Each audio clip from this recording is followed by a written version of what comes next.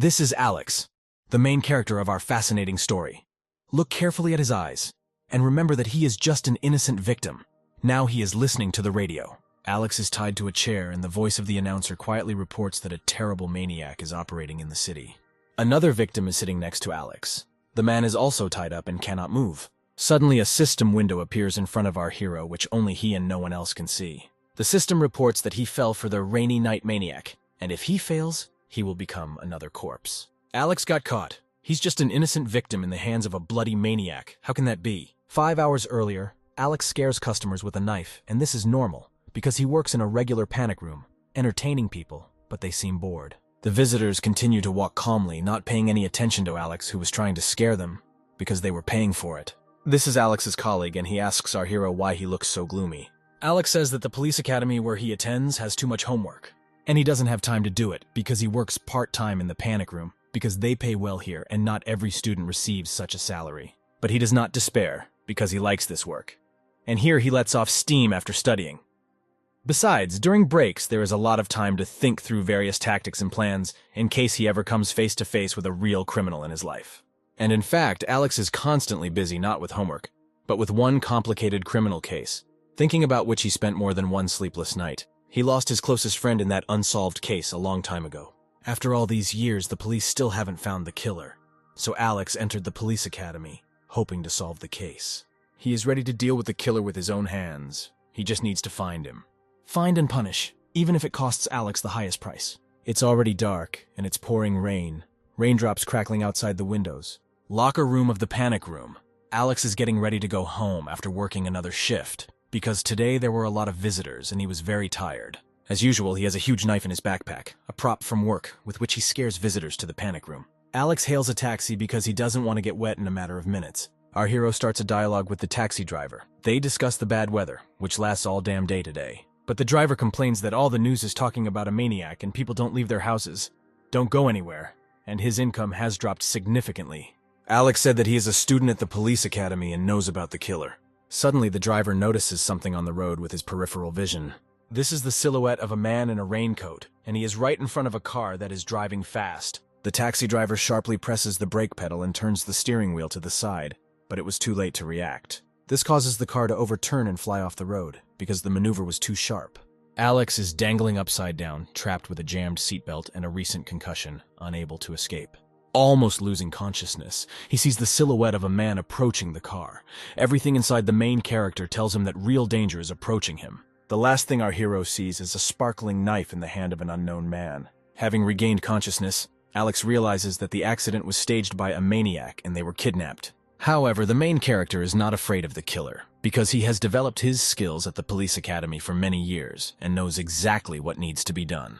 An unknown man finally appears from the darkness from the road and takes a confident and loud step towards the tied-up guys. This is a maniac, and he proudly apologizes for the wait, but his face does not convey any apology. It only shows bloodlust and complete madness. He has a huge bloody knife in his hand, and with his whole appearance, he shows that every person in front of him is just another victim. The taxi driver panics at this sight. He is very frightened and pees himself. Suddenly, he draws attention to Alex, who is sitting very calmly. This is an unusual sight for a maniac who, with his very appearance, strikes fear into the hearts of his victims. The main character asks the maniac if he really considers himself such a cool human hunter. The maniac replies that he brought many people here, and not one got out alive, and today will not be an exception for anyone. Alex said that a real hunter stalks his prey, and he just pulled them out of the car after an accident, so it doesn't count as hunting. The maniac got very angry, because it was very unpleasant for him to hear this. Alex mocks the maniac and says that he is not a hunter at all, and if the maniac wants to prove otherwise, then let them go and try to catch them again. And only then will he be able to prove to him that he is a real maniac killer. The maniac feels pleasure and agrees to this game. He gives them time to hide in the building and is going to track them down and kill them. Alex and the taxi driver go to hide from the maniac. They got their chance for salvation, as if it were a gift of fate. But what if our hero has a plan that will leave you in shock? The taxi driver runs after Alex and invites him to hide and wait until the morning, and then escape from this abandoned building, where there is absolutely no one. But the main character understands perfectly well that running is useless and another plan is needed. The driver says that he is very scared, and he hopes for Alex's help, because he himself has never faced danger in his life, much less one that brings death. The main character reassures the man because he has almost completed his training in criminal investigation and also temporarily works in the panic room. Alex carefully looks around the corner, trying not to make a lot of noise and not give away his location to the maniac. He notices a puddle of water on the floor, but it has some strange shape. Together with the taxi driver, they notice that the water leads to a slightly open dark room and they head there. Alex opens the doors and looks inside the room, both holding their breath so that their heartbeats could be heard. From what they saw in the room, they come into real and genuine horror. The taxi driver vomited right in the corridor. He simply could not hold back. There was a real human corpse in the room. The taxi driver sees his mobile phone on the floor, but notices that the maniac has broken it and it will not be possible to call the police. However, Alex is very glad that his backpack is also in this room. He puts his hand into it and he takes out his big knife from there, which he uses on his part-time job in the panic room to scare clients. At this time, the maniac begins to search for his victims and moves towards them. He is completely calm because he has done this many times already. The maniac says that his prey will never hide from him because he is a real hunter and a real killer. He scratches his hand, which has many red spots on it, and moves in the direction of the noise. It seems that the maniac found his victim and came straight to the room from where the sound of crying was heard. The killer opens the doors and sees the whining driver who hid in the corner of the room. The maniac closes the doors behind him and shouts to the driver that he has fallen into his hands, and now he will not run away anywhere. The driver experiences real fear, but it seems that everything is not so simple here. It can't all end so easily. Suddenly, the maniac felt someone's presence in the room. Besides him and the driver, a shiver ran down his back and a feeling of someone else's gaze. He turns around sharply and asks who is there. The maniac doesn't see anyone else, but he definitely senses someone and he sharply turns around. And he immediately feels a huge knife at his throat. This incomparable feeling when the hunter himself becomes the prey instantly made his knees tremble. This is Alex, wearing a monster mask on his face, which he uses for his part-time job in the panic room. His appearance greatly frightened the maniac. The killer notices that his hands began to tremble from fear and hides his knife, which is much smaller than Alex's knife. The maniac cannot understand where Alex got such a knife and why it looks so scary.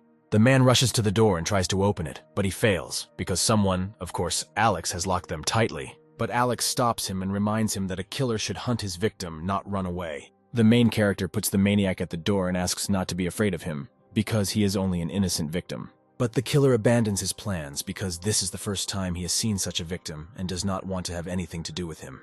Alex says that he will never leave him behind and the game that started today must end. The horrified maniac tells Alex that he doesn't look like the victim at all, and he is completely confused about who he really is. Alex asks the maniac to speak less words and feel with his heart. The killer glances towards the knife lying nearby and tries to pick it up. But with an instant blow, Alex stops the killer's plan, plunging the blade of his knife right between his fingers. Alex asks the maniac to tell him which is his favorite finger on his hand so that he cuts it off as a last resort. From fear, the killer faints and freezes. Alex looks at the maniac and notices that this strange system window has appeared again. The system window reports that Alex has completed the mission to capture the killer and is rewarded with an electric chair for torture. The system asks the protagonist if he wants to activate the chair now, and Alex quickly agrees. The maniac opens his eyes and tries to understand what he is doing in the taxi car. At this time, Alex, who is driving, tries to calm the killer, saying that he dreamed everything and screamed in his sleep.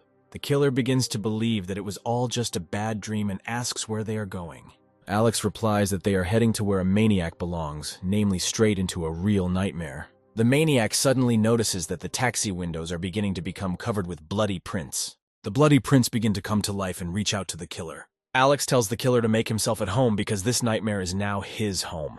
Bloody prints begin to absorb the maniac, dragging him down more and more. The killer was completely consumed and not a trace remained of him. This is exactly how the electric chair Alex received as a reward for the mission works. The maniac opens his eyes and convinces himself that all this was just hallucinations, and he is fine. He just needs to free himself somehow. But Alex pulls the lever, activating the electric chair to full power. A strong discharge of current pierces the maniac throughout his body, causing him to scream loudly. Alex notes that the electric chair is a very interesting thing. The maniac tells the main character that he is the fucking devil and they will meet him in hell. But Alex says he's just an innocent victim and didn't do anything wrong. The main character goes to the taxi driver, who was watching all the events taking place on the sidelines. He tells the driver that they are now safe and offers to leave this bad place together. But the taxi driver only becomes very frightened of Alex. Events move to the city police station where Alex lives. Policeman Paul, sleeping after a 24-hour shift, is awakened by his cell phone ringing. Rubbing his eyes, he answers Alex's call because they are old friends. Alex tells his friend that he was kidnapped by a real maniac killer. Paul listens calmly to Alex, but then he fully understands the seriousness of the situation and gathers help for a friend in trouble. An entire police crew responds to the incident, trying to get to Alex as quickly as possible because they think he is in danger.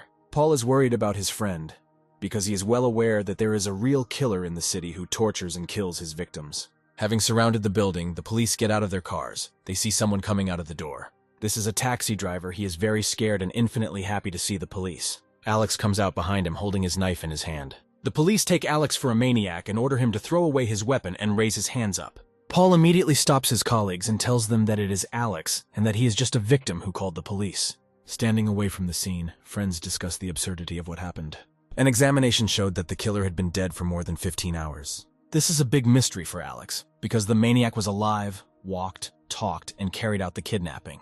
In other words, it is a corpse that lived after death. Alex notices that his friend is lost in thought and asks him what he knows. Paul says that this is actually the fourth such case in 2 months. The 3 previous killers caught were also the Walking Dead. The main character apologizes for his curiosity and immediately notices a new notification from the system. Since the main character managed to obtain valuable information, he received an additional reward, an invisibility cloak that completely hides a person. At the same second, a car drives into the scene at full speed. The door opens and a long female leg with a black shoe appears from the car, to which the main character turns his attention. Then a tall girl with red hair and a microphone in her hand appears from the car. She loudly declares that she is working with breaking news. The girl immediately runs up to Paul and Alex and asks them 150 questions per second. The guys don't have time to utter a single word. The journalist switches to Alex and begins to ask him about what prompted him to commit such a serious crime. The policeman clarifies the situation for the journalist and says that Alex is not a maniac at all, but an ordinary victim who was kidnapped and almost killed. The girl looks at Alex carefully. Absolute confusion is visible in her gaze. She sees a huge bloody knife, as well as other objects sticking out of the protagonist's pockets. The journalist falls into a stupor, not understanding how the victim can look like a terrifying maniac killer. Alex tells the journalist that his outfit is just accessories from work, because he works part-time in a horror room, scaring visitors with a fake image of a killer. The main character asks the journalist to switch to the taxi driver, because he is the same victim as he is, and leaves her. The girl follows Alex and tries to understand who he really is. The next day, Alex is back at work in the panic room. He hears his cell phone ringing and takes it in his hand. The number is unfamiliar to him, but he still decides to answer the call. It's a journalist calling. She tries to say hello to Alex, but he immediately interrupts her. The main character utters his cliched phrase that he doesn't buy or sell anything. He doesn't play computer games and doesn't sleep with women for money. In response to this, he hears that the girl introduces herself to him as yesterday's journalist. She really needs to talk to him. The girl asks Alex for a meeting, because she wants to interview him exclusively about what happened. The main character culturally refuses the lady, since he simply does not have time for this, and the girl is very offended by him. She throws her mobile phone on the table and swears at Alex because he dared to interrupt the call and hung up. The system window opens again and Alex receives a new mission. From the description of the task, the main character understands that a killer is hiding right under his nose at his work, who can commit a crime within the next 2 hours. Suddenly, Alex's colleague enters the locker room. He looks very strange and quickly heads towards him. The friend says that now he needs to go and scare the guests. But his stomach hurts sharply, and he urgently needs to go to the toilet. He asks Alex to replace him for a while. The main character agrees and takes his costume from his colleague in order to change into a different image. He sees that the journalist is calling his phone again, but does not answer the call, and decides to turn off the phone. Having changed into a new look, Alex decides to get to work because there is no one else to scare the clients except him. Today is a special day in the panic room, because a large festival is taking place nearby, and many visitors are expected. A young couple became interested in the panic room and decided to visit it. Alex was already lurking around the bend so that he could suddenly jump out from behind it and scare the visitors. In the panic room, the hero notices a suspicious person dressed in a strange costume. Alex cannot recognize the person as one of his colleagues, which means it is someone else, and decides to follow the unknown. At that same second, the strange man disappears and the main character goes in search of him, looking around. The guy approaches the slightly open doors and realizes that the man most likely came here. Without a drop of fear, the young man decides to follow and enters the room. Alex notices that the panic room has become too quiet, and all the visitors have disappeared somewhere. He listens to the darkness, trying to make out strange sounds coming from the other end of the room. At this second, the door behind the main character suddenly closes on its own. The man sitting on the dresser advised Alex not to waste his energy and not try to unlock this door because they had tried this many times. In addition to the man, there were other people in the room. They all fell into the trap, as happened with Alex. A voice from the speaker greeted the new guest and announced that the game was about to begin, the goal of which was to survive. The doors are blocked, and the only exit from this room is to the old catacombs, but according to rumors, terrible monsters live there, ready to eat anyone who goes down to them. Alex says that he was here by mistake, and that in fact he was just filling in for his colleague who had a stomach ache. The voice from the speaker was confused at first, but then said that it didn't matter, and they were all his hostages now. The unknown person orders you to enter, and at this time the door opens, leading to the old catacombs. Suddenly, a schoolgirl declares to the whole room that everyone who listens to her advice on survival will come out of here safe and sound. Dear YouTube viewer, this girl's name is Mimi, and she's really crazy. Now try to guess in the comments what her favorite weapon is, without rewinding video. The woman tells the schoolgirl that adults will protect her, and she doesn't have to worry about her health if she listens to them. Mimi absolutely did not take the adults' words seriously, because she had watched more than 1,000 episodes of detective stories and TV series, and knows exactly what to do in such situations. The man was very surprised by the girl's manner of speech because she clearly did not speak for her age. Alex started shouting to the criminals to come after him quickly, because he had just topped up his insurance and they could get a lot of money for him. Others present were very surprised by such a brazen provocation from our main character, considering him mentally ill. Mimi was also surprised by Alex's method and said that if the killers come for him, they will kill all of them too, and advised him to keep quiet. Alex calmed the girl down and told them to leave the room and go right, and he would go left alone. Everyone was surprised. Then the main character took out 2 knives that he had with him, and a woman standing next to him recognized him, and started shouting that Alex was the guy from the news headlines about the maniac. People quickly remembered that the maniac eventually died, which means his victim was in front of them. But this did not calm them down and only created more questions. Meanwhile, Alex had already gone in search of the killers and headed along the corridor. Someone was watching him on the CCTV camera. The unknown man looked at the guy through the screen and wondered how long he could pretend to be a tough guy. The next moment, the unknown person was surprised. Alex disappeared from the CCTV camera screen, but in fact, he did not run away anywhere, but simply activated his invisibility cloak and continued his search. At the same time, other people in their room also started moving, when suddenly they heard a strange sound at the end of the corridor.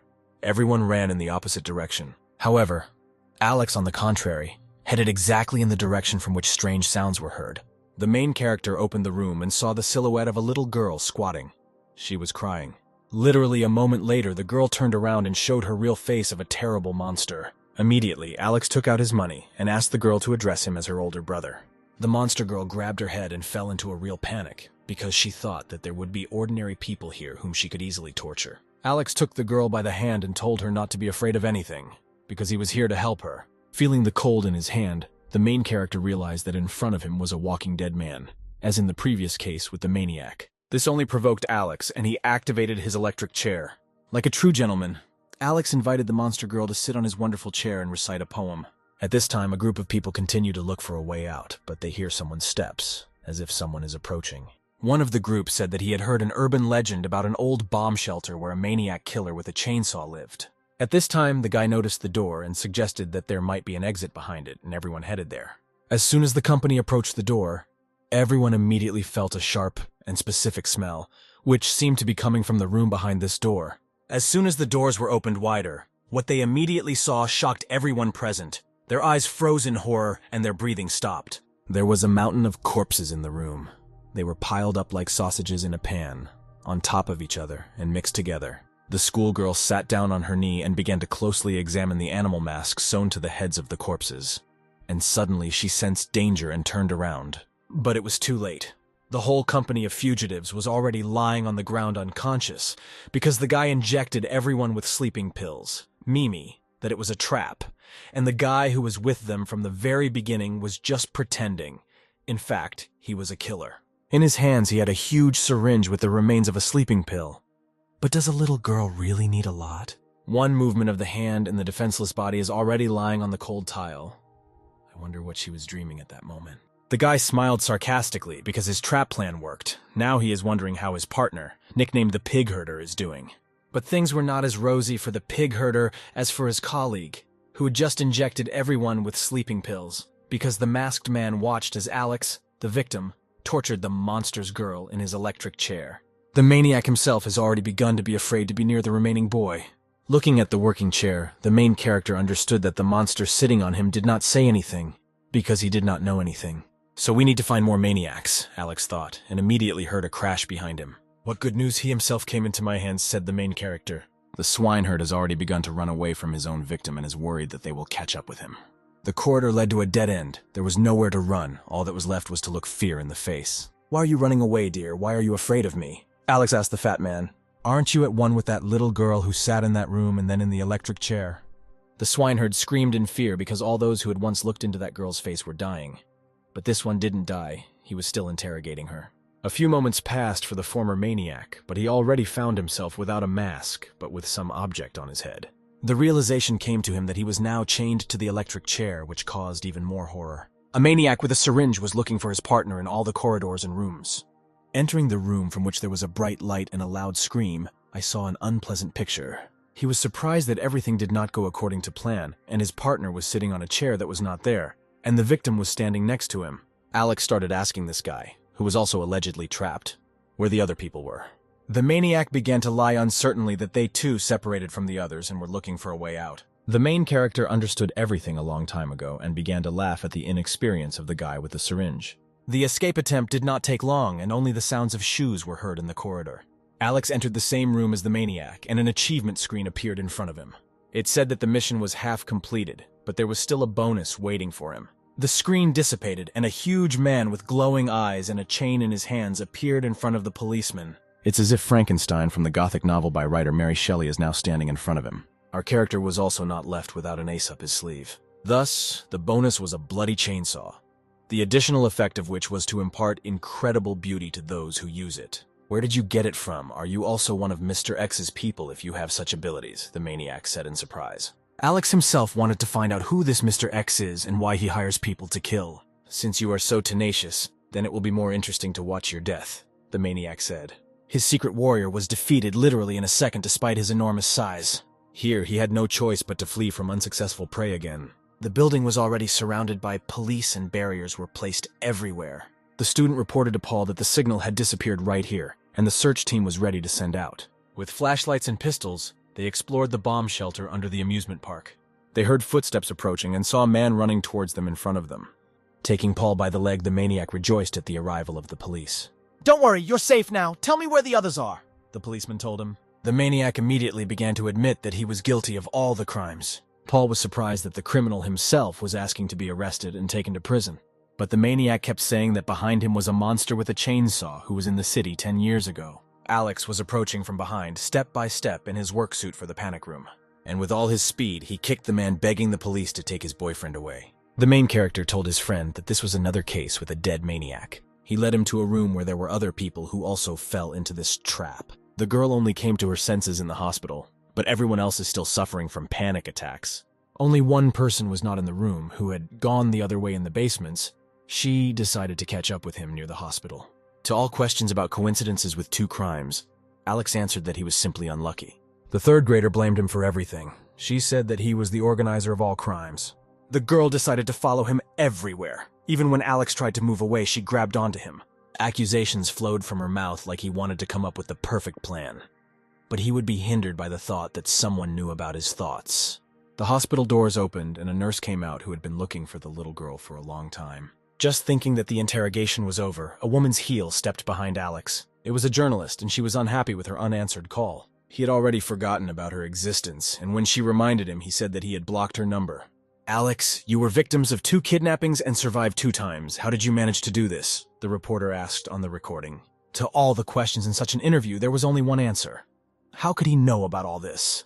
Your attempts to hide something are not working in your favor, the reporter said.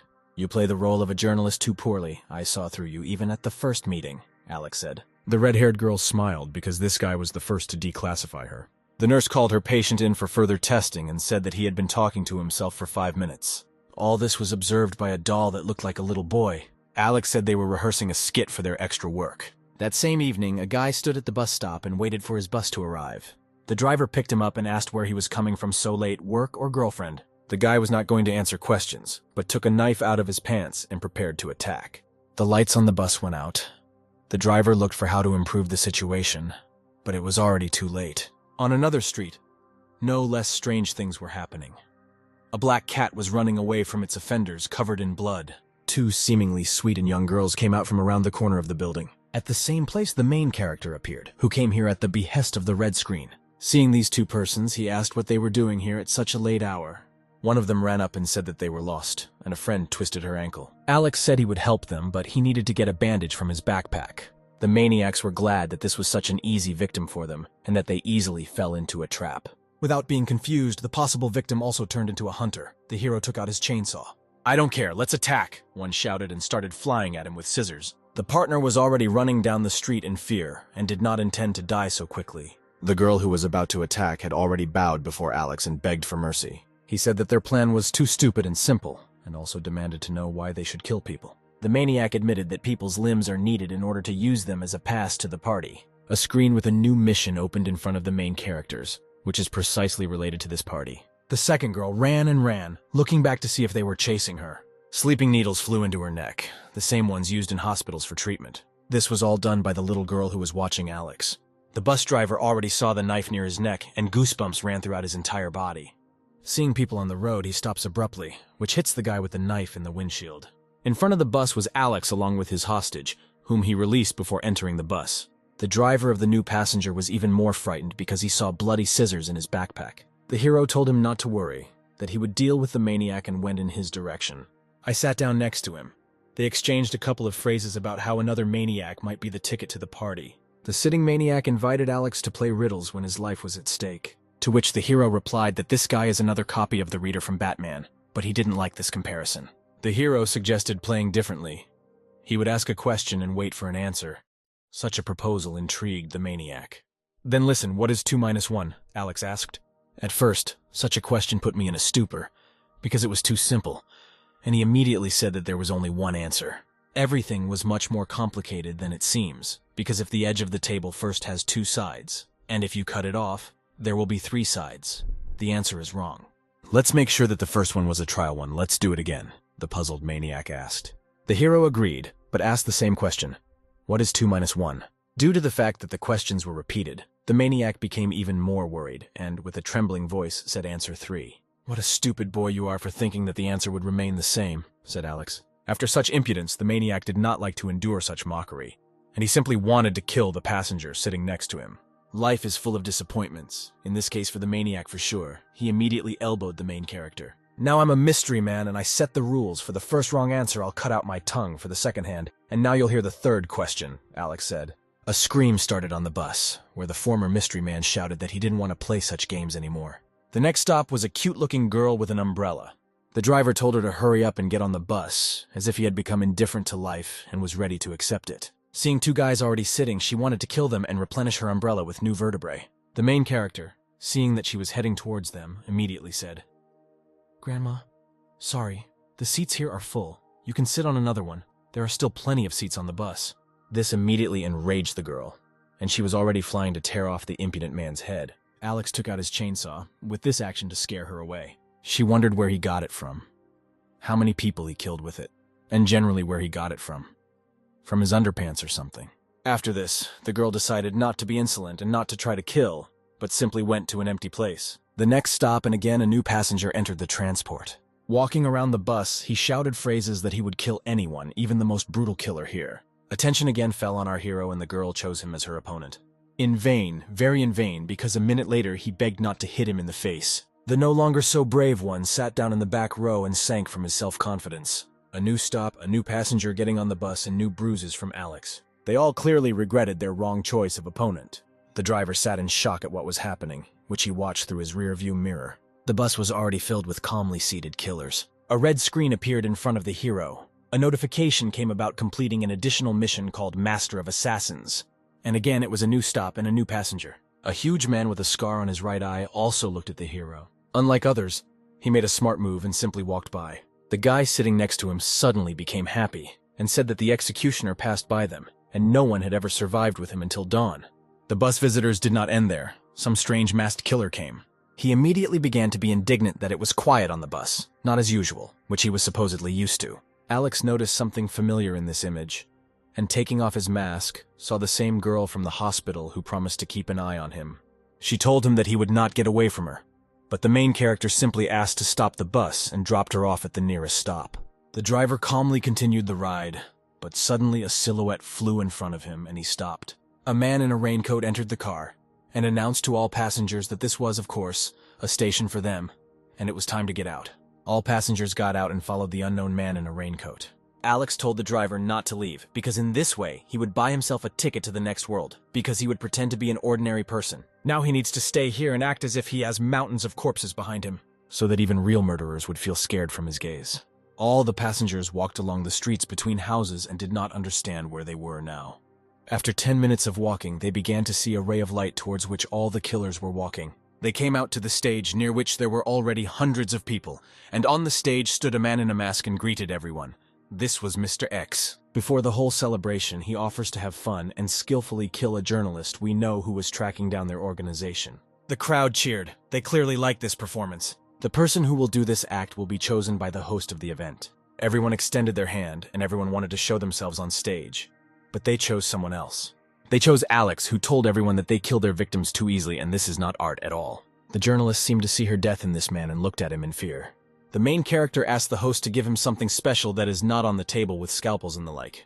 He asked for a phone because now all people have their whole lives stored there. Explaining that before you kill a person physically, you need to kill him mentally. In front of her, he began to order millions of unnecessary goods, take out loans and give all the money to charity, and install a bunch of unnecessary applications. When he finished, the girl was unconscious and it turned out that she really died morally. It became interesting for Mr. X to first torture the girl's psyche, so that she would die of embarrassment.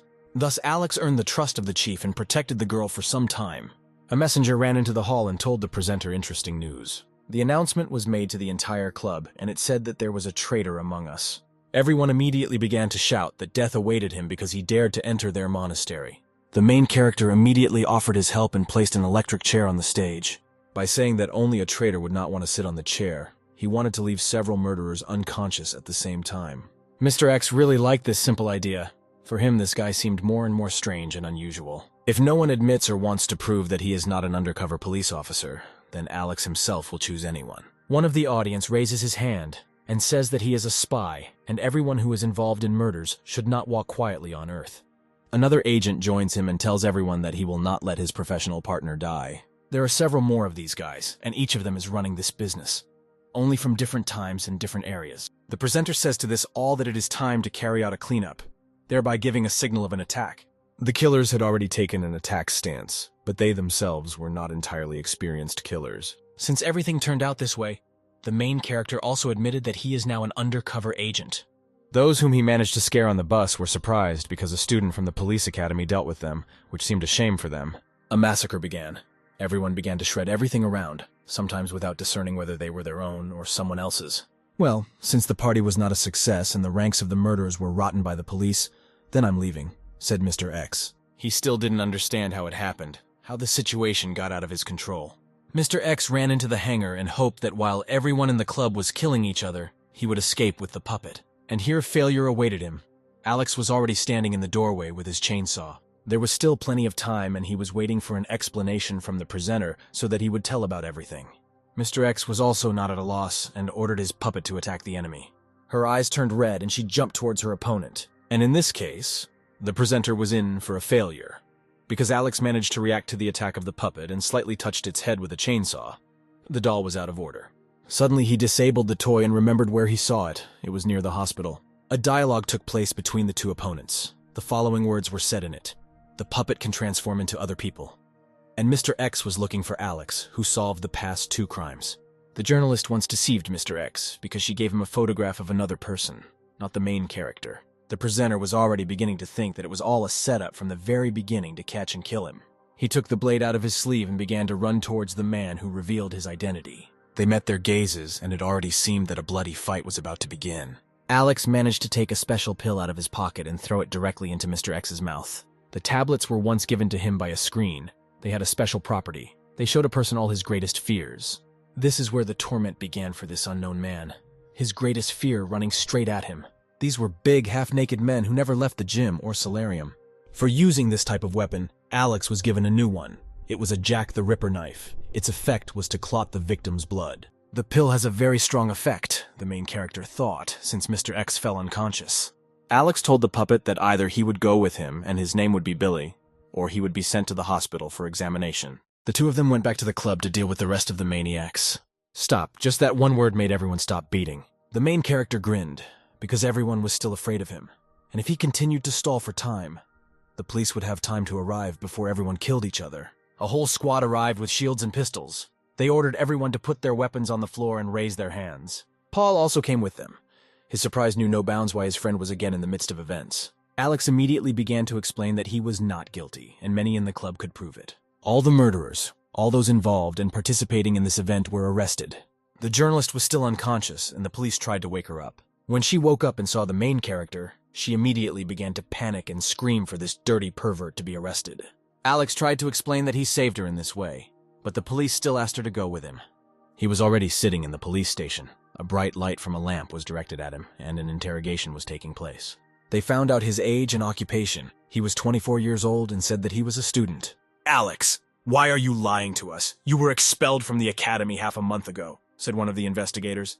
"If you continue to lie to us, it will not lead to anything good," the main character said in rage. "All the equipment that looked like a killer's was for working in the panic room," the main character explained. Despite the fact that our hero remained at the crime scene and calmly testified, the policeman did not believe him. Paul came in and said, "The other police officer's statement said that Alex was not guilty and he was on the good side." He was released. A police friend asked him to tell him that if he was investigating something, then let him tell him. Alex said that he was simply unlucky, to which Paul spoke about how the new one who was caught was also killed a long time ago, but for some reason came to life. The journalist also left the policeman's office and screamed when she saw a familiar face. The main character was not thinking about her at all, but about the fact that he did not see any new clues to the murders. Here a screen appeared in front of him with a new task, which spoke about a murder at that very police academy and had to be solved in 24 hours. The phone rings, and Paul is told about a new incident. Alex asked to go with him, and his friend didn't mind to be convinced of his innocence. The two were driving in a car. The main character was thinking about the sinister conspiracy connected with the city of Bot. Arriving at the crime scene, they entered a room already sealed with tape. In this room lay a girl with blonde hair covered in dried blood. Alex, wearing medical gloves, examined the dead body and suggested how she was killed. Paul asked his friend what his assumptions were about the whole situation. The victim was strangled before being hit on the head with a blunt object. That they killed her in another place. And only the corpse was brought here, the hero assumed. Alex's friend immediately reacted to the current situation and said to look at all the cameras and close the gate. The main character's gaze fell on no other detail. A reflection flashed in the window of a neighboring building, which Alex noticed. After what he saw, he told Paul that he suddenly wanted to go to the toilet and left after the possible criminal. He watched through binoculars the police who were busy searching for him. The smile grew on his face. He was glad that they could not find him. Here, behind his back, they knocked on the door and asked if there was anyone in the room. "Who is there?" the killer asked the unknown person behind the door. "I'm looking for a person who doesn't exist, because I need you," Alex said. "Since you are looking for me, then death awaits you," the maniac thought, and abruptly opened the door, causing the main character to almost fall into the room. The criminal's interest in this only grew. He closed the door from the inside and bared his teeth. The maniac laughed, but his laughter was interrupted by one phrase that he was unlucky. The criminal was surprised because he usually says this phrase to his victims. The phone rang in Alex's pocket. He realized that this could play into his hands and said that he would not tell where they were in exchange for a conversation. The maniac agreed, but if he heard any trick, he would kill him immediately. The main character completed everything, and then asked the question, why he killed this girl. The question caused the maniac to laugh and say, "Why do I need a reason to kill someone?" He thought the same about Alex, that he would now kill him and calmly leave, but the situation was no longer in his favor. Blood from the ceiling began to drip onto him from above, and it distracted his attention. It was the corpse of his victim. For him it seemed like that. In fact, it was a puppet that could transform. The maniac, fearing retribution from the girl, began to rush around the room in horror of what was happening. The entire dormitory heard this guy's scream, which was louder than the thunder rumbling on the street. The police were already climbing the stairs to save the maniac's next victim. The door was locked from the inside, so they had to knock it down. Entering the room, at first they saw only Alex in the room. They asked him where the maniac was, and he pointed to the floor, and they looked under the door, where they saw the criminal. The two of them were taken outside, the killer screaming in fear that he was still being chased by the ghost of the girl he had killed. Paul said he was tired of seeing his friend constantly getting into trouble like this. After all the conversations and accusing the maniac of murder, the two of them drove off in Paul's company car. While he was driving, a new clue appeared in front of the main character, hinting at a mental hospital. A friend drove Alex home and told him to rest to recuperate after a difficult day. As soon as Paul drove away, the third grader who had been pursuing the protagonist ran up and kicked her target in the leg. She began to get to the bottom of him, and was offended that he abandoned her on the outskirts of the city. And Alex kept saying that in that panic room he saved her, and did not want to kill her.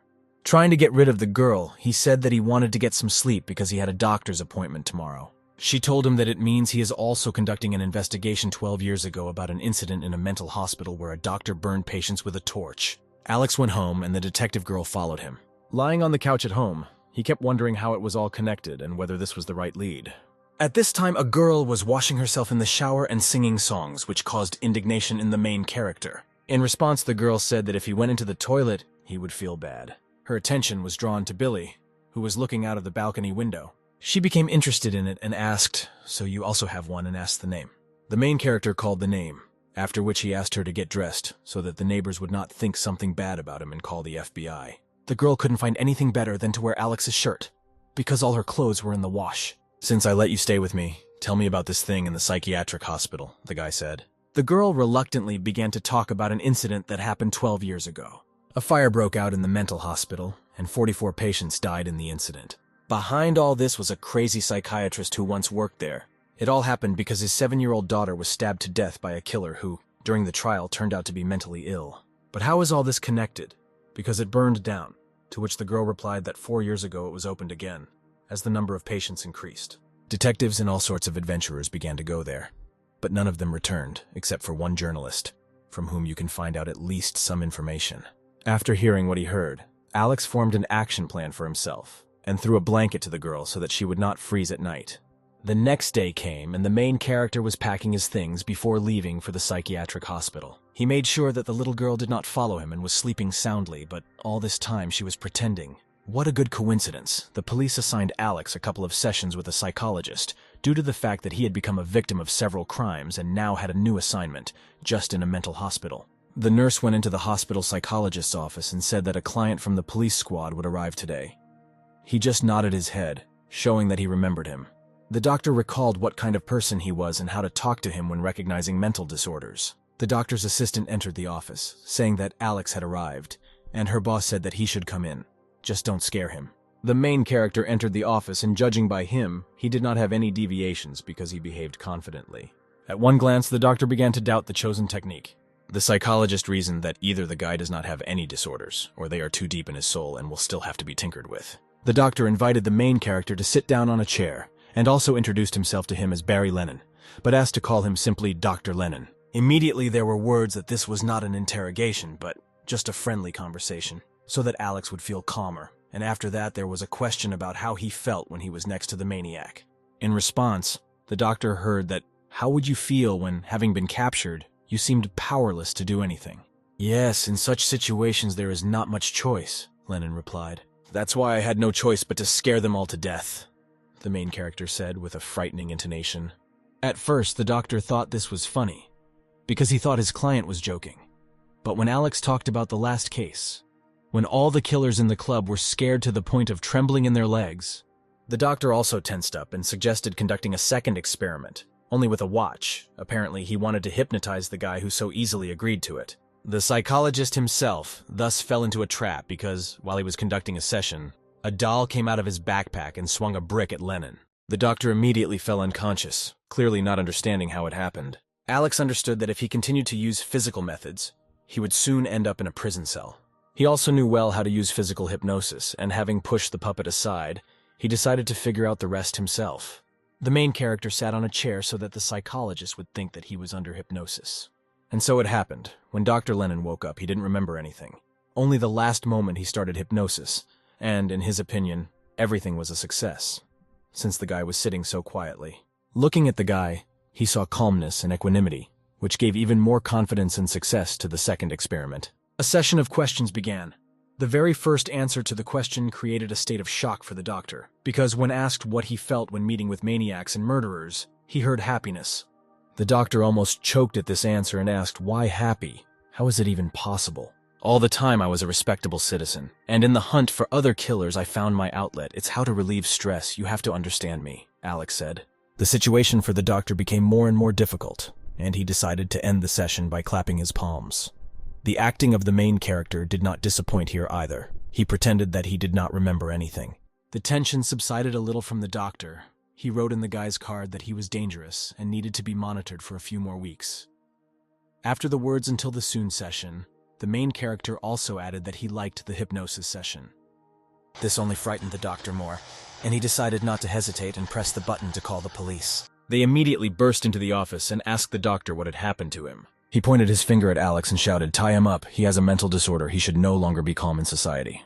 They put a straitjacket on the supposedly sick guy and began to take him out of the office. The main character did not resist. Because his plan was carried out successfully, he would be able to get into the mental hospital from the inside. He was taken to a mental hospital that had once burned down and was placed in one of the rooms for psychos.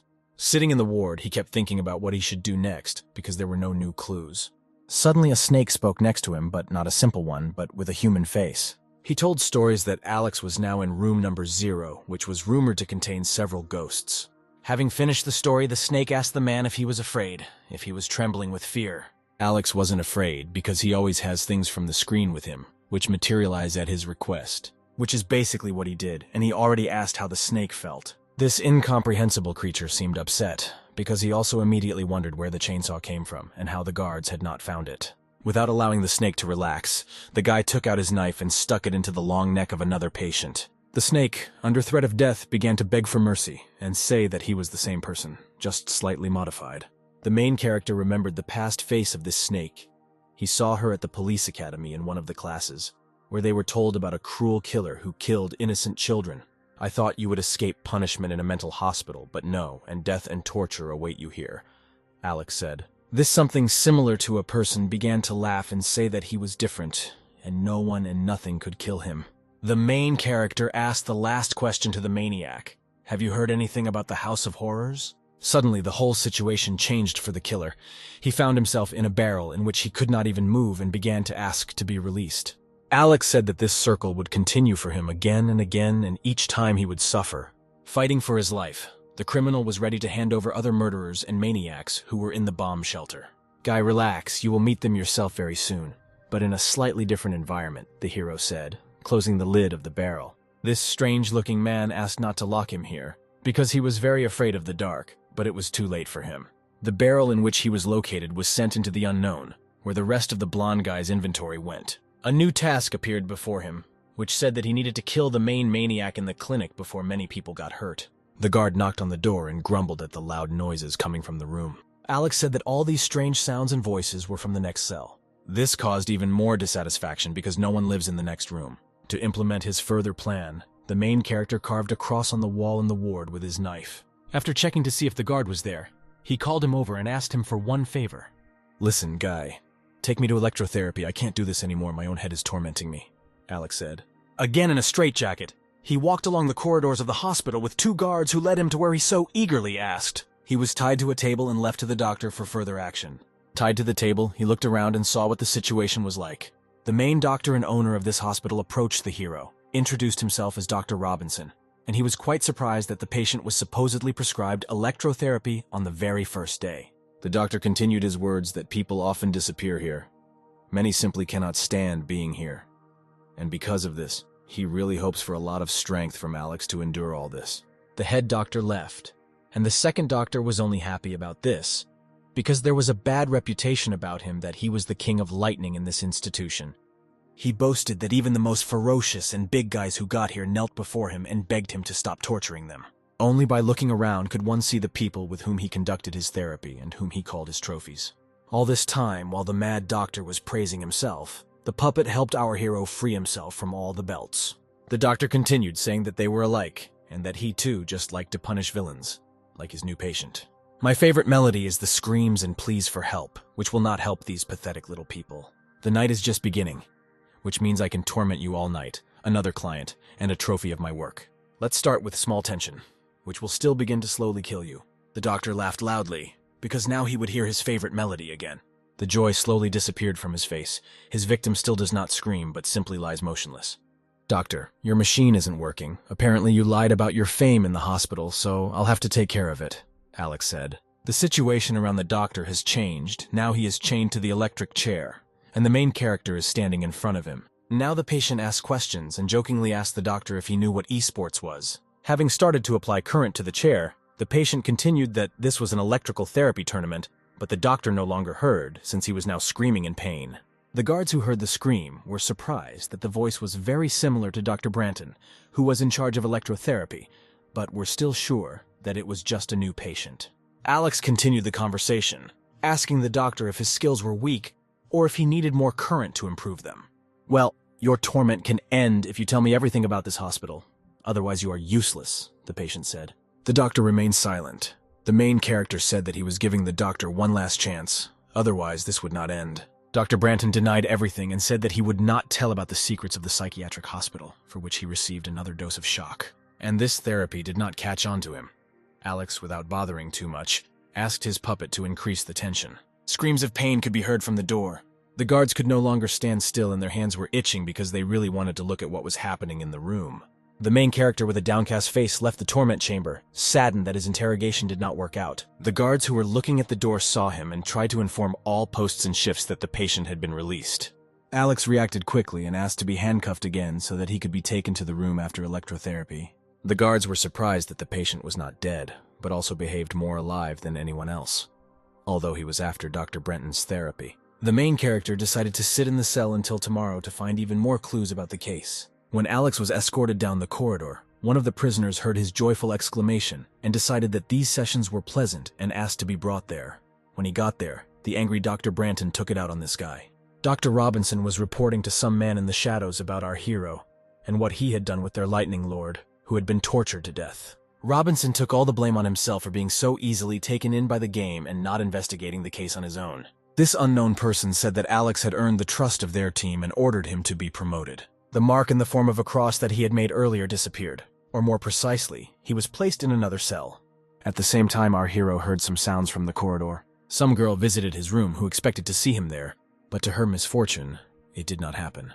At that time, he was walking in a cloak that could make him invisible and was trying to find out where he was taken. Alex walked and did not understand where the hell he was.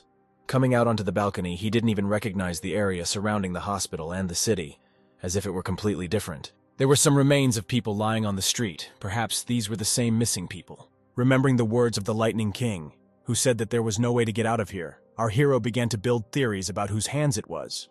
Walking down the corridor, wondering whose dream this could be or whose reality this could be, Alex came across a door and immediately opened it. Entering this room, in the middle he saw a round table at which people were sitting and seemed to be waiting for his arrival.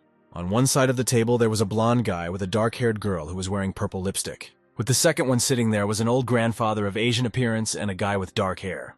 A stranger appeared from behind, who said that he was looking for the main character before arriving here in the office. "Well, that means we have time to wait and talk before the boss comes."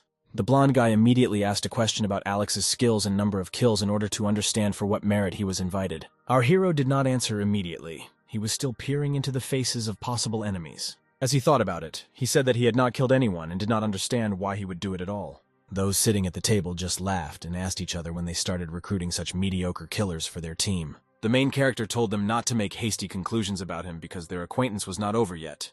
Here Alex stood up and said that he was much tougher than them, because he could scare the killers into trembling, and not just kill. Those around him kept saying that he was not worthy of their team and the most he could do was little kittens. At that moment, he began to surprise everyone, because he began to tell who they were. The first guy was Michael Birch, who worked as a medic and amputated the limbs of victims before eating them. Julie Lowe killed her husband with a knife after he cheated on her, and went on to commit a series of murders of married couples. Mr. Collector has 4 corpses in his hands, and 8 in the old man's hands. Alex saw them in the newspapers. The collector decided to say that this morning this guy drove the doctor who works with electricity crazy. Everyone was amazed by this news, because it was one of the most terrible tests. In addition, all the previous failed crimes are on the hands of this guy. But it doesn't matter anymore, because by entering this room he became who he is. The main character became interested in what this means, what kind of place this is, and who these people are gathered here.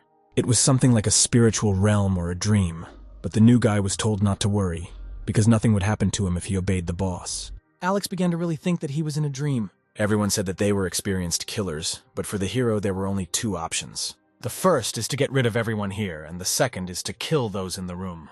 Michael Birch didn't like this at all, and with the phrase, "bastard," he rushed at the guy with a knife.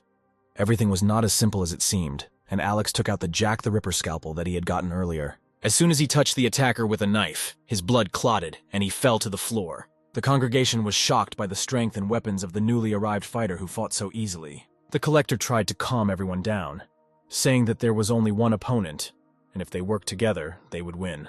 Michael attacked again, but this time his attack was repelled by a brick, which slammed him into the wall.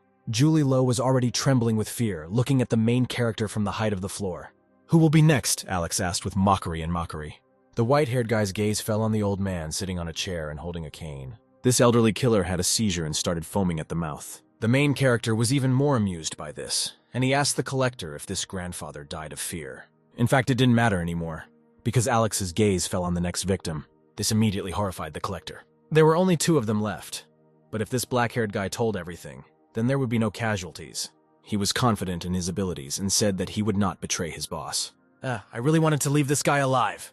But what about that girl, the main character thought. She, as soon as she realized that the matter smelled of her death, explained that she had not said bad words to him, and in general was ready to give herself up to him right there. He didn't need it, he was determined and focused. They tried to attack him from behind, but he eliminated this self-confident man with a sharp swing of his chainsaw. Before this, the girl had planned to somehow kill him and wait for the right moment, but now she was simply trembling with fear. Interrogations are not my thing, Alex thought. Still, the main character decided to kill everyone since they didn't want to do it in an amicable way.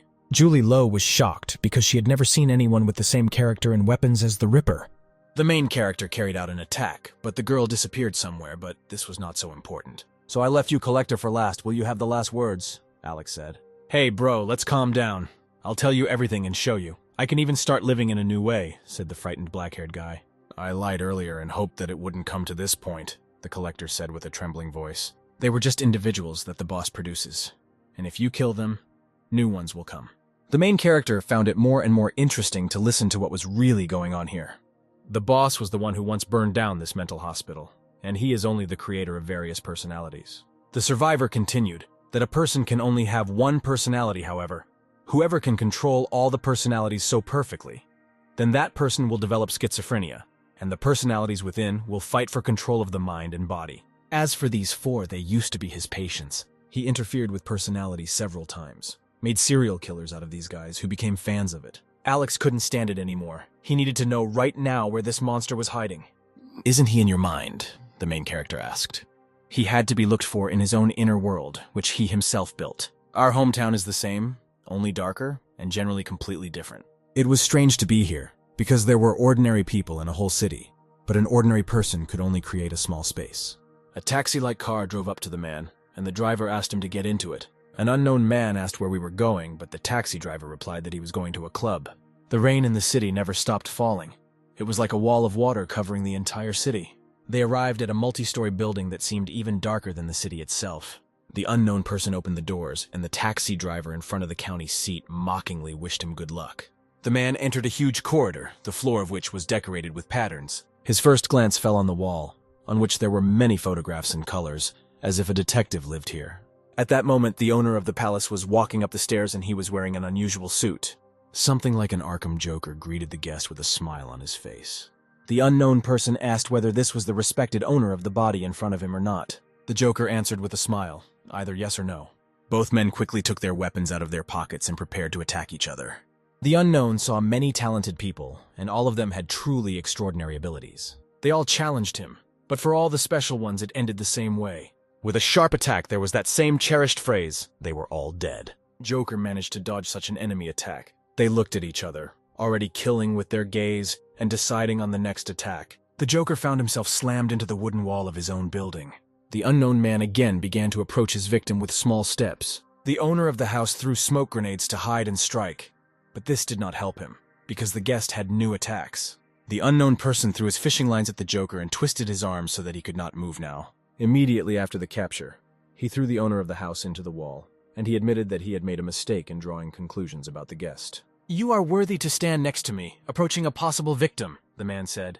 "Then begin to obey me, and we will begin to attack the whole world, which will later obey us." The Joker, without saying a word but saying everything with his action, pointed a pistol at the enemy. The guest said with a smile that his deceptions were useless and that there were no more bullets in this pistol. There was a loud bang, but no shot, only fire wafting from the barrel of the pistol.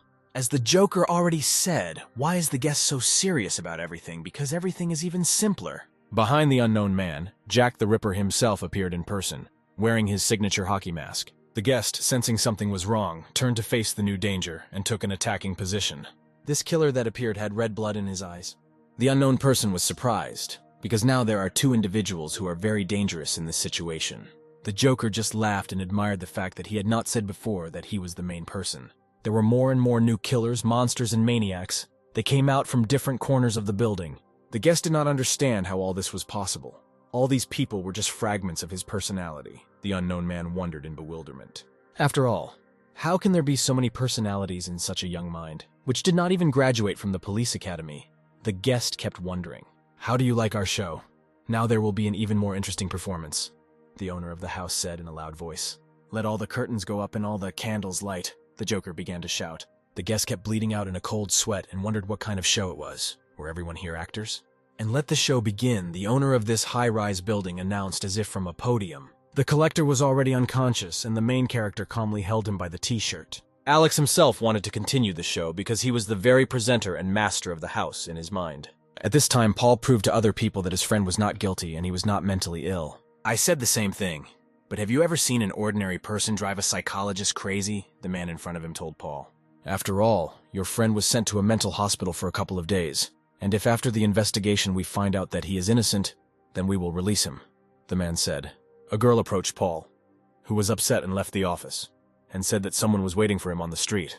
It was the same little girl who was with the main character earlier, he thought. They entered Alex's friend's office, where the girl dumped a bunch of papers on the table.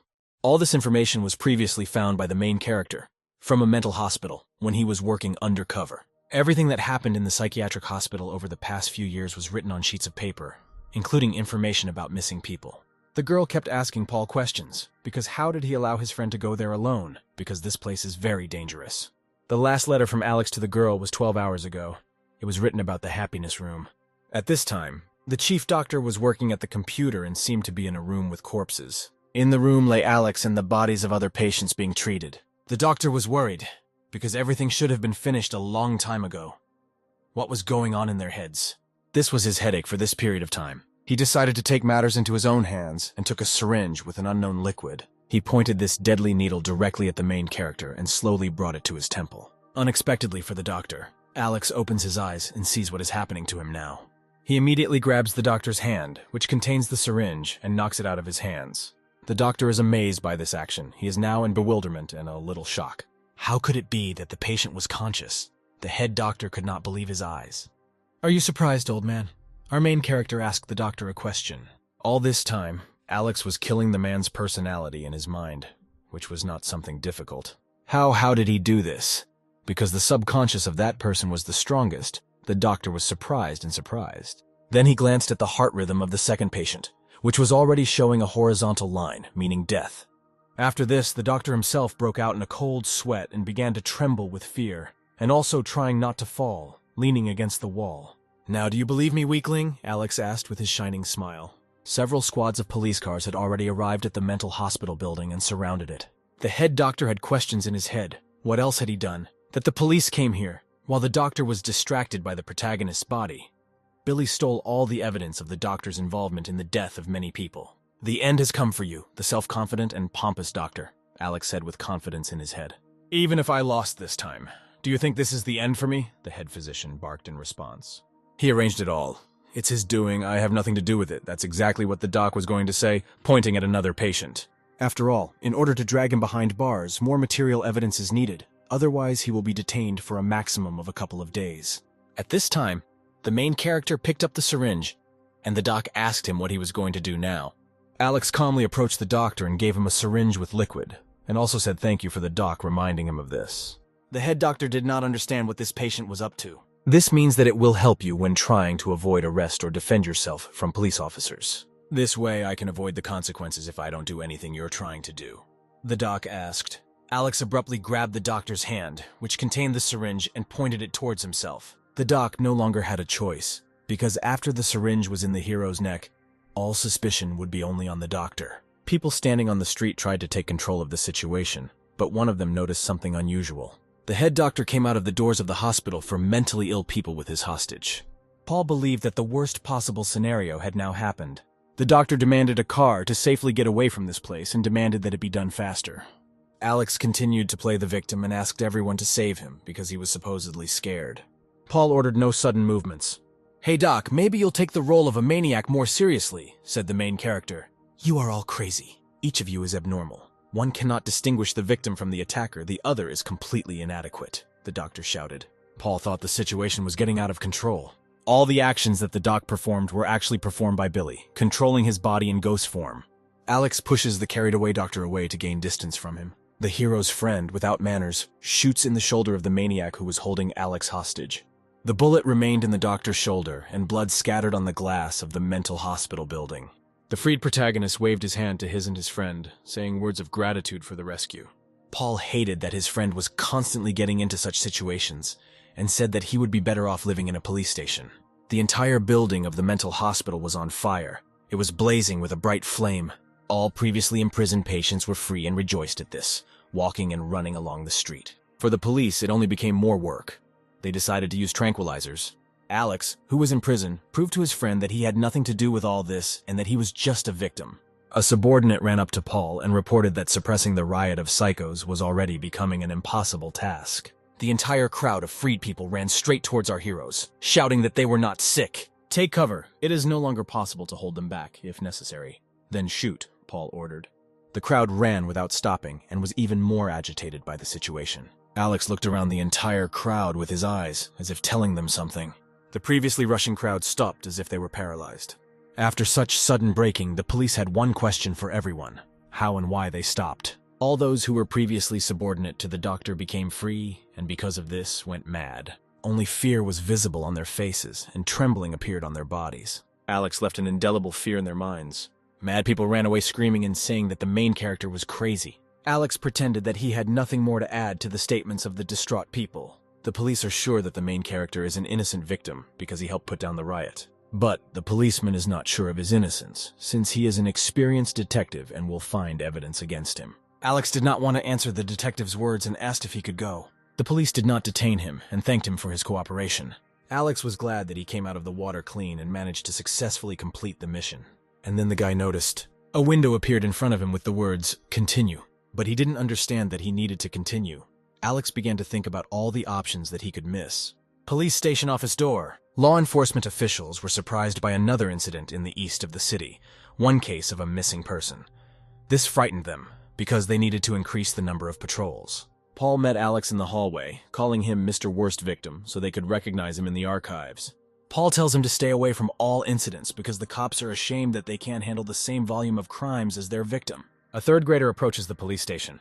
A friend asks the main character not to leave the house in the coming days. They want peace and quiet. The girl turned to Alex. She was surprised that people come out of such situations with injuries, but he was fine. They walked calmly towards the house. But suddenly, they saw what happened around the corner of the house. Around the corner of the house, there was a corpse, which was surrounded by police. The main character grinned loudly. The girl added that his laughter was loud, and people might be scared to death of him. He added that he is glad that he is now out of the murder case. Passers-by walked by and stopped to take a closer look at the incident. After a while, they approached the door of the house. The girl was happy, but Alex told her not to forget that this was his house. Suddenly, he realizes that there is someone in his house. The main character slowly presses the door handle and looks in. He tells the girl to wait for him outside the door, but she thought he wanted to lock her. Entering the room, it was empty. Alex looked around cautiously. Suddenly, a knife appeared in the man's hand, pointing it into the abdominal cavity. The unfamiliar man demanded not to move. He also threatened the little girl to do it too. Then the stranger, slightly frightened, asked Alex if he had seen the police on the way here. The main character carefully asks the stranger that he is clarifying this because he killed someone. The uninvited guest was unpleasant to hear this. Alex didn't believe him. Once again, the stranger stands with a knife towards Alex and tells him not to move. The main character offers the newly minted maniac his phone as a guarantee. Alex will not be able to call the police, and what's more, the uninvited guest was very nervous and sweaty. The main character noted that this state betrays him, and his involvement in the murder case is immediately clear. The killer was confused that he was discovered so quickly. Alex offers to help him. The maniac did not expect support from the enemy, And then he lost his temper, doesn't understand what Alex wants. Suddenly, a red mission window pops up between them, which tells Alex that he should find out from him additional information about the organization of moneylenders and find out the connection between this association and the psychiatric hospital. The maniac did not see this window. The stranger, burning with fear, demands attention to his personality and explanation. Alex wonders why he is distracted by threatening him if he wants to help him. The maniac is in fear, trembles all over, and orders not to move.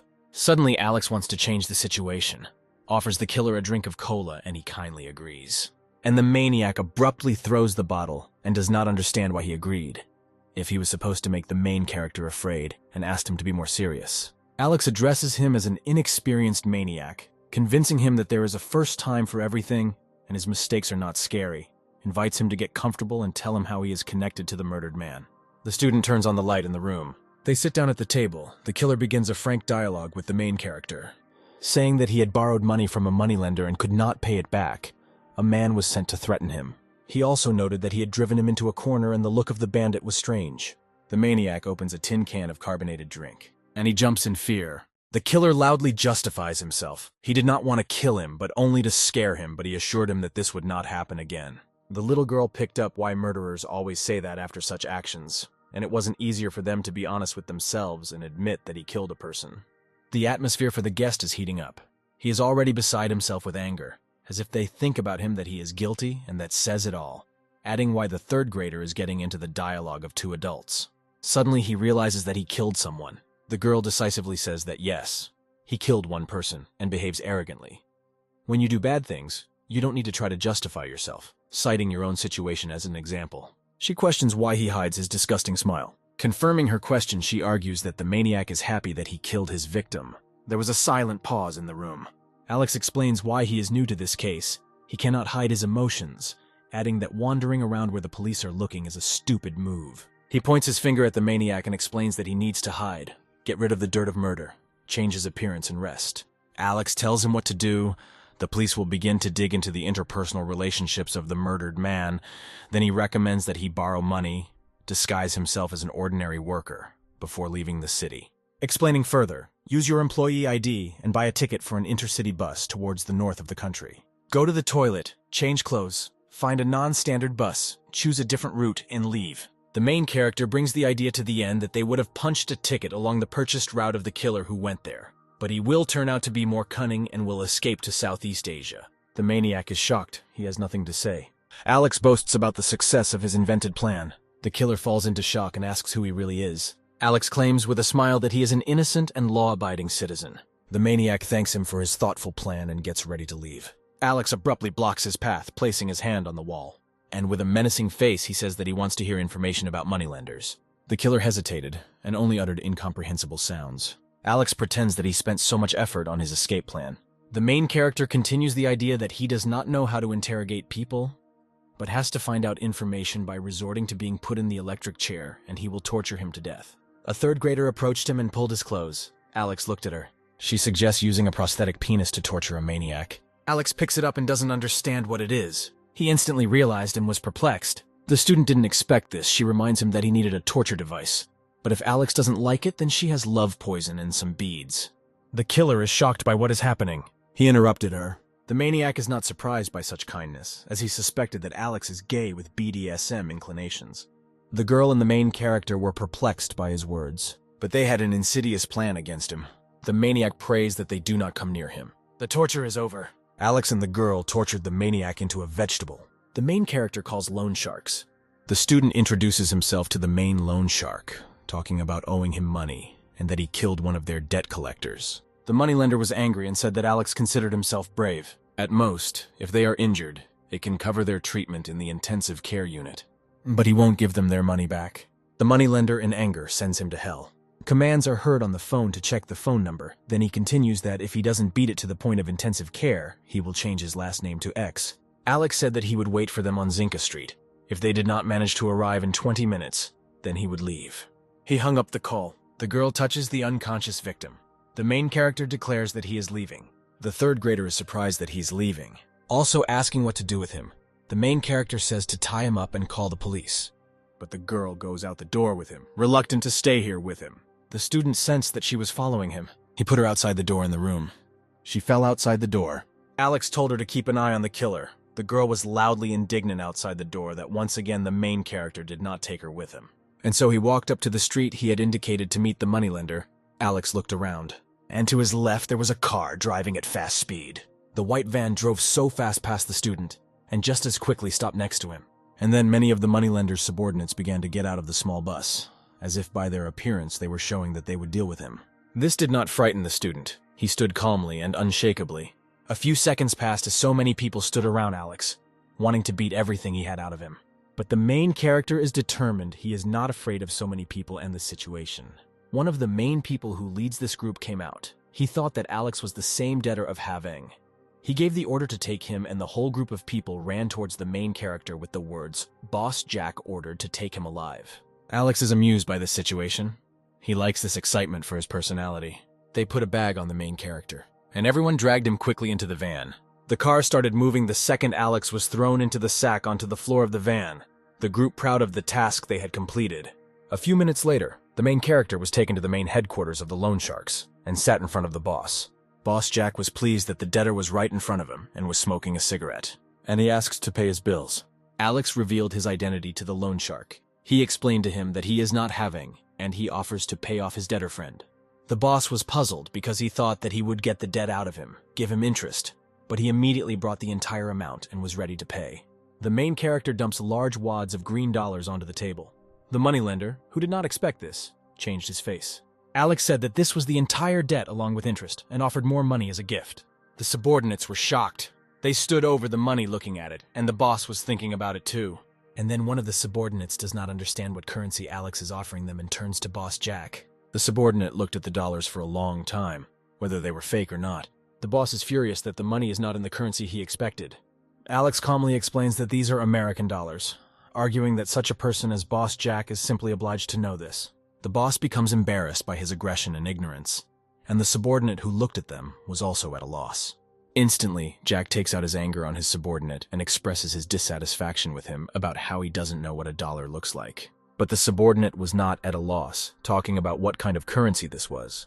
The main character was still unshakable, explaining that this is a rare dollar from Zimbabwe and there are 200 million of them there. This plunged the moneylenders into even greater shock.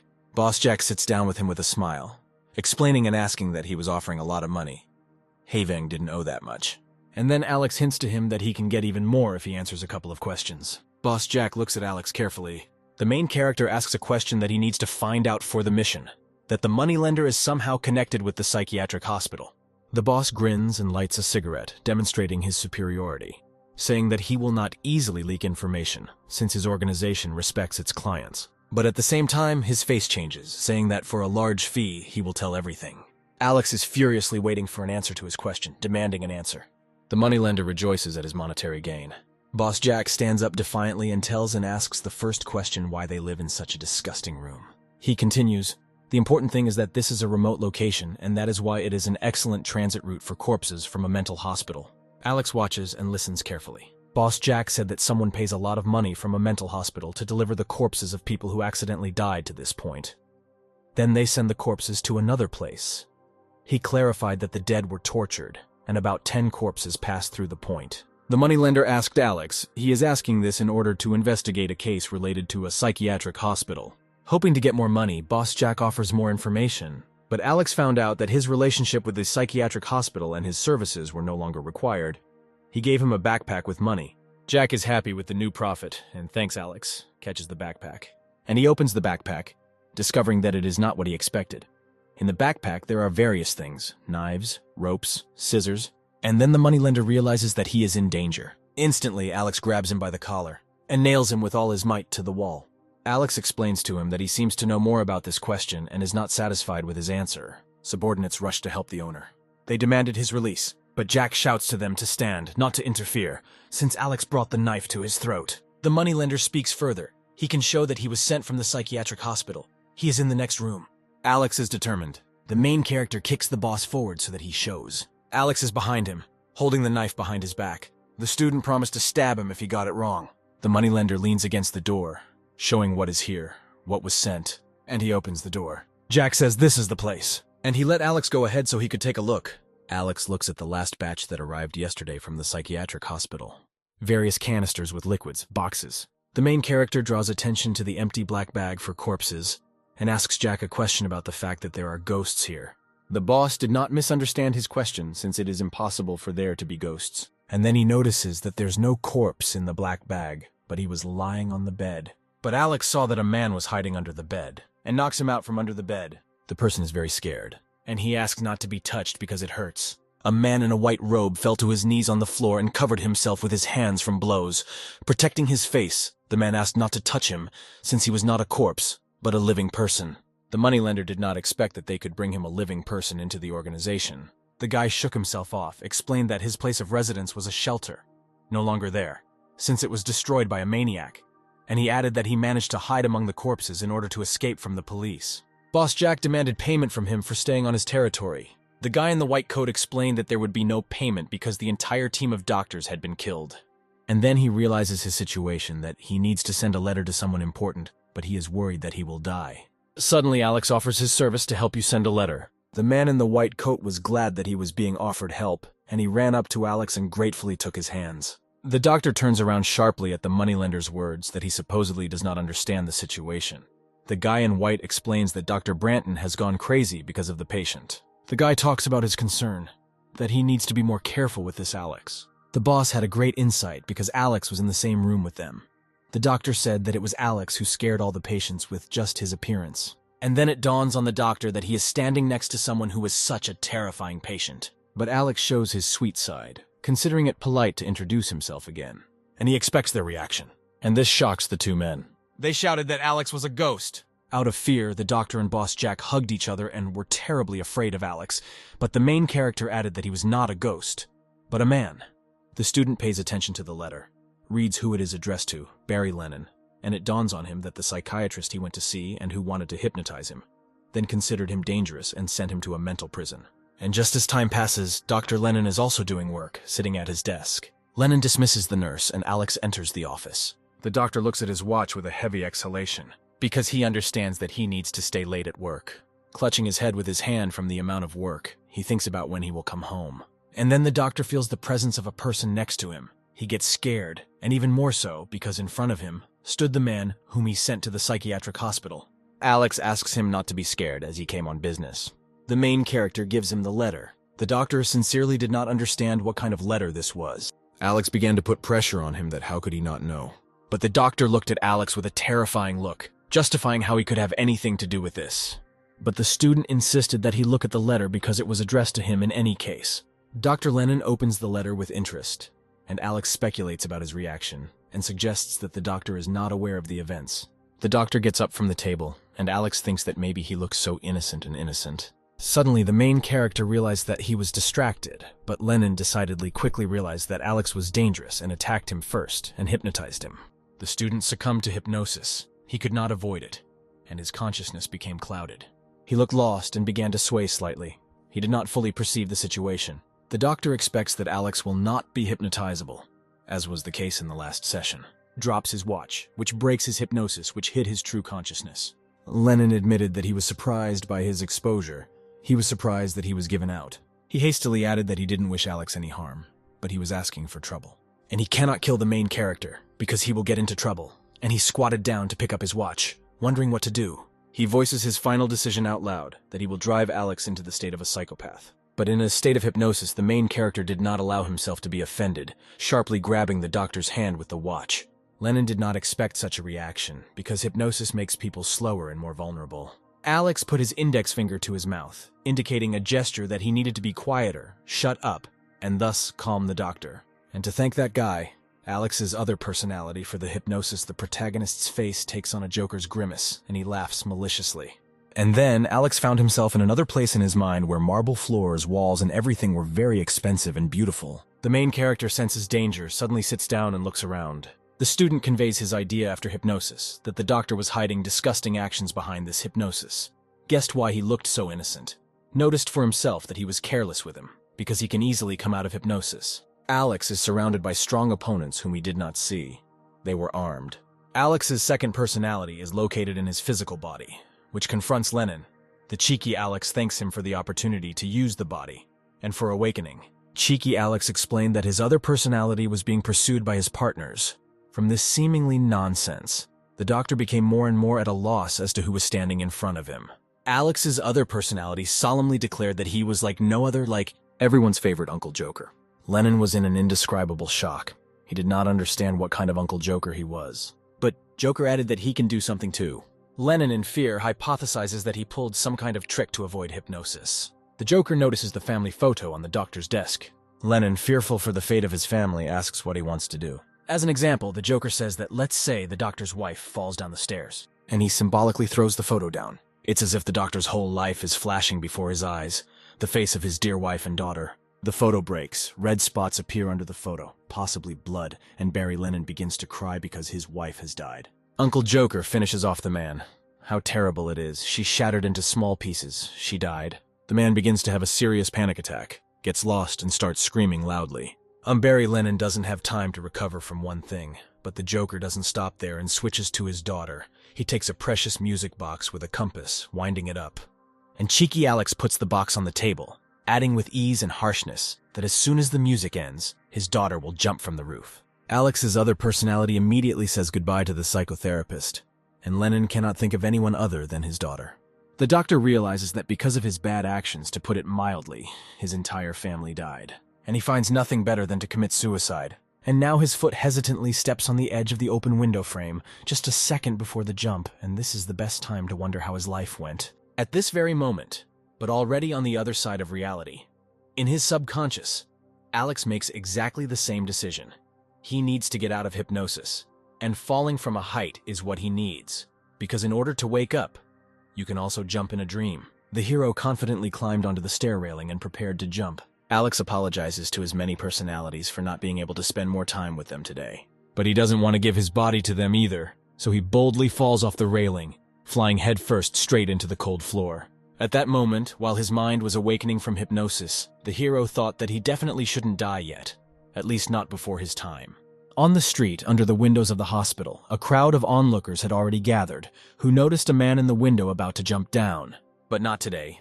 Alex pushes him away from the edge of the cornice, and the body of a plump man falls to the floor like a loaf of bread. The doctor can hardly come to his senses. His heart was beating so fast as if it were the rhythm of Skrillex.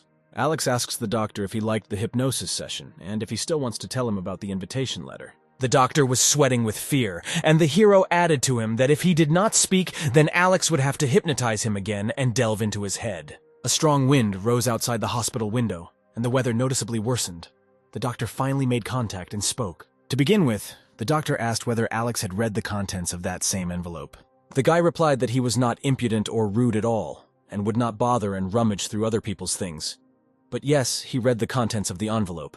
Doc explains that the letter is an invitation to participate in a detective show prepared by Joe TV, and at first glance, there is nothing unusual in it. This show usually takes guests to places where unsolved crimes have occurred. The letter stated that the person the doctor was supposed to meet would be a guest on the show. Alex asked who this mysterious person was, whom the doctor was supposed to meet.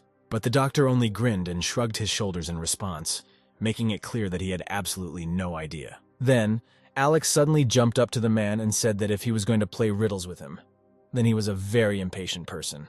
So it's better not to force him to repeat it. Alex put a huge chainsaw right next to the man's head. It hummed so loudly that it seemed like the doctor was deaf in one ear. And yet, he insisted on one thing. He had no idea who that mysterious man was, because this organization very rarely allowed the exchange of unnecessary information between participants. Alex was clearly unhappy, but the doc only added that he had no idea where this mysterious organization came from. He only heard that the organization is indeed secretive, but powerful, and they have committed many crimes. It can be said that they have shrouded this city for a long time, such as the incident 10 years ago. The doctor continued, for example, the case of the high school poisoning. Alex froze abruptly, as if a multi-thousand-dollar discharge of electricity ran through his body, stopping not only his heart, but also time itself. Twice as fast as a human eye can blink, the doctor felt a sharp grip around his neck. Alex grabbed the doctor by the neck and lifted him off the floor a few centimeters. Is an ordinary person capable of such a thing? The man grabbed Alex's hand, but his grip was so strong that it was impossible to get rid of it. Alex looked straight at the doctor with eyes of real horror, but wait a minute, Alex is just a victim. The Joker, one of Alex's personalities, watched what was happening with a smile. Of course, he was eager to kill. Apart from the Joker, all of Alex's personalities inside rejoiced. They felt that he was getting closer to the solution, and one of the most brutal massacres of this decade was moving closer and closer. The Joker egged Alex on to kill the Doctor right now, because there is no sweeter feeling in this world than real revenge. The clown put more and more pressure on Alex, but he told him to shut up, because he himself decides what to do. Alex threw the Doctor straight into the wall. The man grabbed his neck and began to greedily swallow air. Alex lowered the chainsaw and told the Doctor that he would not kill him. Outside the windows, you could hear the sound of police sirens and the voices of a crowd of onlookers who crowded downstairs at the entrance. The Doctor said that he would surrender to the police himself if Alex promised him not to touch his family. Alex had no intention of doing this. He headed towards the exit and was almost leaving the room when the doc stopped him. Finally, the man with glasses asked the question that was tormenting him so much, as if there was a tickling cough lurking inside him. He exclaimed who Alex was. Alex looked at his palm, which had just been illuminated by the ray of the sun peeking out from behind the clouds, took a breath, and quietly answered. He is just an ordinary innocent victim. What do you think, dear viewer, whom the Doctor sees in front of him now? Please write the answer in the comments. With his head down, Alex walked out of the hospital and just walked straight, not paying attention to anyone. Paul said that he wasn't surprised at all that his friend was here. Paul turned to Alex, but he interrupted him mid-sentence and said that he was sorry, but he had to go. Paul could only watch his friend go. He had not seen Alex like this for a long time. There must be a good reason for this. Alex's gaze is directed forward. He endlessly replays the Doctor's words in his head regarding the fact that a mysterious organization is involved in a crime that left a mark on the hero for life. Alex crosses the road. It's raining outside, but the guy is in no hurry because he's still thinking about his future plan. A schoolgirl with a pink umbrella catches his eye. It seems she was looking for him throughout the city. Almost immediately, she also notices Alex and directs her gaze to him. She likes this weather. She laughs and sticks her hand out from under the umbrella so that the cold drops tickle her soft skin. But Alex doesn't like this fun. He's not in the mood at all right now. This does not please the schoolgirl at all, and she made a grimace at Alex. But he did not pay any attention to this either, and continued on his way as if he were a ghost. The little girl noticed the expression on Alex's face and his gaze. It was as if, in a second, she was deprived of her playful mood, and she became serious. The schoolgirl followed Alex. She had no idea where he was going, but did not want to leave him alone in this state. She tried to reach the guy with her umbrella, but the huge difference in height did not allow her to do so, and they continued on their way. Half an hour later, the two of them found themselves in the city cemetery about a dark gravestone. Alex brought flowers. The girl stopped a few steps from the guy and stood silently to the side, letting Alex be alone for a few moments. The hero sat down on his knee and bowed his head. For the first time, the schoolgirl understood what real melancholy is and how much it can weigh on a person. The name Liu Yuti was written on the grave. The girl saw that the difference in the date of birth and death was only 12 years. She silently walked up to the guy and extended the umbrella over his head. Suddenly, Alex quietly whispered that 10 years ago, a terrible tragedy happened in their city. The whole school was poisoned by some scumbag. The girl immediately replied that she knew. She also continued that 60 people, including teachers, died that day. There was even one class where there was not a single survivor. Alex immediately interrupted her and said that this was not true. Deathly silence hung in the air. After that, Alex, sighing heavily, said that he was the only survivor of that same fatal class. Alexa said that on that ill-fated day of poisoning, before losing consciousness, he saw the face of the criminal but could not find it. Either his eyes deceived him, or he disappeared into thin air. It was after this that Alex decided to start studying at the police academy. He conducted countless simulations and studies of criminal profiles. He did everything to catch the reptile. His hand reached towards the opening system window. The notification stated that he had received a truth serum in his inventory that would force anyone, even the most reticent person, to lay out the whole truth as it is. Alex said out loud that he would never lose this time. The system window has been updated. A new mission for Alex, it's called Guess Who I Am. After this, the window dissolves into thin air, and although only Alex can see it, the schoolgirl did not ask unnecessary questions, attributing everything to the hero's stress. Alex reached into his pocket for his cell phone. He quickly dialed the number, said hello, and checked whether he was at the right address. When the person on the other side of the call confirmed, Alex, with a pleased face, said that he would like to sign up for their detective show. The next day, Alice and Mimi were already sitting in the office of the TV show manager, who was surprised to recognize the guy as the same victim who had survived several attacks, even a recent case in a psychiatric hospital. But the manager added that recruitment for the show has already been completed, and if they add one more person to it, then their finances may not be justified. However, Alex immediately calms him down, saying that he doesn't need a salary, and he wants to get on the show just for his own entertainment. This makes the man very happy. After this, Alex asks the employee to share with him information about the participants in the show, because he is a collective person. The manager agrees without any problems, but immediately warns that these are completely ordinary people, and Alex will not find any interesting information. Mimi abruptly enters into the conversation between the adults and asks if she can get into the show with Alex, adding that she is a very talented person. She even knows how to make an electric detonator, and she's only 14 years old. The manager is surprised by what he heard, and asks the schoolgirl not to joke like that, because this is not a place for fun. At this time, his colleague puts his hand on his shoulder. He tells Mimi that at first glance he knew that she was exactly the person they needed. This pleases the girl, and greatly surprises the manager. A long-haired man asks Mimi if she can sing. The girl nods her head non-stop because she is confident in her abilities. The man invites her to demonstrate her skills. Alex immediately covers her ears with her hands.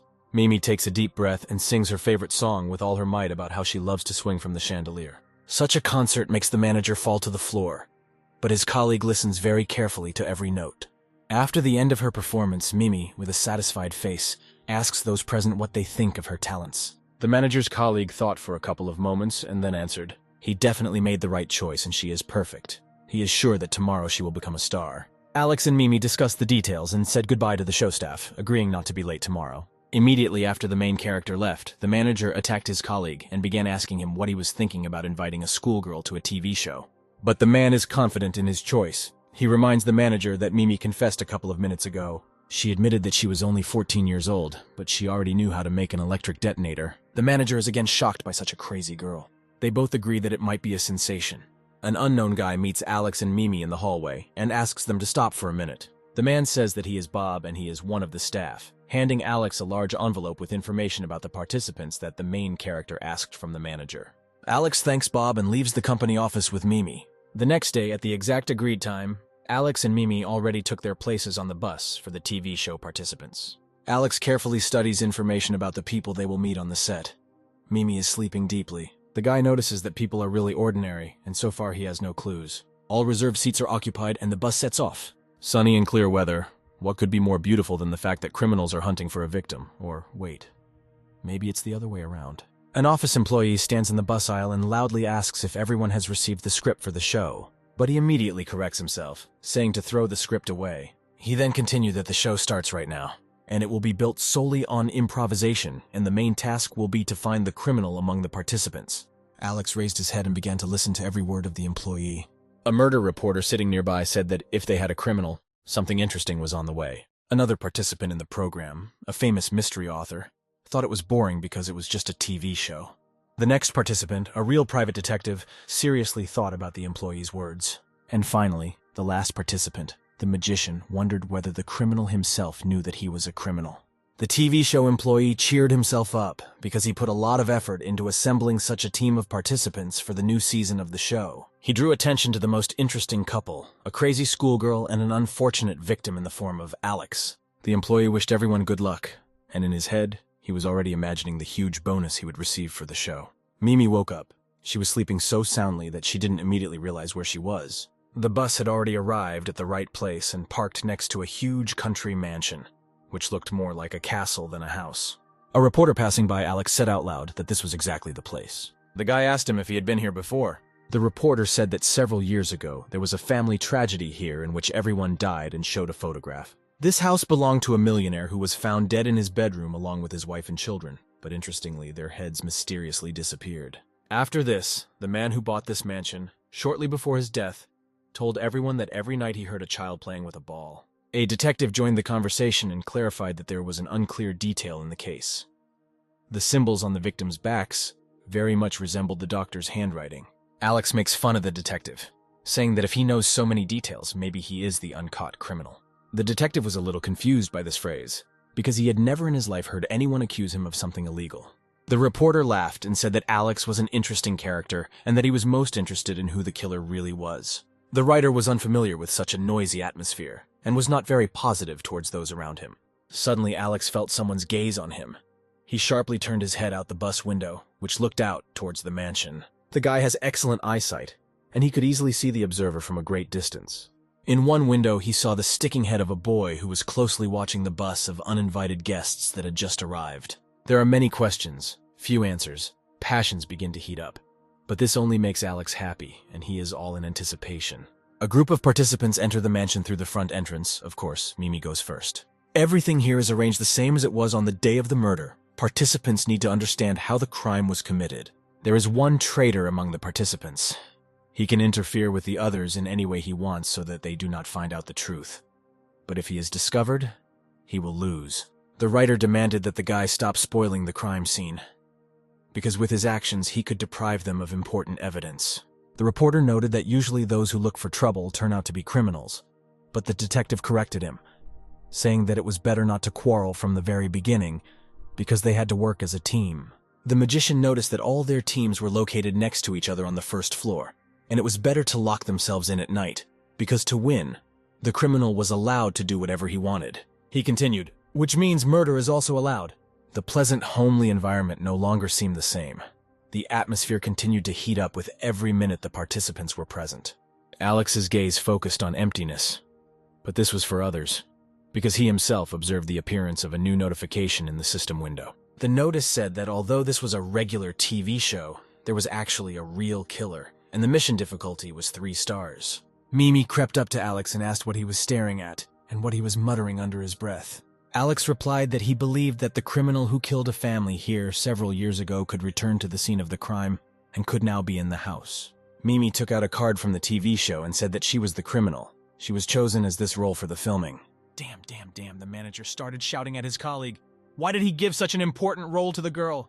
They watched what was happening through CCTV cameras located throughout the house. The manager hit the table with both fists and said that it was all over, and this was their last day of work because they had allowed such a failure. But his colleague was not at all embarrassed by this. He assumed that this would happen, and this is his plan.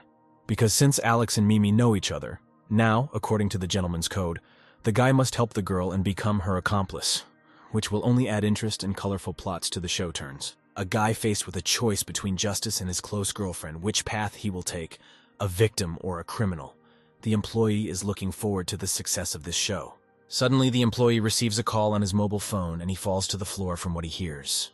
His hand still can't let go of the mobile phone, and a phrase is heard from the speaker that the show needs to be stopped immediately because it stars a real criminal.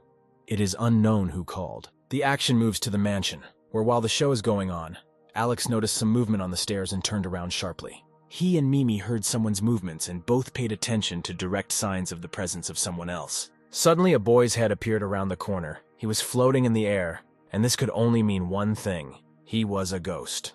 Within a moment, Alex grabbed the ghost tightly by the head. He did not expect that the guy was not afraid, but on the contrary, attacked him. But Alex, as always, remained confident and said that he had no reason to be afraid of some ghost, especially since he only had a head. From the outside, the situation looked very strange because an ordinary person was holding the head of a ghost in his hands, and an ordinary schoolgirl stood next to him. After that, Alex released the ghost and tried to get in touch with him. Mimi did not understand anything about this. The ghostly head said that she wanted to scare them so that they would quickly escape from this mansion, because it was very dangerous here. The thing is that the ghost recognized his killer in one of the participants in the show. All the guesses were confirmed. Now the show actually stars a real killer. Moreover, it was this killer who dealt with the victims right in this mansion. Alex promised the ghost that he would extract all the valuable information from the criminal, and he only had one question left. The guy asked the flying head where their heads were hidden in the house. The ghost asked to follow him and flew down the corridor. Mimi and Alex followed him. A flying head flew right through the door of one of the rooms. It seems that this was exactly the same place. Alex and the schoolgirl stopped at the entrance. Mimi warned Alex that she had already taken care of the nearby cameras and now no one could see them, which meant it was time to deal with the killer. Suddenly, the guys noticed someone spying on them from the inside from the doorway. 0 seconds to think. Alex instantly blows the door off its hinges with one powerful kick. The door flies into the room and crushes someone to the floor. Alex enters the room. Alex puts his fingers to the woman's nose and makes sure that she is breathing. Mimi states the fact. It looks like the woman is one of the staff, and fortunately, the silicone in her chest softened the blow. Alex sighs with relief. Mimi notices that a guy may still be afraid of something in life, but not ghosts, but innocent victims. Participants of the show burst into the room. They came running to the loud noise, and they can't wait to find out what happened here. The guy says that they are just in time and now he will be happy to show them something. Alex pushes an inconspicuous ledge in the wall with his hand, and an incomprehensible sound is heard in the room. The wall begins to rise, and it becomes clear that there is a secret passage to a room that no one knew about. And all this time, it was right under everyone's nose. Alex is the first to take a step towards the opening secret door, but it was not only a step in space, it was a step towards something terrible. Horrible, because in the room lay the heads of a long-murdered family. They had been right in the mansion all this time and had not left the house all these years.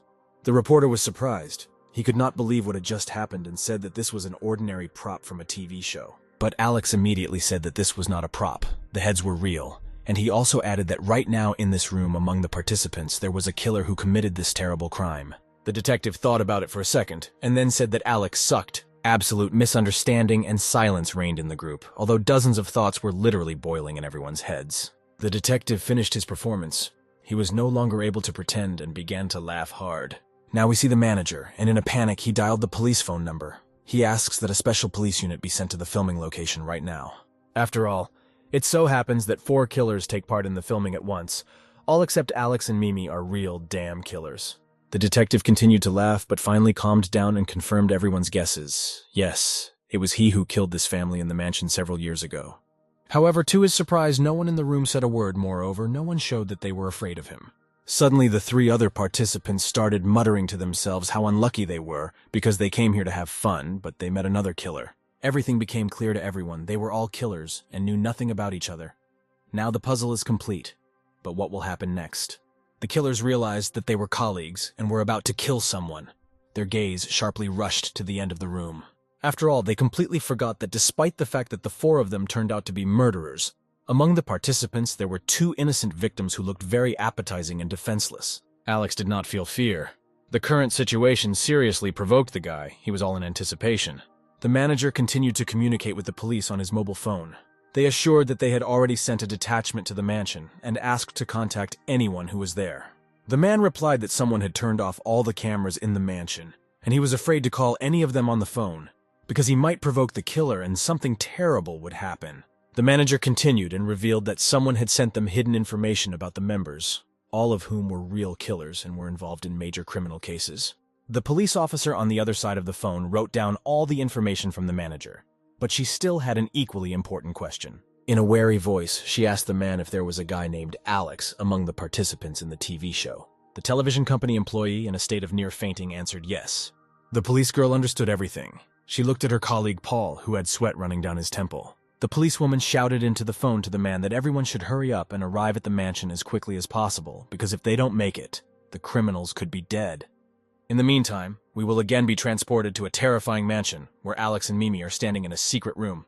They are surrounded by 4 killers. Obviously, our guys are in the minority, but is this really so?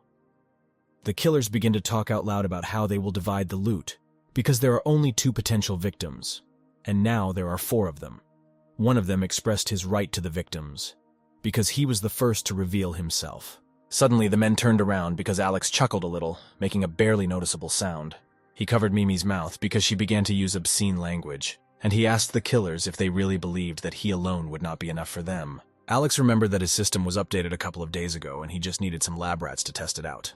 Suddenly, the magician released special playing cards at Alex. Most likely they were saturated with poison or with a sharpened blade. In any case, they did not achieve their goal because the guy disappeared in an instant. The magician immediately began to make excuses to his fellow killers, that it was not he who made the guy disappear, and he did not understand what had just happened. The 3 remaining killers saw behind the magician a huge man in a mask.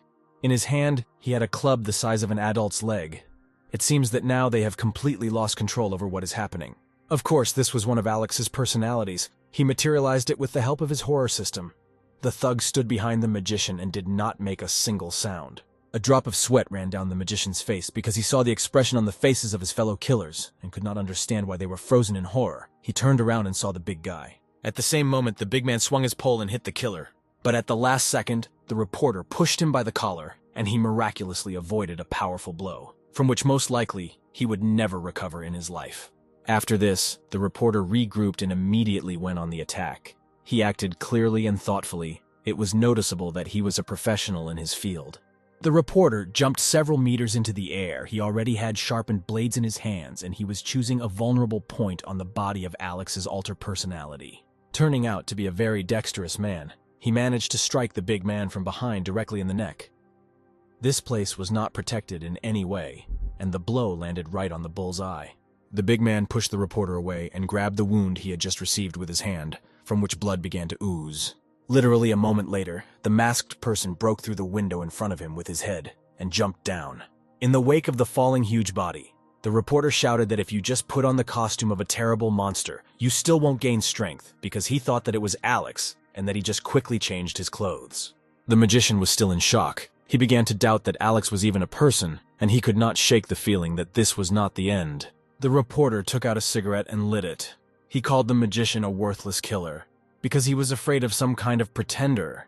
The guy still did not understand how much he was mistaken. The reporter barely had time to finish his sentence when his leg was grabbed by someone's extremely strong hand. Out of surprise, the reporter's cigarette fell out of his mouth, and he immediately turned towards the window through which a huge man had jumped out half a minute ago. He saw that it was the same masked monster who, in a rough, deep voice, asked if the reporter knew that Jason could not be killed. With a powerful jerk, he pulled the reporter along with him, causing him to immediately fall to the floor and quickly begin to slide into the abyss. The last thing the guy managed to shout was the word help. The remaining killers could only watch what was happening. They had only just felt safe when the situation changed dramatically again. Suddenly, the magician noticed that the body under the broken door began to move. He thought that it was Alex who hid under the door during the commotion and decided to punish him for this whole performance. He lifted the door with his hand. However, this was just a trap. As soon as the door lifted, a woman with ample breasts and a bandaged face burst out from under it. Dear YouTube viewer, and who did this woman remind you of? Write your answer in the comments indicating the current time code. She attacked the magician so quickly that he did not have time to react and fell to the floor. The woman sat on him. The magician called for help, but his fellow killers rushed out. I don't even think about helping him. The remaining couple of maniacs quickly went down the stairs when suddenly they heard Alex's voice. Sounding literally out of nowhere, he asked why they were running, because they wanted to play with him. At the end of the corridor, the light of the street was already visible. It seemed that safety was very close. There were only a couple of steps left, but another ghost appeared from around the corner. He blocked their exit. Attacking him was absolutely not an option, because in his hands he had a huge chainsaw that could cut even a 100-meter sequoia. Suddenly, the men heard a voice behind them, coming from the dark side of the corridor. They both turned around. On the stairs stood another personality of Alex, also wearing a mask, but with a long knife in his hand. The personality asked in surprise why there was only one killer left. The killer writer asked what he was talking about because now there are two of them. At that same second, the writer received a push in the back from his fellow killer. Of course it was a detective, and he pushed him straight into the monster with a chainsaw. It seems this killer has come to an end. These are his last seconds. Falling forward, right at the man with the chainsaw, the writer managed to turn around and curse the detective for his vile act. But is it surprising that one killer sacrificed another killer to save himself? At this time, he managed to show his middle finger to the detective, but he didn't seem to care, because all he was thinking about was running out of the mansion as quickly as possible. He ran towards the exit and shouted that he didn't want to die, didn't want to die, didn't want to die. Ha ha ha ha ha! What a shame. The detective really believed that he would be able to escape from this place so easily. This is exactly what Alex's alter personality was thinking now, holding a knife in his hand and not holding back a smile. The murderer detective finally ran out into the street. He began to look around, looking for a bus or at least someone alive who could help him. But there was nothing nearby, and the sky had a very strange color. A moment later, Alex was behind him and asked if the detective had found a playmate. The detective pulled out his ace in the hole, a huge knife, and pointed it straight at Alex, suggesting out loud that if he killed the guy, then this whole madhouse would stop. Of course, this didn't scare Alex. A whole crowd of his materialized personalities began to appear behind him. Monsters, movie characters, huge big men, and simply dangerous hunters. It seems that this crowd could even take over the country. For it, the detective's knife was just like a fly in front of a huge horse. But Alex said that in fact the detective was not his target. The guy looked somewhere to the side, and the killer followed his example and turned around, continuing to hold the knife tightly with both hands. The main character continued that they want to take revenge on the detective, not he. This was the same family that the killer once brutally dealt with.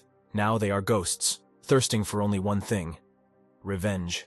Alex with all his heart wishes the detective a pleasant time because he has a wonderful show ahead of him, which is just beginning. The detective only had time to blink when he was suddenly transported to another place. Now he was lying on a cold floor and some furniture. A little light illuminated his frightened expression. The man immediately turned over on his back and tried to understand what happened.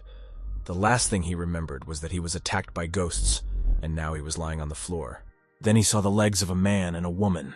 They were talking about something among themselves. The detective began to understand that he was lying in someone's bedroom under the bed. And then he recognized the voice.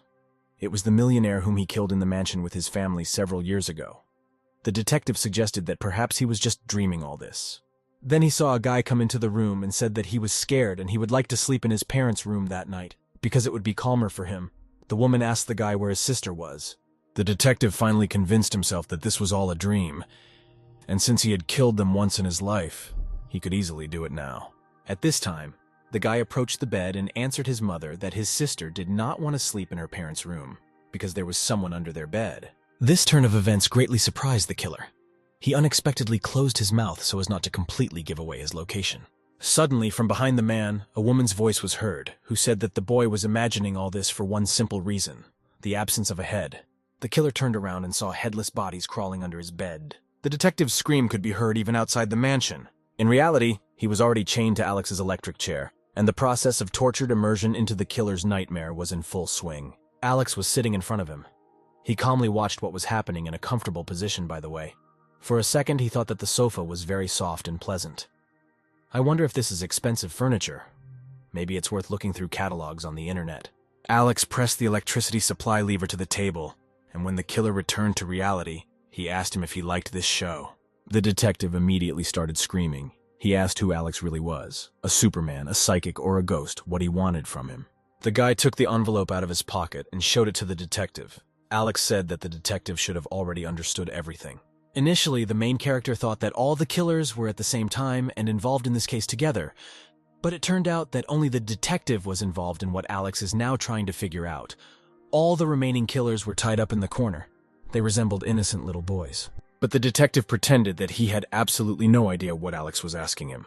The guy asks the detective not to act like he doesn't understand, but the killer continued to insist that he doesn't know anything. Then Alex pulled out a huge chainsaw from the air and asked the detective to think again. Only this time carefully. The killer immediately began to remember something, and asked him to collect his thoughts for a couple of seconds. Chained to a chair, the detective began to say that he had glimpsed the man who was sending the letters, but that was all the information he had. Alex thanked the killer for his cooperation and said that the detective would now receive his reward for his efforts, and snapped his finger. At that same second, a powerful discharge of electricity struck the killer, who howled in pain and called Alex a real bastard. Mimi was unhappy with the outcome. She hoped that the showdown would end with a severe beating of the criminals, but Alex decided otherwise. He tied up the killers. They still could not come to their senses, because for the first time in their lives they were faced with such a victim. Although wait, who is the victim now? Alex shakes the dust off his palms and tells the schoolgirl that they are done here and need to leave. Mimi and Alex calmly leave the mansion. The police have just arrived and cordoned off the perimeter around the building because the message spoke of a whole group of brutal killers, but only 2 victims came out. Alex awkwardly greeted the police and thanked them for their work, but they had just arrived and had not done anything yet. Paul and the manager stood aside. The man pointed his finger in the direction of the killers. Their behavior was extremely strange. Paul asks the manager rhetorically whether he knows where the nearest psychiatric hospitals are. The arriving police officers had to assist the killers because their mental health was in critical condition. They were scared to death. They were tormented by paranoia, and none of them understood what to do next in this life. No one except one. The detective's gaze could no longer focus on anything specific. He had forgotten how to look anywhere and repeated to himself that he was a murderer. He needed to be executed. He was a murderer. Someone should execute him. Paul put his hand to his forehead. He had mixed feelings from the fact that his friend Alex becomes a victim in absolutely every latest high-profile case. Besides, after it the criminals either die or turn into vegetables. At the same time, he feels some kind of the uselessness of the police. The policeman hears some strange noise that is getting stronger every second. It was a black-tinted Mercedes-Benz Jeep which flew into the scene at full speed as if not paying any attention to the police cordon.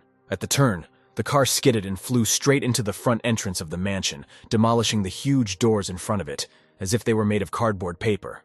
The doors opened, revealing a long female leg in dark, translucent stockings that perfectly matched the hard and massive army boots.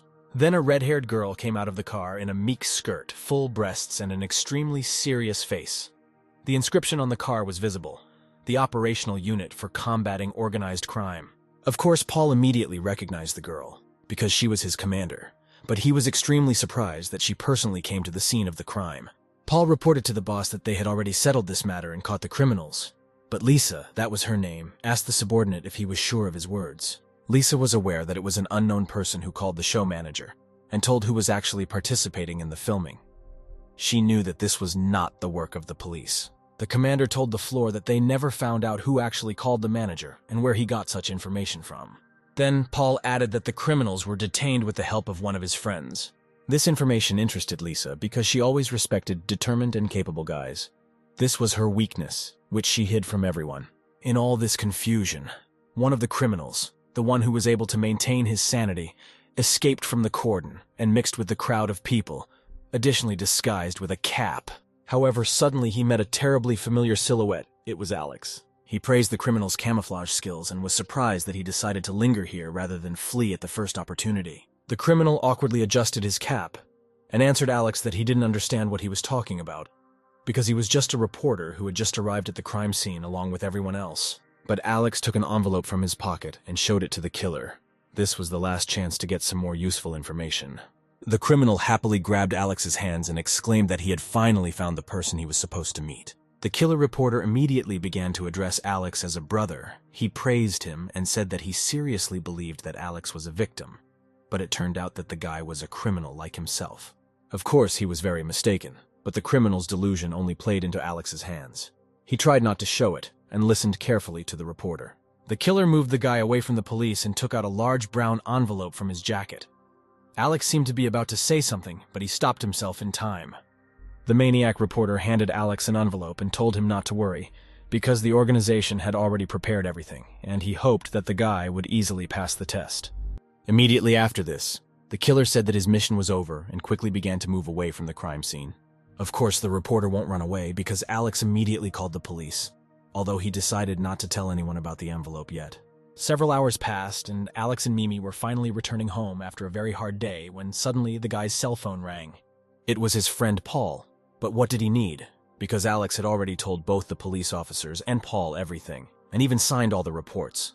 However, this was not what interested Paul. He asked Alex where he was now. Paul immediately warned his friend that he was now in great danger because a very dangerous person was following him. This confused Alex because he was talking to a policeman. But the problem was not at all what he imagined it to be. The problem was with a large police rank, the same as her bust. Lisa followed on Alex's heels with her squad of special police officers. She really needed to interrogate the guy because she guessed that Alex had some information that he was not telling anyone. Alex said that he has not committed any crimes and in fact he has no reason to fear law enforcement. Then the guy realized that in his hands he was holding a very valuable clue, which he had not yet studied himself. And if he caught Lisa's eye with it, the evidence would be taken away, and he would be deprived of the opportunity to continue unraveling these strange cases. Paul recommended that Alex immediately get out of the place where he is now, because Lisa may already be tracking his location through his mobile phone. Alex turned off the call and took a deep breath, because now he will have to deal not only with criminals, but also somehow need to pretend to the police that he knows nothing. He opened the envelope and looked inside. No, Alex should keep this information for himself. Lisa was approaching Alex's location closer and closer. Her gaze was, as always, stern and directed only forward. She never retreated and is now very serious, because she's determined to understand a whole series of recent attacks. On the street, Lisa noticed a guy and immediately went to him. However, this is not Alex because the guy was already hiding and watching what was happening from the side. Lisa took out her police badge and showed it to a passerby on the street. After that, she began asking the man if he had seen anyone matching Alex's description. Luck or professionalism, but the passerby immediately pointed in the right direction, where he had recently seen Alex. It was a street toilet since it was already late and there were few people on the street. There was a high probability that it was really Alex.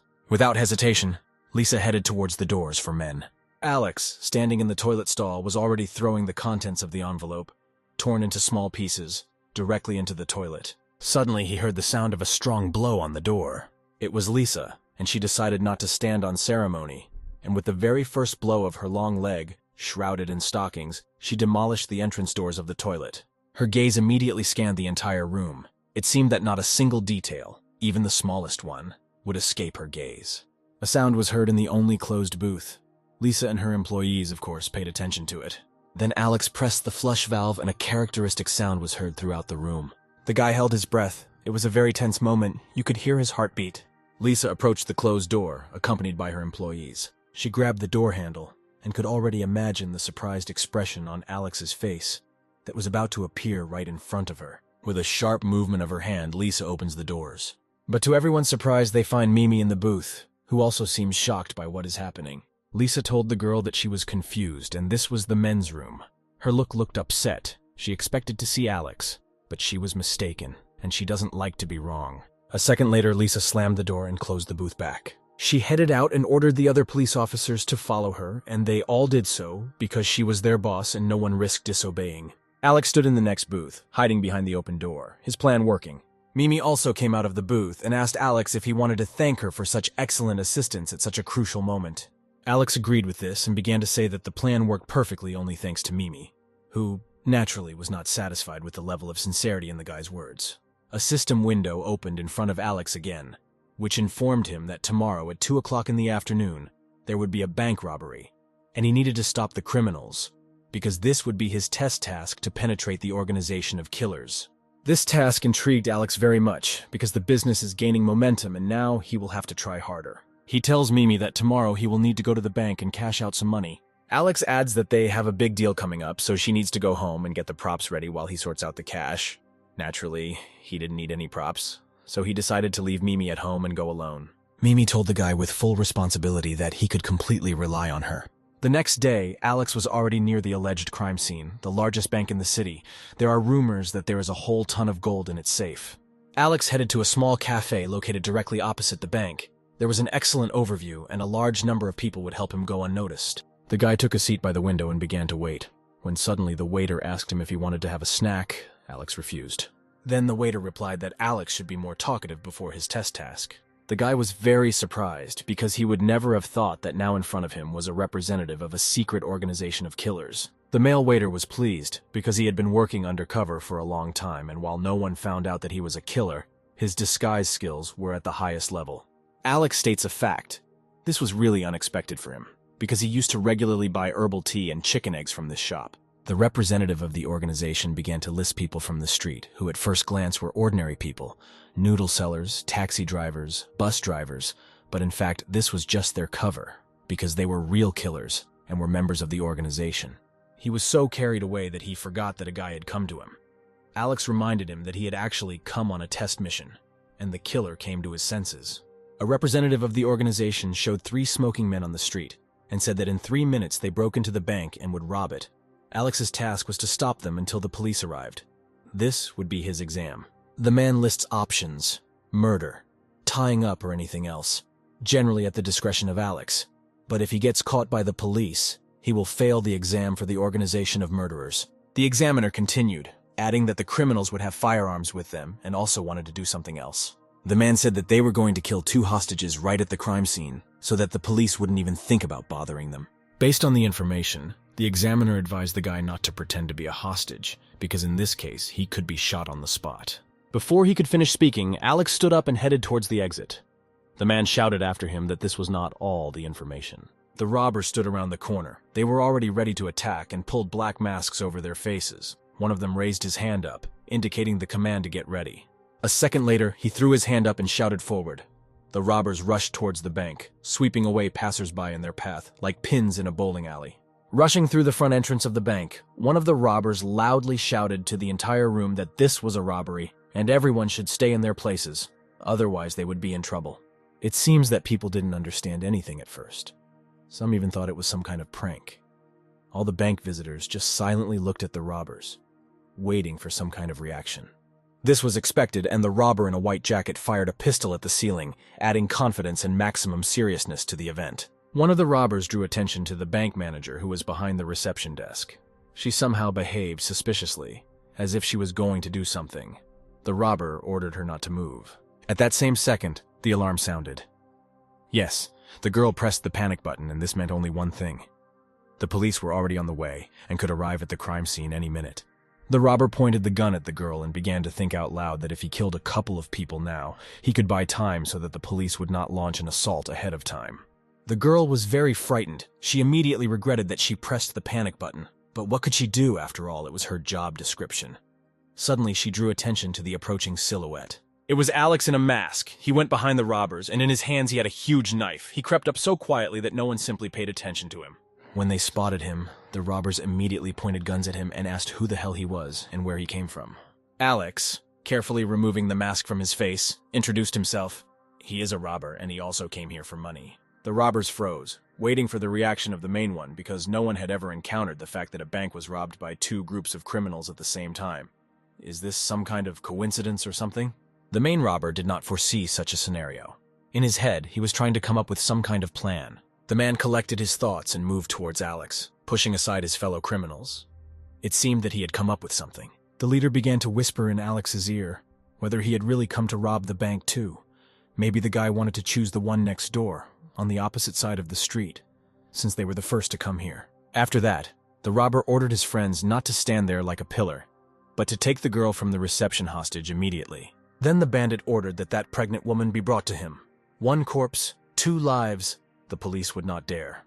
At this time, Alex stood behind and prepared a hefty surprise. Before he can finish his sentence, Alex knocks out the robber with a quick blow of a brick to his head. From the blow, the leader flew straight under the reception desk and hit his head again, after which they usually don't get up on their own for at least a couple of weeks from a hospital bed.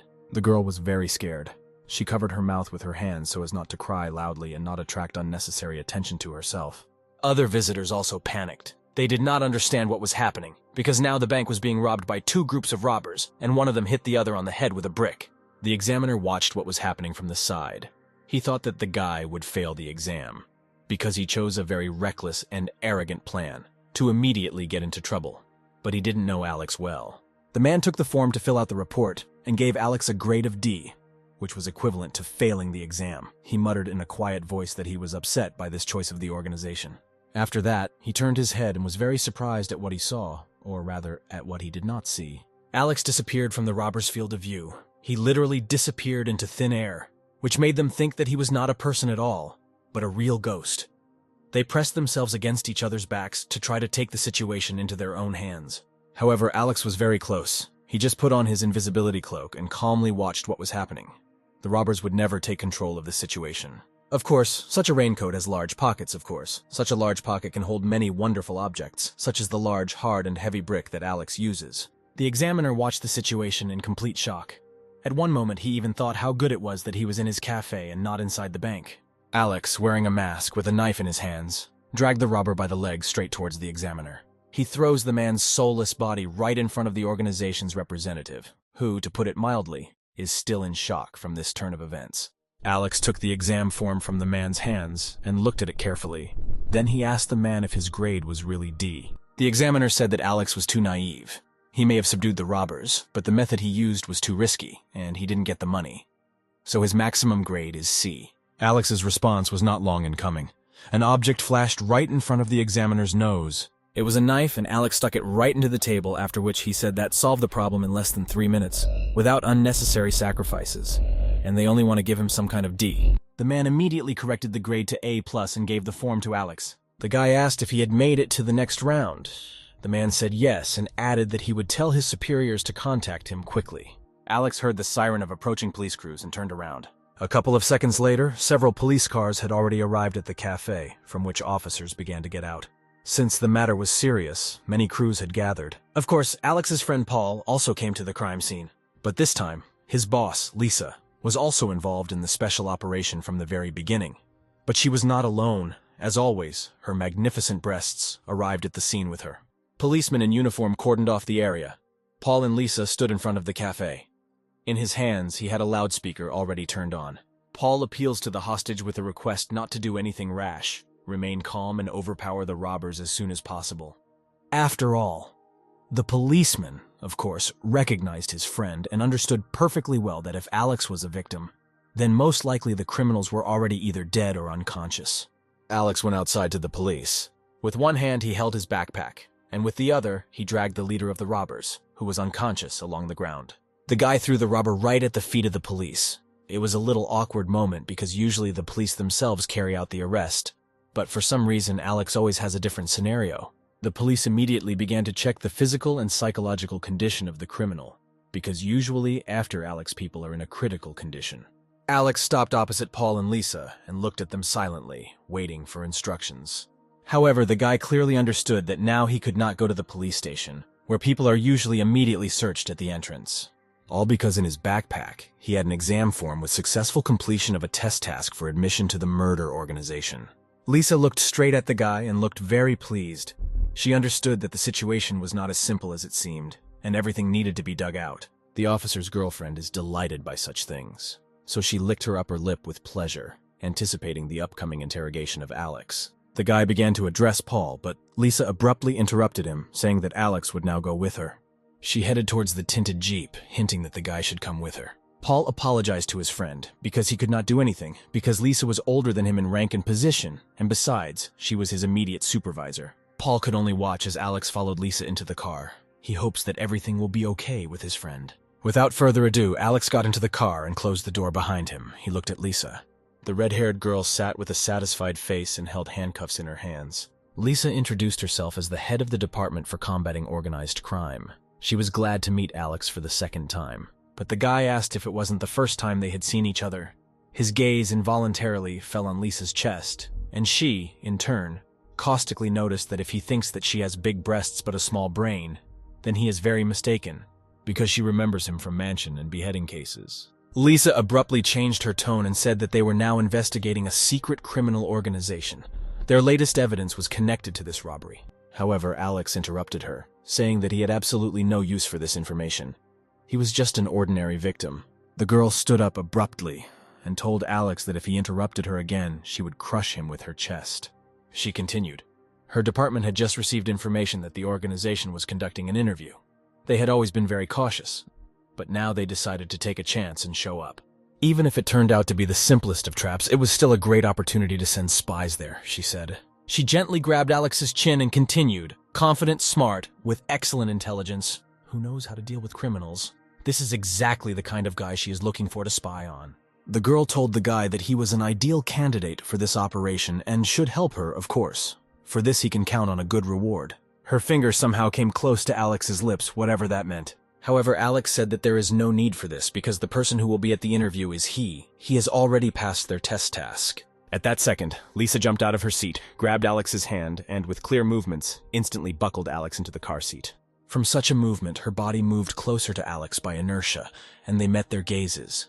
Their faces were literally a few centimeters from each other. Lisa said that she was not particularly surprised. She suspected him, because the guy's look was always so arrogant, as if he was looking down on her. She raised her voice at the guy and ordered him to answer why he joined the killer organization, what his goal was. Alex replied that if Paul had introduced them earlier, she would have realized that he was just an ordinary victim. Lisa said that she knows who he is. He subdued the killers twice, but can Mr. Victim explain how such a wonderful coincidence happened? Besides, today's bank robbers were no exception. The guy told her that all this was for the same reason she found him today. At that moment, Alex activated his system and Lisa's iron handcuffs, which had never failed her before, broke as if they were a child's plastic toy. Then the girl was led somewhere. Her head seemed to be very dizzy, and her body stopped obeying. For a couple of seconds, she lost control of herself. One click and she is now chained to the car, not Alex. It was truly amazing, as if she were at a magic show. He couldn't help but ask out loud how the hell Alex did it. The guy rubbed his hand and asked Lisa to calm down because, according to him, he had not done anything illegal and was indeed a simple victim. Although in his head he seriously thought that Lisa was not so easy to discuss. She was much smarter than his friend Paul and had much more information than her subordinate. Yes, Lisa definitely deserved her high position not because of the short skirt. She tore the handcuffs with her hand and was furious at how arrogantly Alex behaved with her. Paul stood outside and waited for Lisa to finish with his friend Alex. He heard strange sounds coming from the car and decided to check if everything was okay. He reached to the back door and opened it. A strange picture appeared in front of the employees. Alex was lying on the floor. Lisa was on him. She pressed him with both hands and looked straight into his eyes. To put it mildly, the sight was unusual. Paul pretended he didn't see anything and carefully closed the car doors. Alex was also surprised by what happened, because Lisa was definitely an ordinary person. but she managed to break the handcuffs with her bare hands. Afterwards, he said that he had had enough of this performance and would tell the truth. His true reason for getting into the murder organization was revenge. Lisa asked what kind of revenge Alex was pursuing so much. The guy replied that all these years he had been following this organization, the affairs of which, by a lucky chance, Lisa was investigating. Alex added that this organization killed one of his friends a long time ago. Now all he needs in this life is revenge. Lisa stood up. She finally loosened the guy's grip. Now it dawned on her why he always appeared at crime scenes. She concluded that espionage would be an excellent opportunity for him to collect additional information on his issue, and at the same time help the police in the investigation. Lisa drew herself up to her full height and said that from now on, Alex would be their official spy. The guy asked if she really believed him, but Lisa was surprised because otherwise she would have arrested him long ago. But if he has masochist tendencies, then she can do it later. The guy asked the girl whether the police now have such a big shortage of employees that they recruit ordinary civilians to become spies. However, Lisa concluded that they had already sent several of their best spies there. One of them even received the right to join the organization. But because he could not control his good deeds, he helped one grandmother fulfill her old dream of riding a high roller coaster. This was against the culture of killers, and he was immediately expelled. But Alex, the worst victim, the enemy of all killers, with them as support, he does not have to worry about his life. Everything should go according to plan, and the organization will finally pay for its actions. This time no one will escape justice, and everyone involved in the organization will be caught. And then Alex asked if he had any right to vote. Of course, it was a rhetorical question, because he had no choice. The car door opened. Lisa got out first. Paul was still waiting for his friend outside. Lisa hugged Paul and said that his friend Alex was a very nice guy and she was glad to finally meet him. She liked him. When leaving, Lisa asked the guy to remember their conversation and try not to disappoint her. Paul carefully approached Alex and quietly asked in his ear what the two of them had been doing in the car all this time. The guy replied that there was nothing special. Allegedly, Lisa told him to go home and they should meet again later. Alex added that she seems like Barbie King Kong. After that, Paul asked Alex if he had lunch today and offered to treat him to a barbecue, so the guys went there. A few hours later, Alex returned to the house. A peach-colored sunset could be seen outside. The guy opened the doors of his apartment and went inside. Mimi immediately welcomed him with open arms. In just a second, she felt the aroma of women's perfume and his gaze changed greatly. She thought for a couple of seconds, not taking her eyes off Alex. Then she exclaimed to Alex what kind of woman he had been hanging around with all this time. But the guy did not pay any attention to it. While Mimi was trying to sort things out with Alex, someone came to visit them and knocked on the door. Lisa stood behind the door. It seemed that if no one had opened the doors for her, she would have taken them off their hinges and gone in herself. Mimi opened the doors and was literally stunned, because the red-haired beauty was 3 times the size of the schoolgirl. Of course, the first thing that caught the little girl's eye was Lisa's huge breasts, which she didn't try to hide at all, as they say, what is given by nature cannot be hidden. Most likely, Mimi had never seen more attractive breasts before in her life, so her gaze was frozen in horror. In its own way, such a sight plunged Mimi into a slight hypnosis.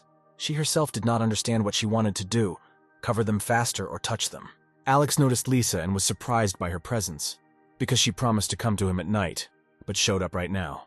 Lisa said that she couldn't wait any longer. She wanted them to choose a suitable place first. She approached the guy, took his chin and whispered that she was counting on him and expected him to do his best tonight. Not understanding what they were talking about, Mimi could not stand it and shouted at Lisa to get to hell. Lisa winked at Mimi as she put one knee between Alex's legs, but we know she was just fooling around. A couple of minutes later, the police officer laid out a map on the table, on which a small plan had already been prepared. Lisa reported that they had already sent 3 police experts to the marked places. But the guy was skeptical about this, because lately he had always done without the help of the police and dealt with all the criminals alone. The girl noticed this, but assured the guy that these people were real professionals in their field. They had years of experience and training behind them. They were real masters of camouflage. Alex wondered how she was going to infiltrate the organization since he had to go to the interview alone. But Lisa replied that she would simply follow him, because at today's interview in the organization of killers, there would be other criminals present. Mixing with the crowd would not be such a big problem. Mimi, standing nearby, moved her small hands vigorously, drawing the attention of those present to herself. Alex and Lisa turned around, as if already anticipating the schoolgirl's question. Yes, that's exactly what she wanted to know. What about her? Because she also wants to go with them and fight evil side by side with Alex. Almost immediately, however, she felt someone grab her by the collar and lift her up, her little feet lifting off the floor like dandelions. With a flick of his hand, Alex sent Mimi to sit and wait in the room, playing Minecraft and eating salty cookies. The guy slammed the doors tightly, leaving the schoolgirl no chance to escape. But what if she wanted to go to the toilet? In this case, there was already a potty in the room. Just a few minutes later, Lisa and Alex were walking down the stairs. Adrenaline began to gradually fill their blood. The night promised to be extremely interesting, and these two were definitely serious about catching a couple of killers. Approaching the checkpoint, they immediately recognized their undercover agents, one standing behind the tofu counter. Another was nearby and also sold street food. The third also took a position. They all acted according to a clearly developed plan. As Lisa approached her position, the position staff also noticed her. They noticed and found out they did not expect that Lisa personally would lead this operation, so they decided to quickly get out of here. One agent even jumped into a trash can and covered himself with a lid so as not to have contact with Lisa. Every single one of them was very afraid, because her reputation preceded her. Of course, Alex asked why they abandoned their positions instead of conducting surveillance as planned. However, Lisa got out of the situation by saying that these were professionals and their tactics were top secret. After that, Lisa pointed her finger at the dark passage between the two buildings. They needed to go there. Some kind of flashlight or light flashed in the corridor. It was so fast that Alex and Lisa did not have time to see anything. One thing became clear. We needed to head in that direction and we needed to act quickly. The guy and girl looked at each other, nodded as if it was a predetermined sign, and got down to business. The unknown person was heading straight down the corridor with a flashlight in his hands. Alex and Lisa were already running after him at full speed. The girl's hair was flying through the air as if it were the fire of a rocket taking off into space. Finally, they reached the end, but it was too late. The unknown person disappeared into the room. A second later, a hand stuck out from the room and beckoned them inside. Of course, neither Alex nor Lisa were afraid of such a gesture. On the contrary, they understood for sure that they had come to the right place. Having gone inside, they saw a descent into some kind of basement. There was practically no light, but also not a single person was visible yet. They approached a large door behind which someone's voices were heard. Lisa put her hand to it, but it didn't work, so Alex joined her and they pressed on the door together. The doors began to open slightly, and with them a bright beam of light began to appear. From such a bright light, Alex squinted a little and covered his eyes with his hand. Lisa lowered the peak of her cap a little lower. The two of them prepared for what could await them on the other side. Alex and Lisa found themselves in a room where there were a lot of people. They all looked like killers. From first-class hired killers in expensive suits to ordinary street punks. They began to gradually look around and realize that the room was really huge, and there were a lot of people here. In case of problems, it would be very difficult to retreat. Then they both saw her. She's like a magnet, instantly attracts people's gaze and does not let go. She demonstratively hit her whip on the ground. It made a sound as if it was the explosion of some small fireworks. She took a step forward. She seemed to be wearing XXL shoes, if such a thing even existed. Then her torso appeared into the light. Her confident posture and a firm voice said that finally all her babies had arrived for tonight. And now she appeared before the public in her entirety. Purple hair, black tights, a whip in her hands. All this together formed an indescribable image. In the first moments, she was a little shy and winked at some men from the crowd. The guy with the mohawk quietly told his neighbor that he had actually come to a meeting of murderers. But so far he had seen nothing here except some incomprehensible show. The neighbor agreed with his words. But these were their last words. At that very moment, the woman with the whip made a sharp blow and the guys flew back. Having flown a few meters, they hit the wall and fell to the floor, of course. No one was going to call an ambulance. After all, they are all murderers here, without exception.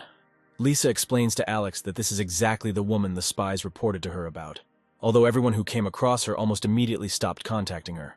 Her codename was Heavy Tank Killer, and those words spoke for themselves. Her eyes truly personified evil itself. The Heavy Tank Killer asked the guys to step aside a little, because she was going to teach the insolent people a lesson. One of the killers who arrived for an interview became nervous and began to think about how to get out of here quickly. Amid the uproar, he rushed to the door and began to try to open it. The powerful hand of the Tank slammed the door back. Of course, the man had no chance to resist such force. Tank asked the criminal where he was in such a hurry. She heard that among those who arrived for the interview, there was one traitor. She wanted to check them all first. Alex understands that the matter is rubbish and calls up a system window through which he summons various tools into this world to punish criminals. Of course, Lisa does not see any of this, because ordinary people are not given this. The guy sees that the system is not behaving as usual. It refuses to materialize and recommends that Alex not get involved in a direct battle with the Tank. It is not that strong yet. Tank turns around and asks the crowd who else is planning to escape from here. They glance around one corner of the room. People are huddled in a corner and no one is trying to escape. Then her gaze fell to another angle. There were no volunteers here either. People were afraid of her.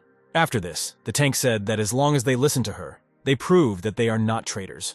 But the spy never showed up, which means it's time for drastic measures. A plan comes to the big woman's head and she immediately voices it. Now everyone must take off their clothes, because if one of them is a policeman, then he will be wearing wiretapping and video surveillance equipment. Lisa tells Alex to stop moving away from her, because if this continues, they will be in trouble. They must make their move, but they need to wait a little. Suddenly, Lisa felt someone's strong breathing nearby, and a smell that was reminiscent of boiled onions that had been forgotten on the stove for 2 weeks. The tank appeared right in front of them. They asked what they were whispering about and ordered them to take off their clothes.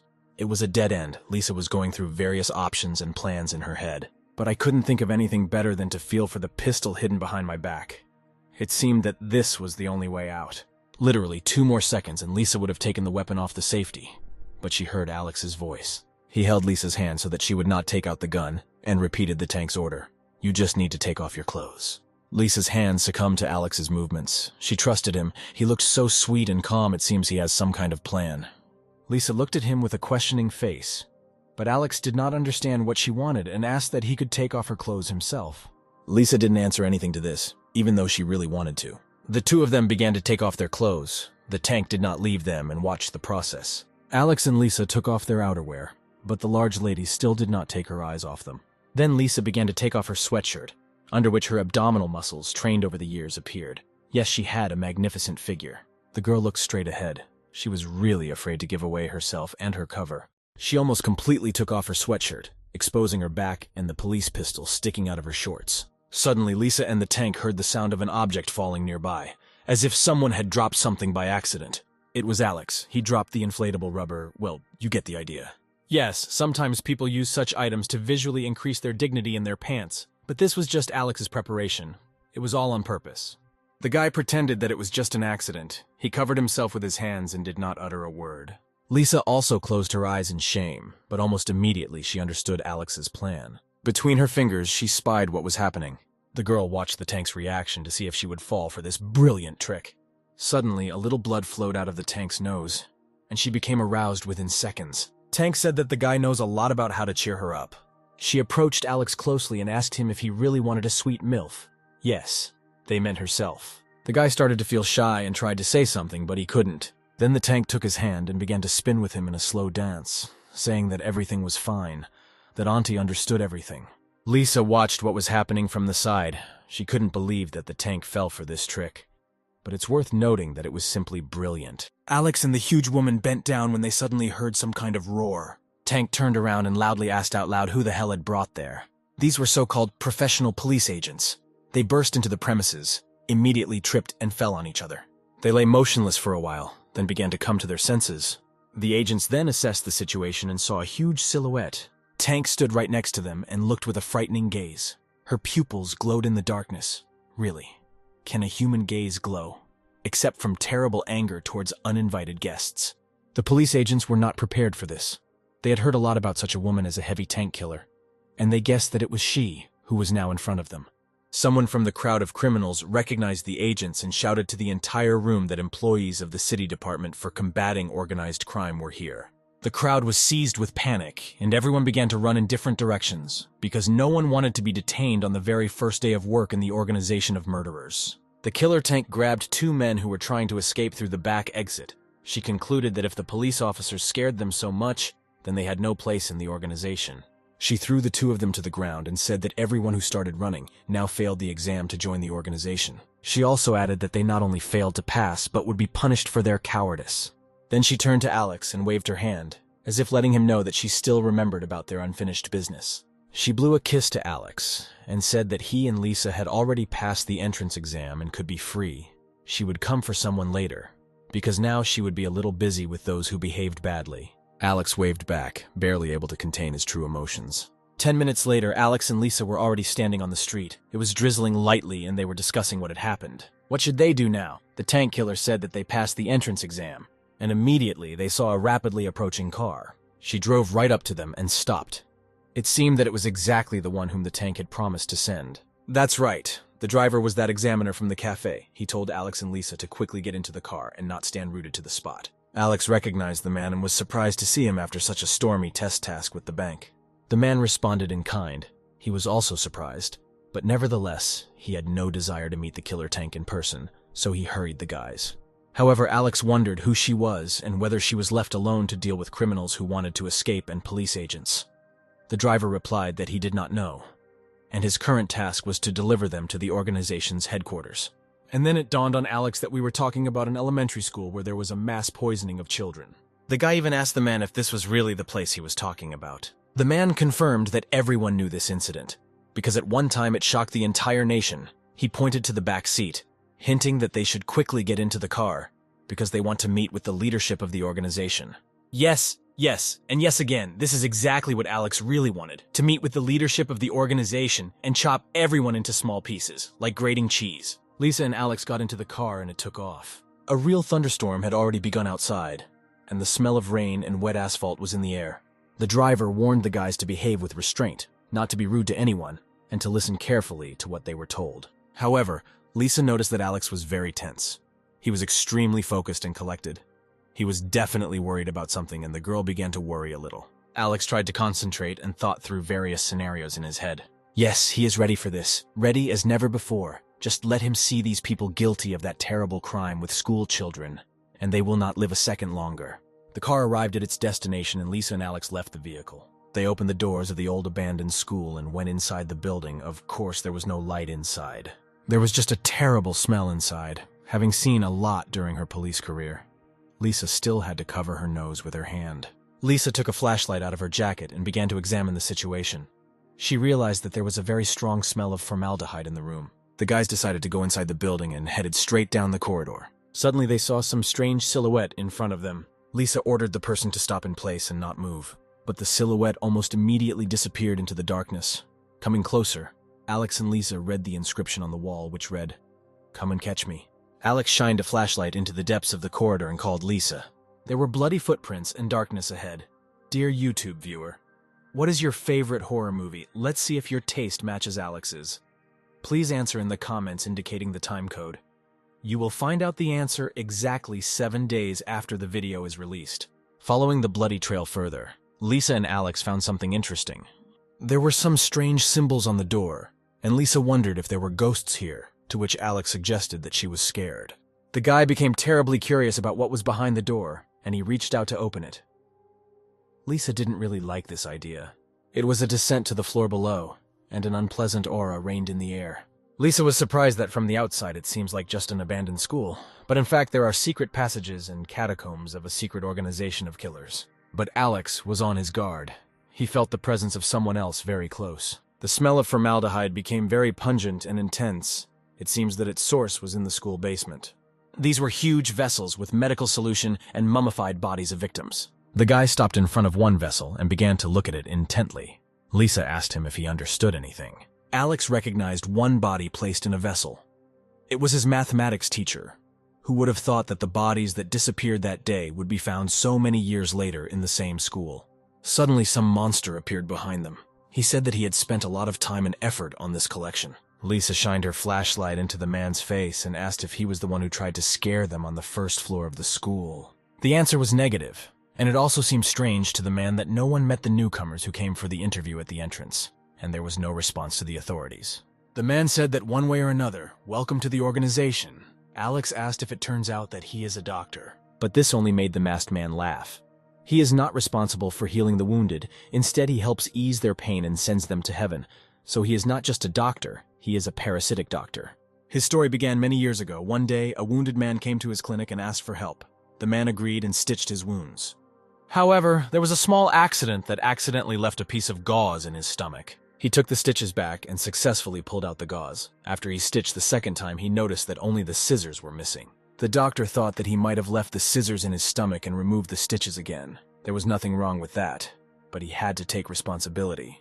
However, when he stitched for the third time, he realized that there were no more antiseptics and painkillers left, and the patient began to howl in pain. Before his death, the patient looked at the doctor with an extremely vengeful look and said the words that he remembered for the rest of his life. He does not deserve to be a doctor. But when the doctor looked at his already cooling corpse, he realized that he felt the same sensation that had never come to him before. He saved the man from suffering in this world and brought him to eternal peace. The doctor asked to look at his collection again because all the specimens are so happy, they will never experience pain in their lives again. Isn't this the meaning of all life? To get rid of pain. Alex asked the doctor if he was able to finish his university and get a doctor's license. Of course he knew that he couldn't do it. The doctor said that he puts into the vessels not only ordinary victims, but also people whom he simply finds boring. At that moment, he abruptly took off towards the unsuspecting Lisa. Of course, she was not ready for such an attack. However, the doctor did not take into account that it is sometimes useful to look at your feet. Alex tripped him. The doctor stumbled awkwardly and fell to the floor, spreading his arms in different directions. He flopped to the ground like a bottle of pills, his mask falling off. When he turned around, Alex was already holding a sharp knife under his throat. The doctor began to get very nervous. The guy picked up the doctor's mask. He asked the doctor not to rush anywhere, because he had a couple more questions for him. Alex pulled the mask towards his face. Oh yes, it's definitely more suitable for Alex. The guy says that at one time he attended a lot of theoretical lectures on anatomy, but he had practically no practice. Maybe the doctor can help with this issue.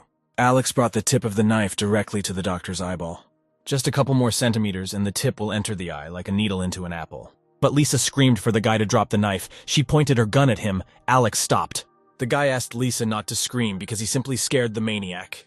Alex added that it was just a prop and he didn't intend to kill anyone, viewers. But did Alex just say the truth?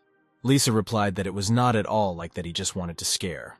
If you know how to handle objects, you can kill even with a toy. The girl thought to herself that something was clearly wrong with her partner. She told Alex to pull himself together.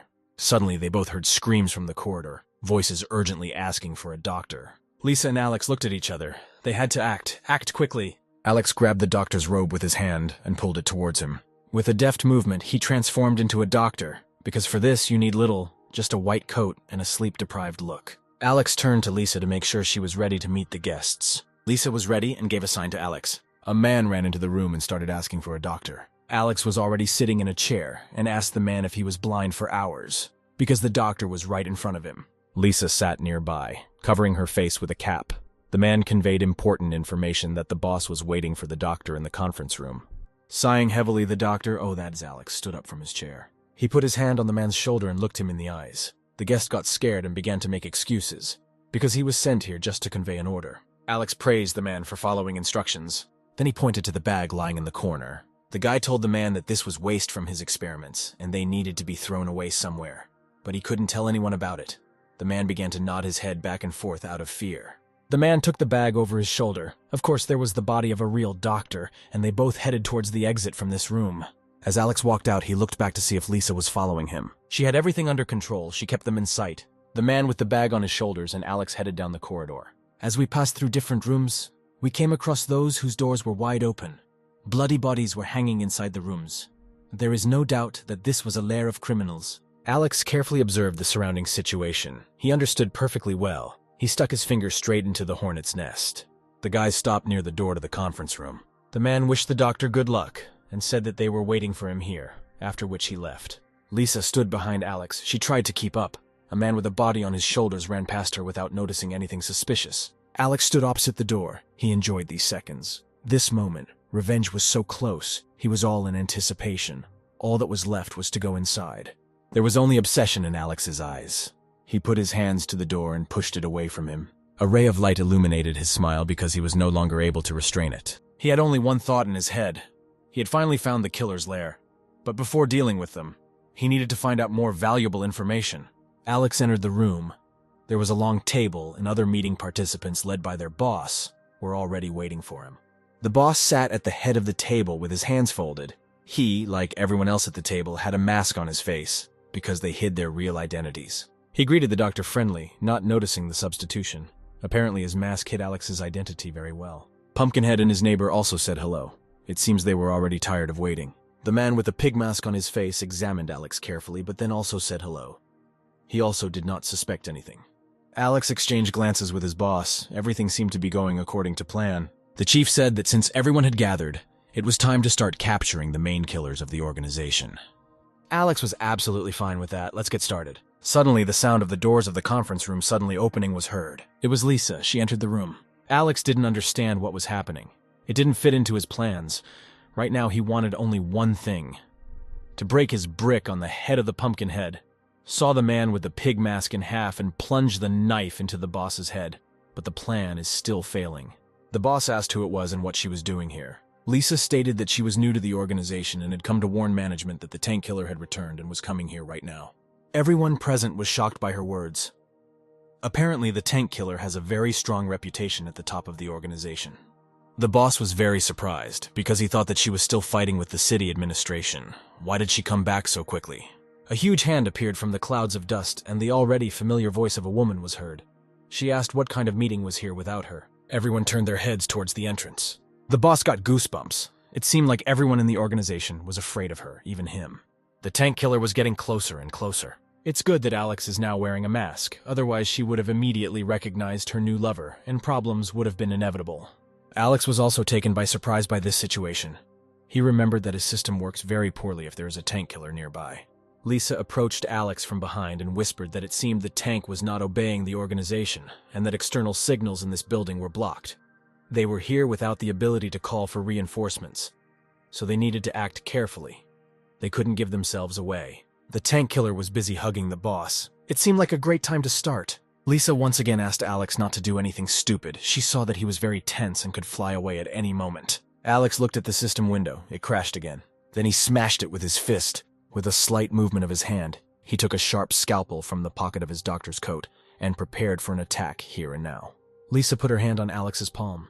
She was worried for his life, because if he started a battle now, he would end up in a very uncomfortable situation. It was reckless and arrogant. She understood that now he was only driven by revenge. She asked Alex for the last time to stop, because now he would bring death upon himself. At this time, the tank was cozying up with the boss, and casually blurted out the phrase that she was very glad that she was sent here from above to control this branch of the organization. Alex couldn't believe her words. He froze in place. Lisa was just as amazed by what she heard. They just realized that these people at the table are not actually the leadership of the organization. They all report to someone above. That is, now they are only looking at the tip of the iceberg.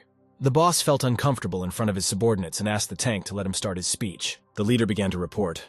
The volume of business for the organization of murderers is getting worse and worse. Indicators are constantly falling.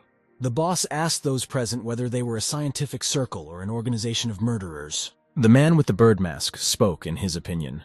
The organization has slowed down because the police have become very active lately. Another conference participant reported that some of their killers are captured even before committing a crime. Someone seems to be hunting criminals. The boss hit the table hard with his hand and stopped the farce that had begun. He reports that one guy, known as the most dangerous victim, escaped their criminals several times. Because of him, the fox in the psychiatric hospital fell. He was even able to steal a puppet, which is a big loss for the organization. The leader added that although their branch was created to help the top, it also worked well as an independent department. And now they risk losing all their results because of some guy. On the projector, he turned on the photo that Lisa sent him before his death. They are sure that this is the most dangerous victim, Alex. But it was Alex who sent a photo from her phone to the contact with the boss's signature. Now this move worked perfectly, because they are sure that Alex looks completely different. And he, for a second, is sitting in the same office with them. The boss adds that catching Alex is their top priority right now. We urgently need to find him and kill him no matter what the cost until this is done. Everyone can forget about the bonus. The leader turns to the doctor and tells him that the organization has decided to send him to this task.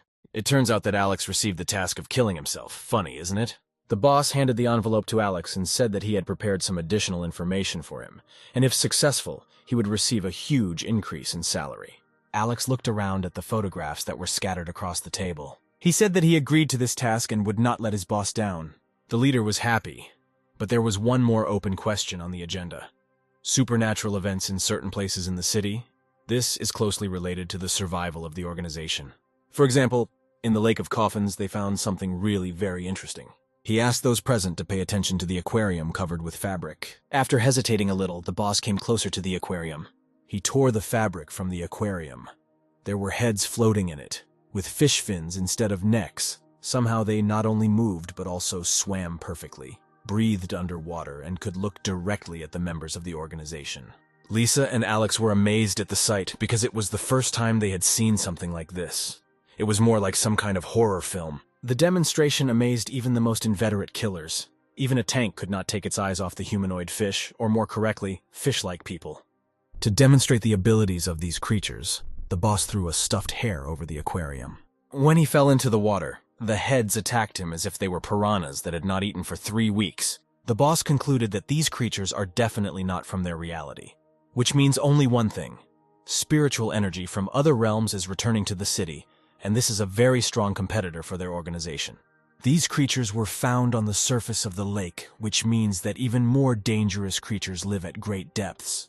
If they can take advantage of them, they will forever be able to change the fate of the murder organization for the better. Therefore, the boss decided to study these creatures more closely and develop a new strategy based on their abilities. All the areas in the city where supernatural events have intensified also need to be checked. The boss is distributing the area. The Pumpkinhead will be busy in the horror movie theater. Butcher, this is exactly the nickname of the killer with a pig mask, must take care of the village of living corpses. Stroman needs to take care of apartment complex number 9. And the doctor, aka Alex, must deal with the abandoned hospital. The leader said that he would take care of the Hornbeam Lake himself. At this second, the aquarium cracks and all the humanoid fish fall out of it.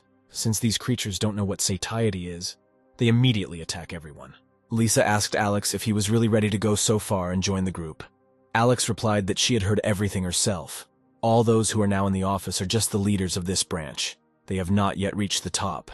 The guy offers to leave the building because the task has already been received, and there is no point in staying here. Alex thought in his head that if it weren't for Lisa, he would definitely lose control and kill everyone here. Lisa and Alex were heading out and noticed that the Pumpkinhead was waiting for them.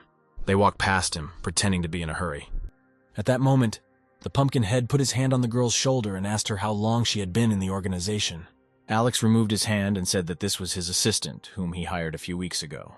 Pumpkinhead only repeated Alex's words, new assistant. He broke into a smile and was upset that the doctor had not introduced them earlier. He really liked Lisa. He began to remind the doctor that they had previously conquered the spa together. How about sharing the girl after the doctor has had enough of playing with her? Alex agreed with the Pumpkinhead. Then the guy suggested that the man, after he arrived at the horror movie theater, send him his location so that they could quickly meet after the tasks.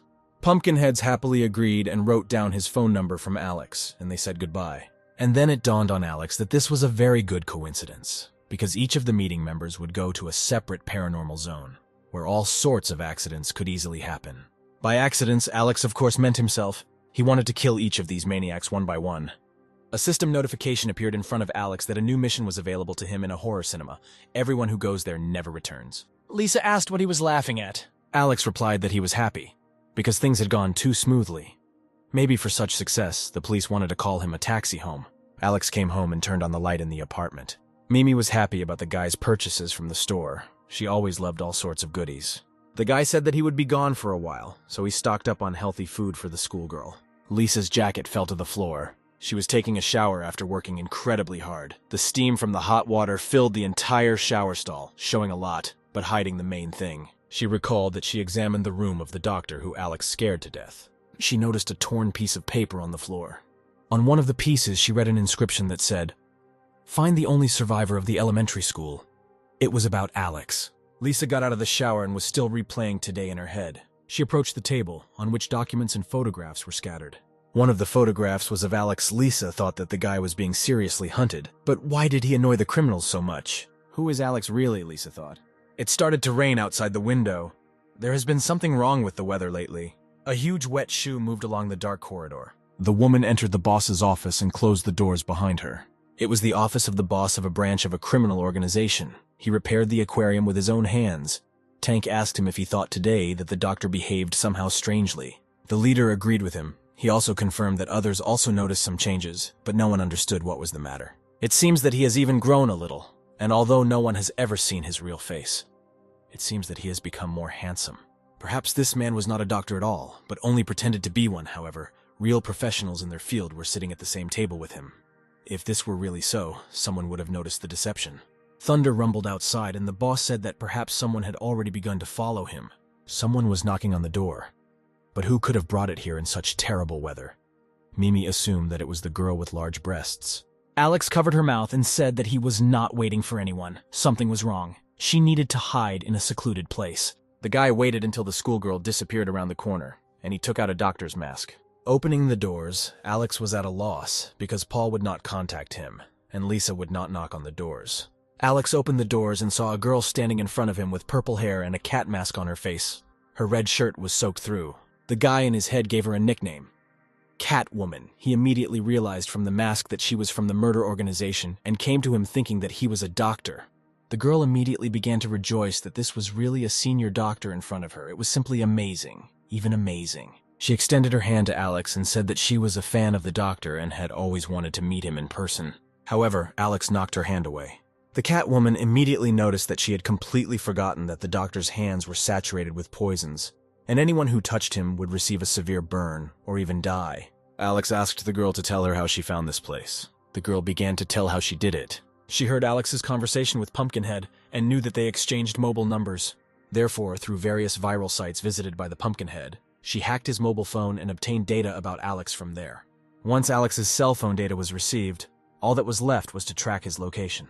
The guy noticed the Catwoman's hacking skills. Alex asked who sent the girl here because he had not received any news. The Catwoman said that her boss sent her to help get rid of the worst victim as soon as possible because he's like a thorn in the flesh. The boss also asked to give him some of the doctor's products that he invented for health and beauty. Alex wondered if the Catwoman was pretending to be stupid, if she was playing some kind of double game, and if she was a danger to him. But there were no answers yet.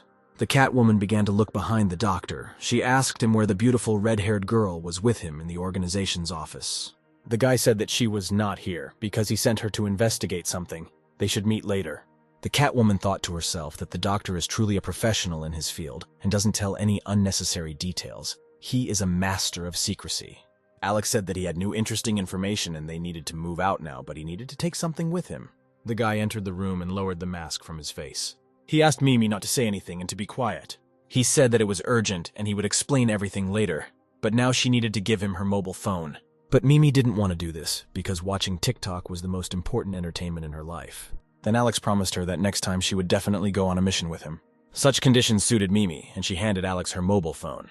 Alex left the apartment and told the Catwoman that he was ready to move out. The girl asked him not to rush because her step is not so fast.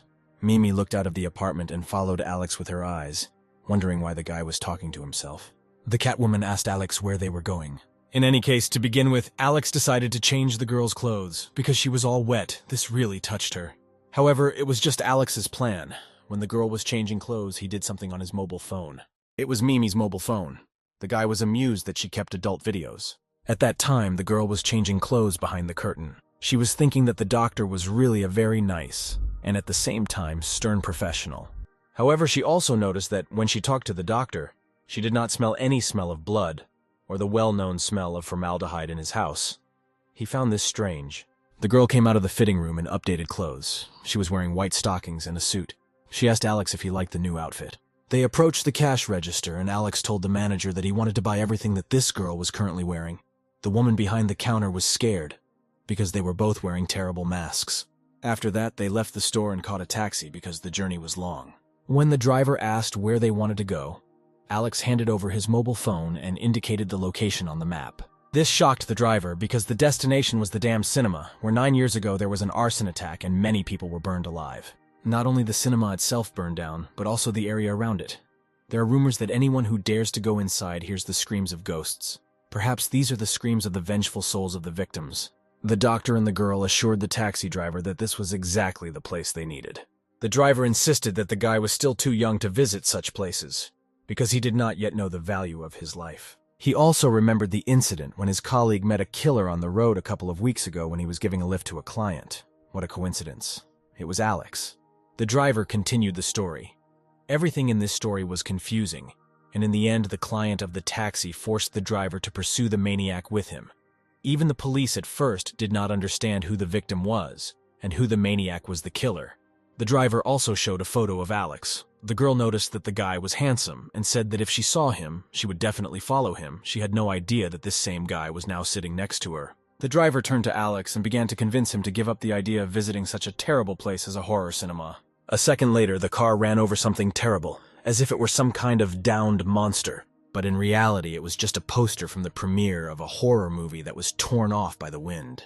The car braked sharply and stopped at the entrance to the cinema. Alex got out of the taxi, simultaneously opening a black umbrella. The girl and Alex headed inside the cinema. They entered the room and began to look around. There was water and mold everywhere. The place was truly terrible. The girl started a conversation.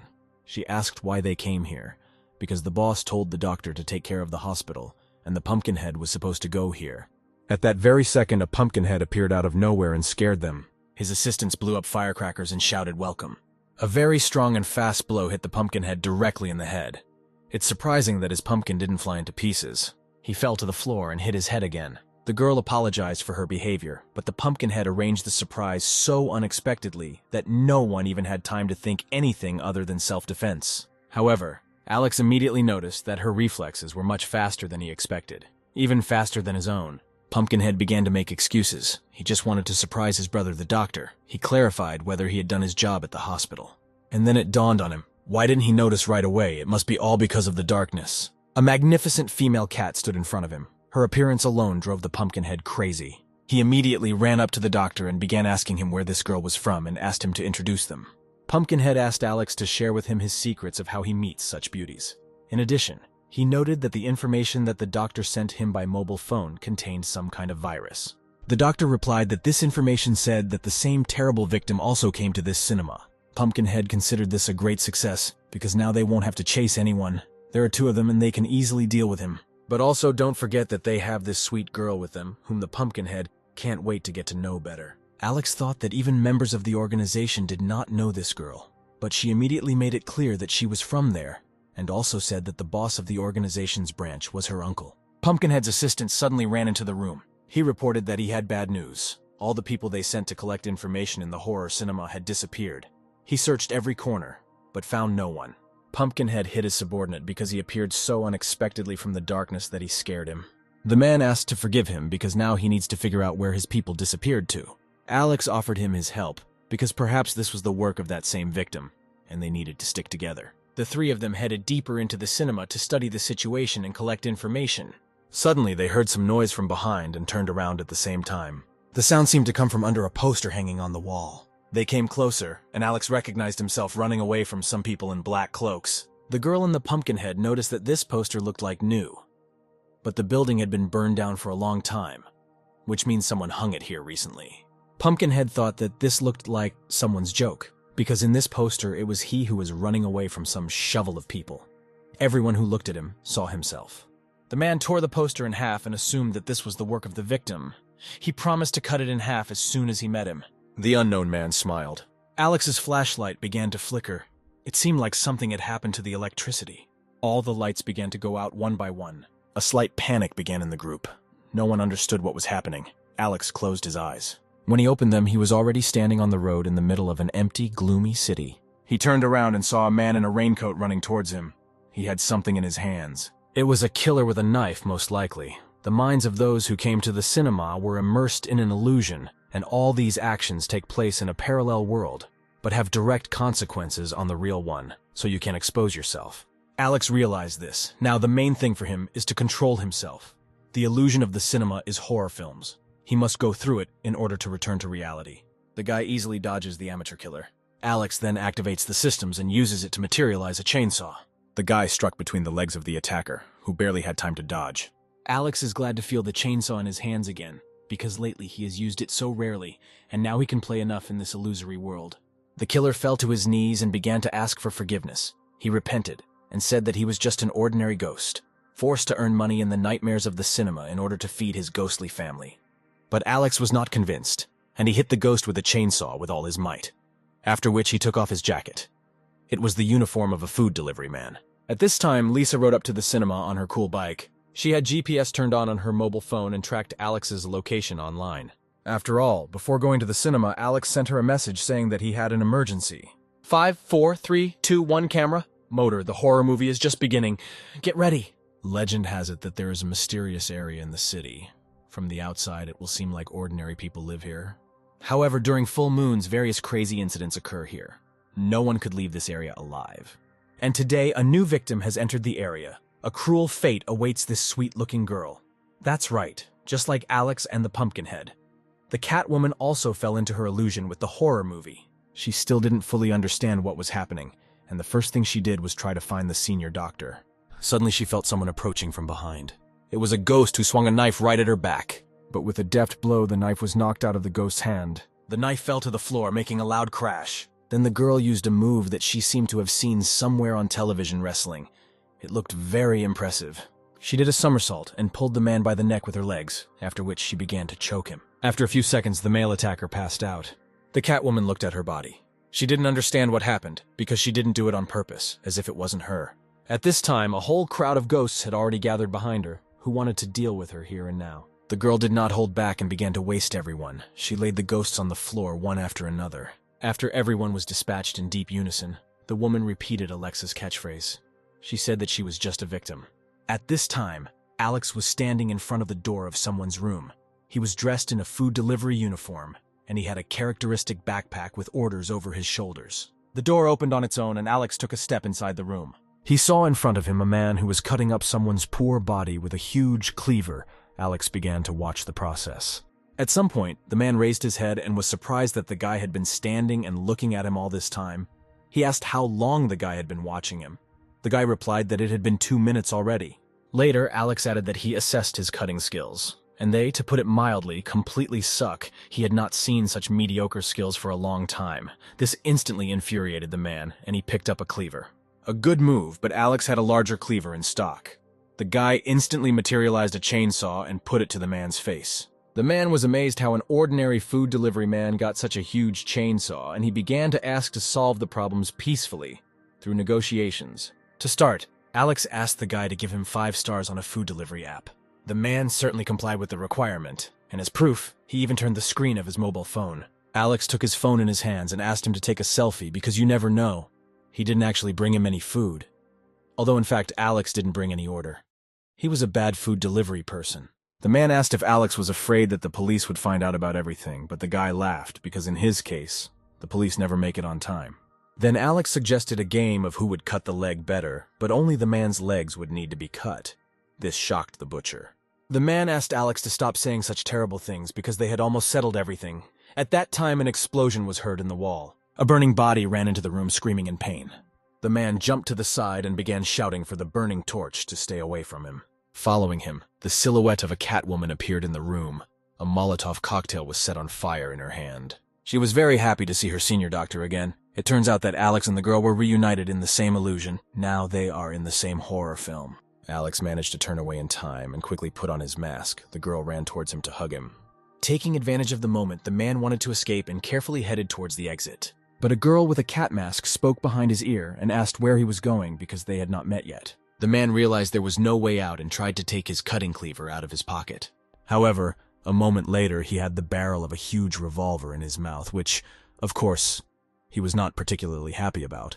The girl suggested playing Russian roulette. There is 1 bullet in the drum. If after the shot the man does not die, then he is won. She pulled the gun from the man's mouth. For a second, he thought it was just a joke, until she pointed it at the back of his head. Alex stopped the girl and ordered her not to kill him, because he still had questions for the man. The guy moved closer to the man and said that he has seen many people like him. They all cry at first that they don't know anything, but he has several first-class methods in stock to quickly establish a conversation. The man immediately began his story. Every resident of this building is cursed by a local ghost.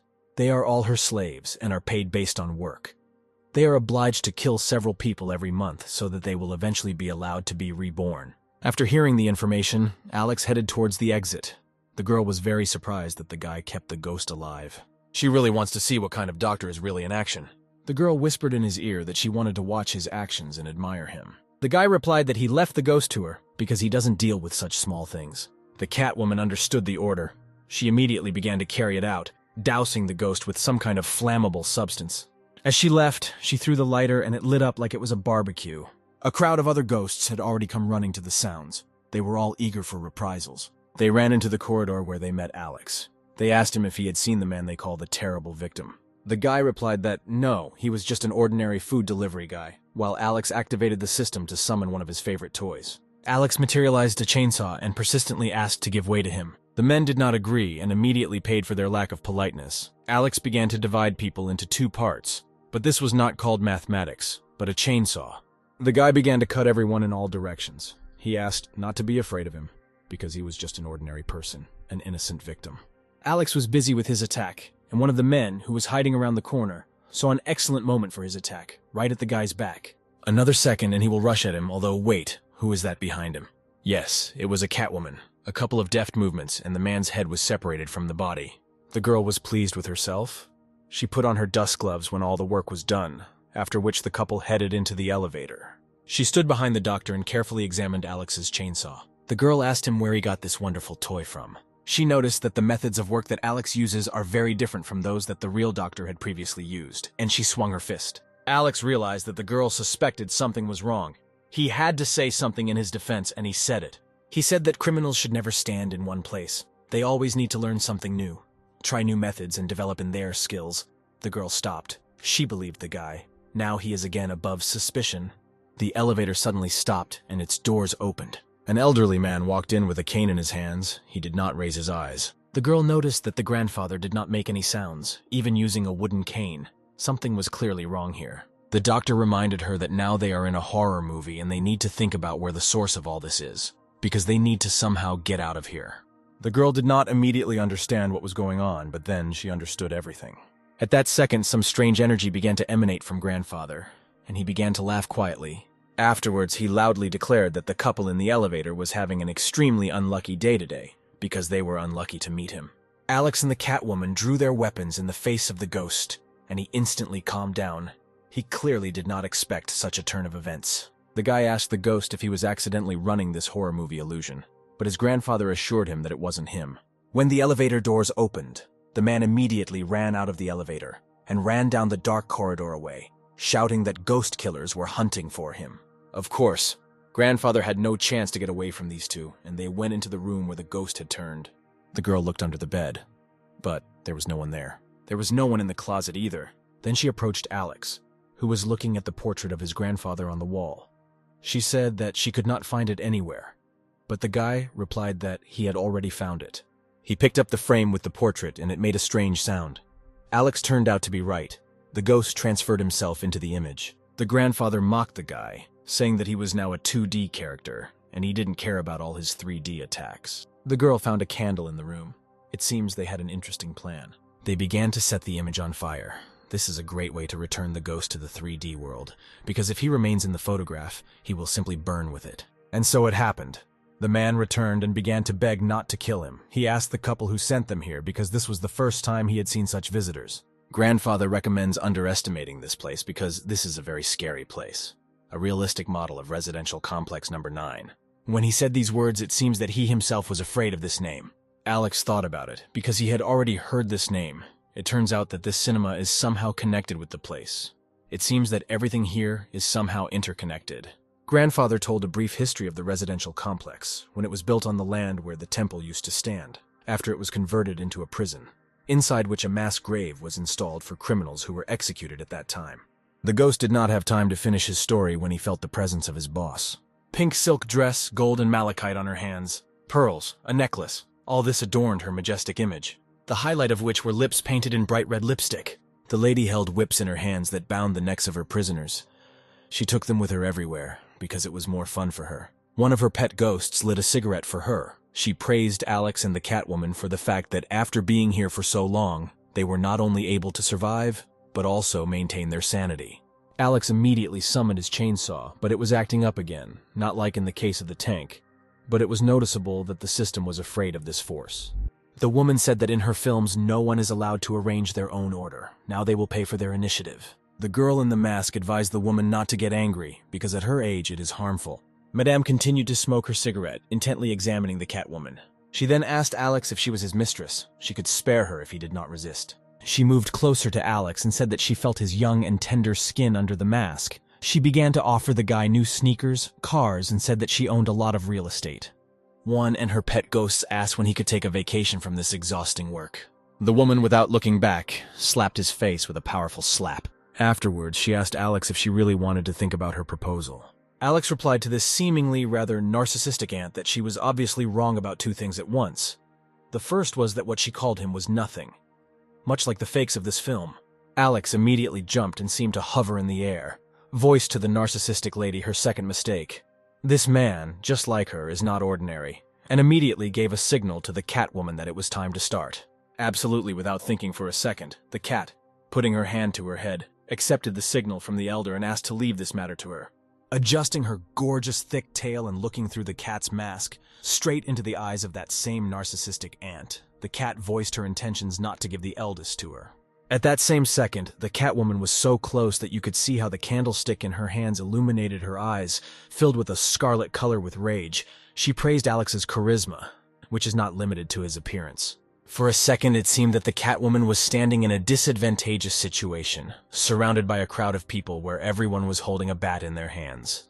At that moment, the candlestick from the Catwoman's hands flew to the side at a rapid speed. This clearly amazed everyone, forcing them to throw their heads upward. Following with their gaze, the candlestick that a couple of seconds ago was in the hands of the Catwoman. Obviously for everyone, it flew straight to the ground and, due to its fragility, broke into pieces. It would seem that a fallen candlestick was about the same as dropping a match on the floor, but it was a powerful, fiery explosion that managed to fill half of the giant building. Alex did not expect such a scale. This gun worked much more powerfully. For a second, Alex thought, if only this explosion would kill all the monsters at once, maybe it would even be sad. But he didn't think that she could die so easily. Thinking about the fact that the old man said that this movie was based on apartment complex number 9, he could take the chance right now to find out everything without anyone distracting him, while he could already feel someone else's presence behind him. He didn't even turn his head towards the monster behind him and swung his saw at rapid speed, cutting his head right off his shoulders. The picture returns to the events of the Catwoman, who at that moment was clearing her throat from the smog that had accumulated from the smoke. She didn't care at all about what happened. She was worried about her clothes that her elder bought for her. Now they looked dirty and shabby. What a shame. Trying to leave, the Catwoman felt something catch on her leg, and as if it was trying to pull her back. Like someone who had risen from the dead, the narcissistic aunt flew out in a rage, with outbursts that she could not be killed so easily, and now she intended to destroy the Catwoman. Alex was already standing at the elevator and thinking that all the monsters he had met on his way were trying to stop them from going to the top floor. He climbed onto the roof, which was illuminated by white and blue moonlight. There was absolutely nothing on the roof. Doubts crept into his mind that he might have made a mistake. Instantly, there was a wild noise that came from the huge ringing clock. Alex couldn't understand what was happening. The noise seemed to drive him so crazy that he fell to one knee. The hum continued to stand and drive him crazy. Alex could not even focus on his thoughts. Among the azure light of the moon and the night sky, a shining diamond of impressive size appeared. This diamond was spinning around its own axis, so slowly that you could see every detail of it. To see this object, Alex covered one eye with his hand and thought that perhaps he had found someone amazing. The attempts to discern this mysterious diamond were unsuccessful. It seemed to be thrown to the ground, and the azure glow was replaced by purple shades. Alex began to realize that this world was somewhat like an illusion, but his thoughts quickly changed to the fact that it was more like his spiritual realm. This time everything looked different. Part of the skyscrapers rose into the air, and the second part of the buildings of this world seemed to be reaching towards the ground. That very second, one of his personalities hung over him upside down. It was the Joker, who said that they would not meet again. This picture was thickened by a certain smog hanging in the air, and around him the rest of his personalities were getting closer. Alex wondered why everyone decided to gather right here with such an enthusiast, because he is quite a very timid person. To which Joker brought up the topic of Alex becoming weaker, without realizing it. And they all gathered here to decide who Alex was, just like last time. Without going into lengthy conversations with the Joker, Alex only reacted with a smirk on his face. Already starting to accelerate, he shouted in a clear voice that now the Joker had left him no choice. Alex's personalities rushed in his direction, but our guy, of course, is not an easy person, so without hesitating for a second, he also rushed at them, launching a chainsaw in his hands. Suddenly, Alex found himself lying on the concrete floor, looking straight into the sky, as if he was trying to see something. His gaze was directed at that same azure-shining diamond, but this time something still unknown was visible behind it. The object that was behind suddenly appeared and looked like a giant-sized eye with a snake-like, yellow, unopened pupil. Suddenly the eye seemed to close, and the space around was filled with purple shadows again.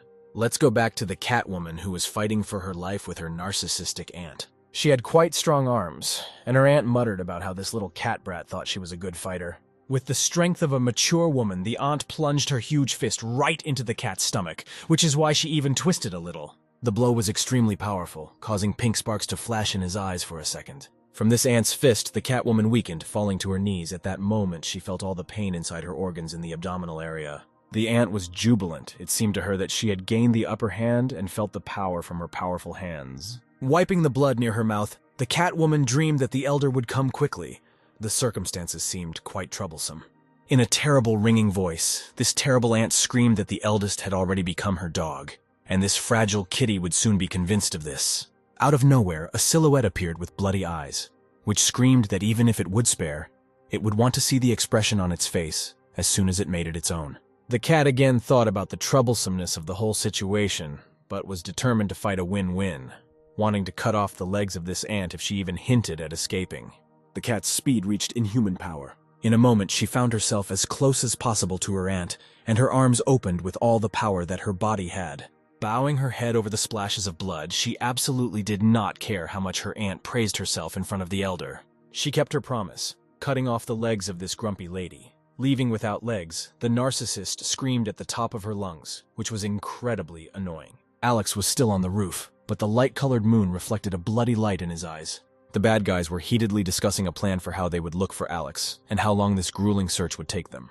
They were clearly overwhelmed with all the emotions that only a negative character can experience. One of them was so clumsy that he didn't even notice how Alex was already whispering from behind that he was slow because the landlady could hear his screams, and then he would find the last item to find her location. Alex was very satisfied with the feeling of this bad guy's psychosis, just some kind of superiority. Alex's gaze pierced to the depths of his soul. He couldn't wait to find out what would happen if the killer did find him. He is so stupid that he only now realized that Alex was already next to him. The bad guy began his attempts to show Alex what awaits him. Continuing his mockery of this fool, Alex continued to ask what would happen if he was found. No such luck, the big man had already been released into the wild to show his abilities. The fingers were already using light touches to check the perfection of the sharpened axe with the remnants of unwiped blood from the last time. A standard phone call rang, and after picking up the phone, Alex concentrated as much as possible on the information he was receiving from the other side of the subscriber. She was on the 6th floor. He needed to hurry. Between the Catwoman and the aunt, the endless struggle was still going on. With all the necessary troubles, the aunt was trying to fight off the 49 blows she had already received with a knife. The cat's mood was getting better. She egged on her aunt more and more with caustic phrases. Just as many more blows with a knife or she would die. But the aunt's spark of pride and confidence had already disappeared somewhere. At the sight of the knife, her eyes filled with wild fear, and the aroma around was clearly reminiscent of approaching death. Everything around became somehow different. The Catwoman felt something extraordinary around her. Trying to comprehend what was happening, the cat's hand was engulfed by something that had no density. The eyes tried to peer, transmitting signals to the brain.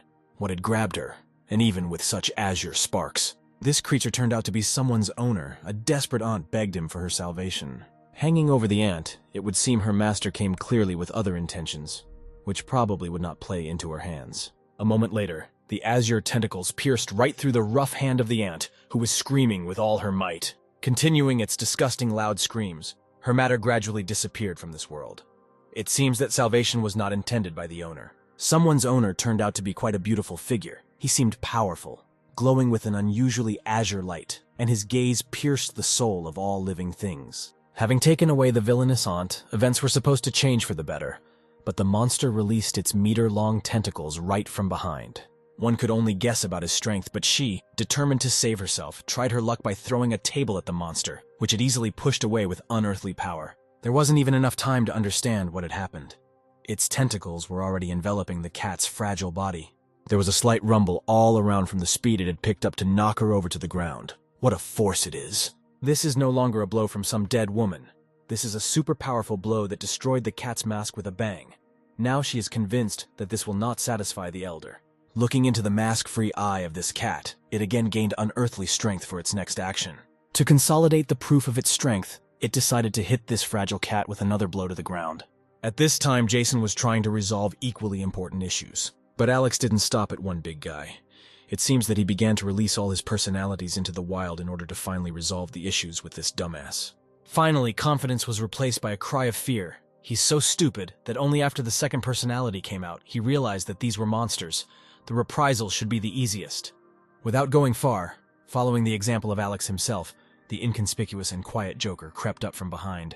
Finally, he released all his personalities in order to free up resources for solving the most important issues. Alex had not yet gone that far from the events taking place behind him, but he had already felt the presence of someone unfamiliar. The azure monster reached him, immediately frightening Alex with its unearthly powers. His dexterity and hand strength were so unique that it allowed him to react with lightning speed to attacks coming from the tentacles. Rising into the air and taking an incredible amount of air into its azure lungs, it let out a roar that exceeded all human decibels. In vain, it was distracted by growling. It turned out to be only an unsuccessful attempt to intimidate the fearless one, in return for which it received a piercing blow with a bloody chainsaw.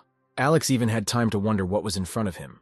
Had horror films finally studied technology and introduced the 3Ds? Compared to the poor cat, next to Alex, this monster does not feel all-powerful. He is not the boss here. Thoughts were a little confused. Alex tried to predict how this Azure story would ultimately continue.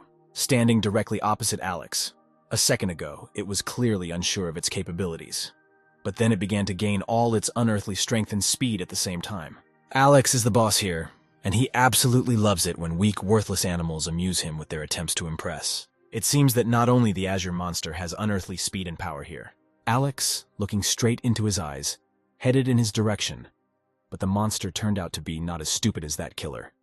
He quickly disappeared from his field of vision, hiding behind his back.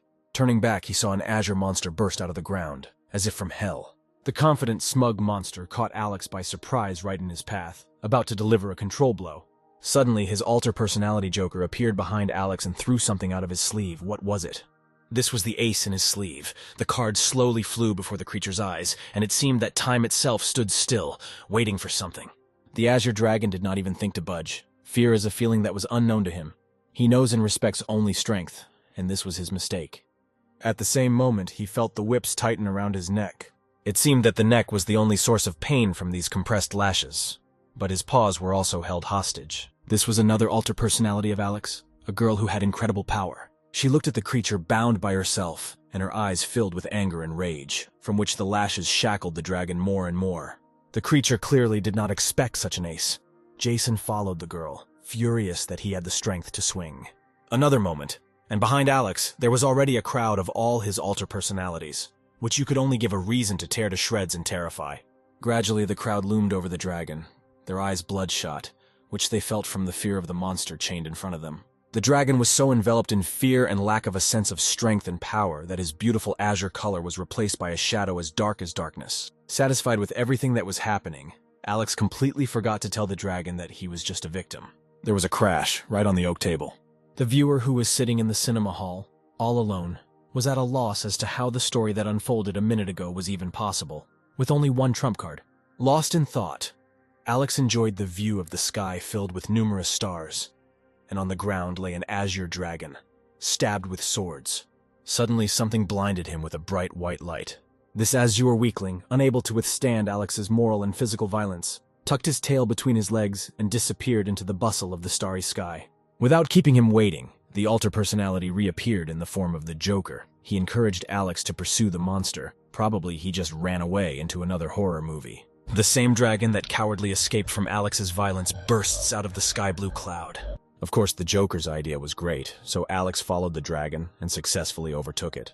With an ace up his sleeve, everything was quite simple, but it seems in this world, Alex will have to shake things up and sweat a lot. The monster's only chance was to start picking up speed and try to elude Alex, corny enough. But he started picking up speed again to dodge. Maybe this is the only thing he is capable of after defeat, to run away. However, Alex did not go on the journey alone.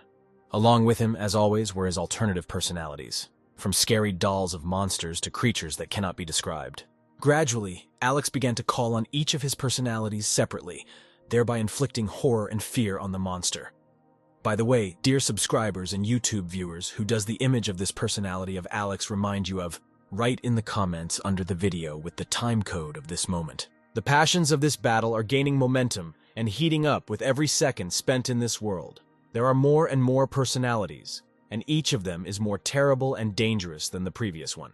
Surprisingly, all this time the dragon was simply trying to run away as if he was playing some kind of children's game. Yes, they really seemed to be playing cat and mouse because this coward could not stop for a second because of the violence he experienced in that world. Alex was clearly already running around and playing catch-up enough, so a secret weapon was launched into the course of events in the form of a piercing lightning filled with purple death. It had the same powerful power as any lightning, with all his might. Alex launched the weapon straight at the dragon, which would have pierced him right through. This lightning pierced the monster directly into the chest with such force that his eyes immediately filled with the same violet death with which this secret weapon was filled. This weapon was incredibly large, almost like this dragon, which is why it pierced him so hard that he immediately ended up on the ground after his long run from Alex. Somewhere behind, a man's voice was heard asking Mr. Alex to stop. A gentleman in a tuxedo, A top hat and a cane in his hands was descending straight from the heavenly portal, but his eyes were not visible. Going down to the azure dragon, down on one knee, this gentleman took it by the paw and said that it was a disgrace that the man himself had offended him. In a moment, this gentleman, releasing the dragon's paw, plunged his palm straight into its heart, which turned out to be the same azure color as the creature itself. Bending his head and continuing to sit on one knee, he was still looking at the hand that a second ago had torn out the heart of the creature with whom Alex had fought twice that evening. Judging by the picture that happened, it was not clear what to expect from him next, so Alex, as always, decided to approach the gentleman from behind. As in all battles, Alex's alter personality came to the defense and threw the machete straight at the sides of this gentleman's back.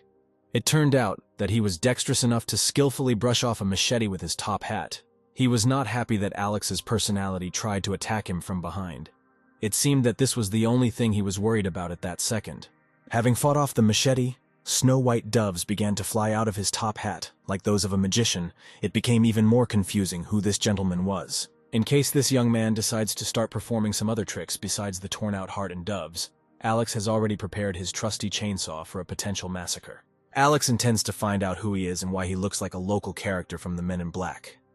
But then the guy began to explain that he was definitely not a negative character, but even a fan of taking grandmothers across the road. What a coincidence, he is also trying to be innocent.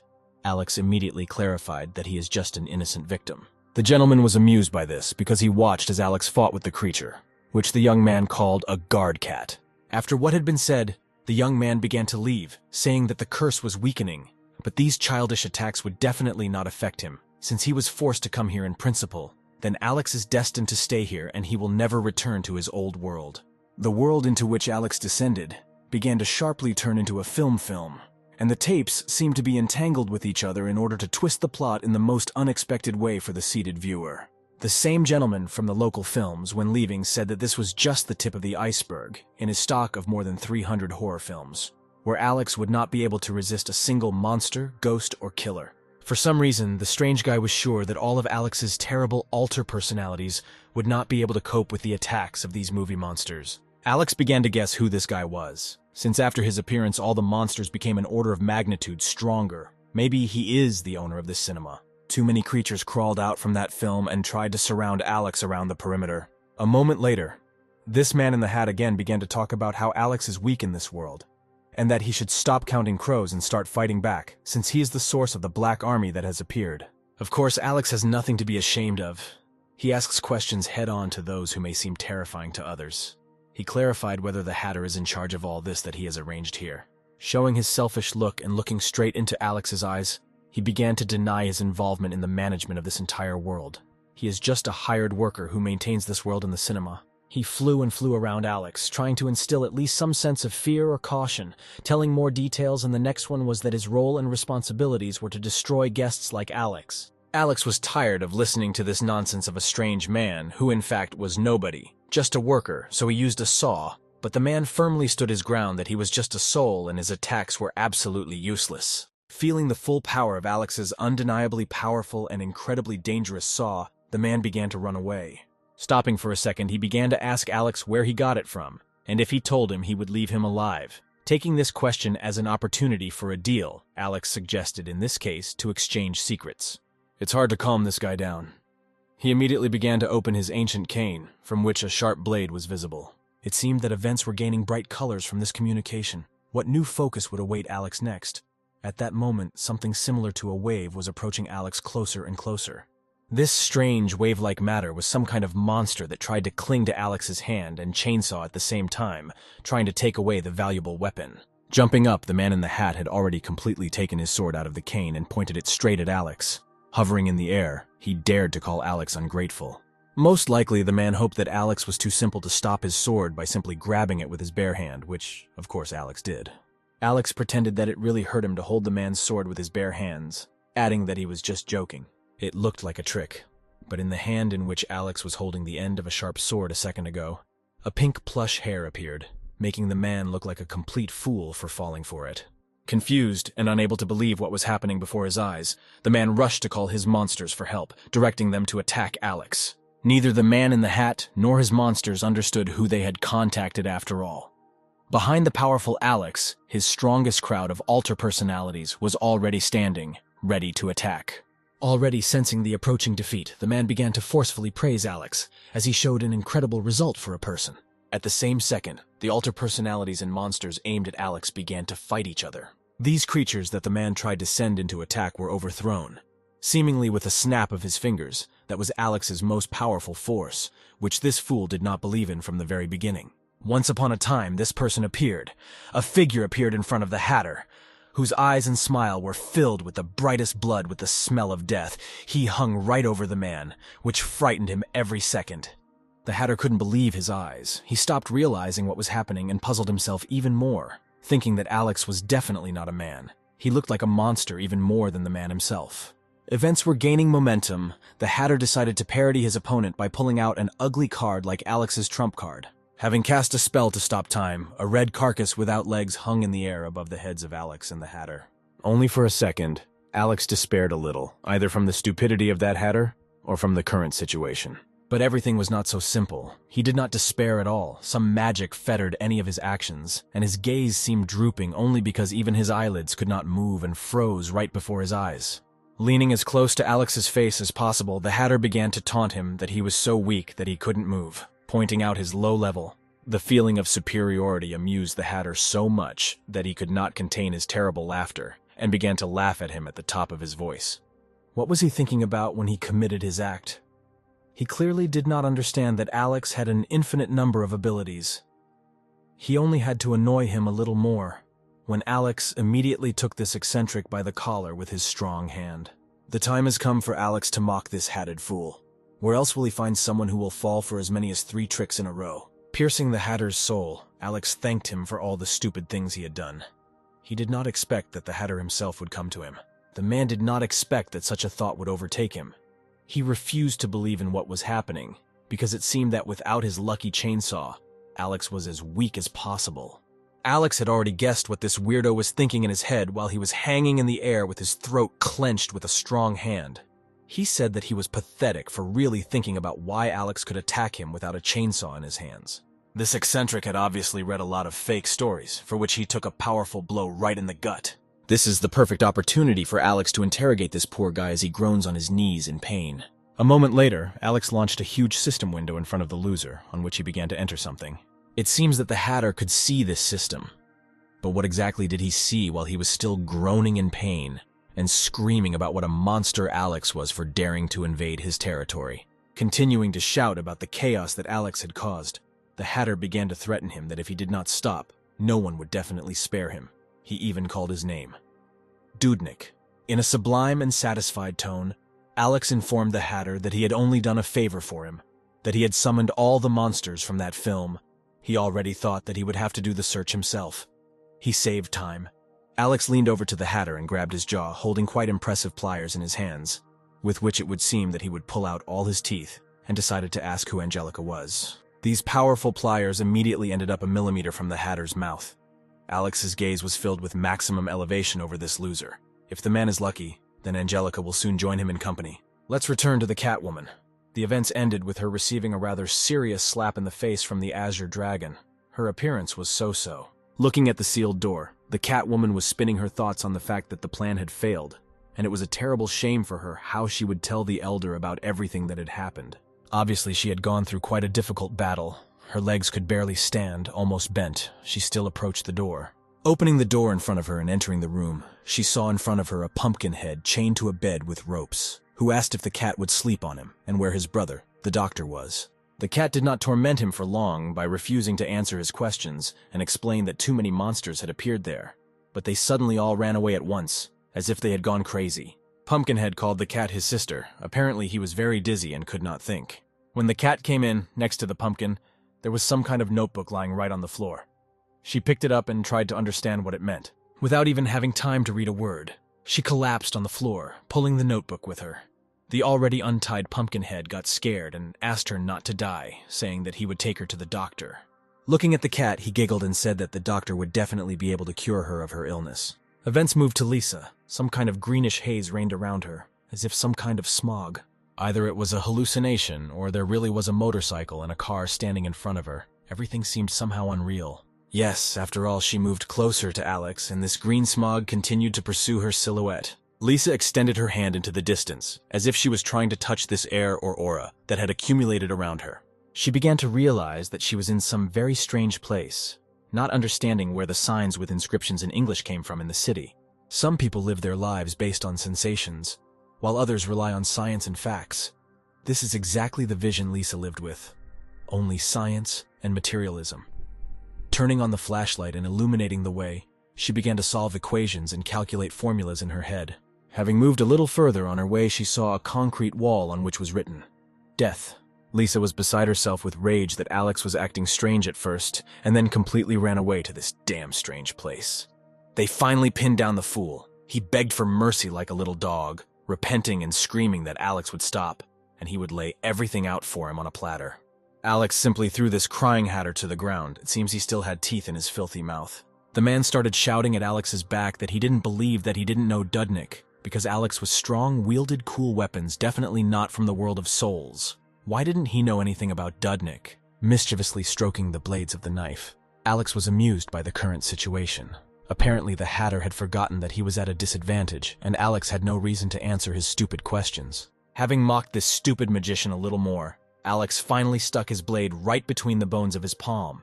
His patience has limits, and this time, the popular science hatter must lay out everything. Who is Angelica, and what are the zones of souls? Exclaiming from the pain that the hatter felt between his palm bones, he began to scream that this is not a joke. It cannot even be scientifically explained. Mr. Dudnik is the master of souls, and all souls are under his control. The hatter continued to tell Alex the information, and that he had never seen his real appearance in his life. He only knew that he was an ancient creature, almost like a whale. Only he had incredible abilities. Alex began to get confused in the hatter's explanations, asking him to pause in his story and stop using artistic descriptions. He tried to understand whether the man meant that this gentleman controls all the creatures of this film, and if so, then why has he not stopped Alex yet? Continuing to kneel, the hatter continued the story that Mr. Dudnik was in a long hibernation and cut off from the world. He only left a small piece of his soul, but Alex wondered why he used his reputation to intimidate Alex or get his own benefit. The hatter said that he knows everything about this place, and he can't kill him. People in this world lose their memory.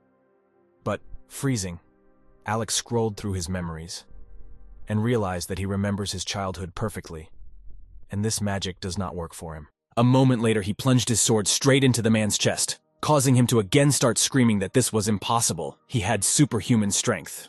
Having pierced the hatter's chest, the man understood everything. Alex came from there. The hatter's realization completely overtook him. Looking straight into Alex's eyes, he said that apparently he was that damned student from that city. It was as if ball lightning had crashed into Alex, and everything around was ringing. These were exactly the feelings Alex had after hearing the hatter's words. Everything around seemed to be shaking and moving in an indefinite direction, either up or down. Everything was incomprehensible. All that Alex experienced a couple of seconds ago was that his body was fueled by the rage raging inside. With all his strength, he took hold of his sword sticking out in the hatter's chest and began to torment him, so that he would lay out everything, absolutely everything he could know. The fool again began to reverse and shout that he knew nothing.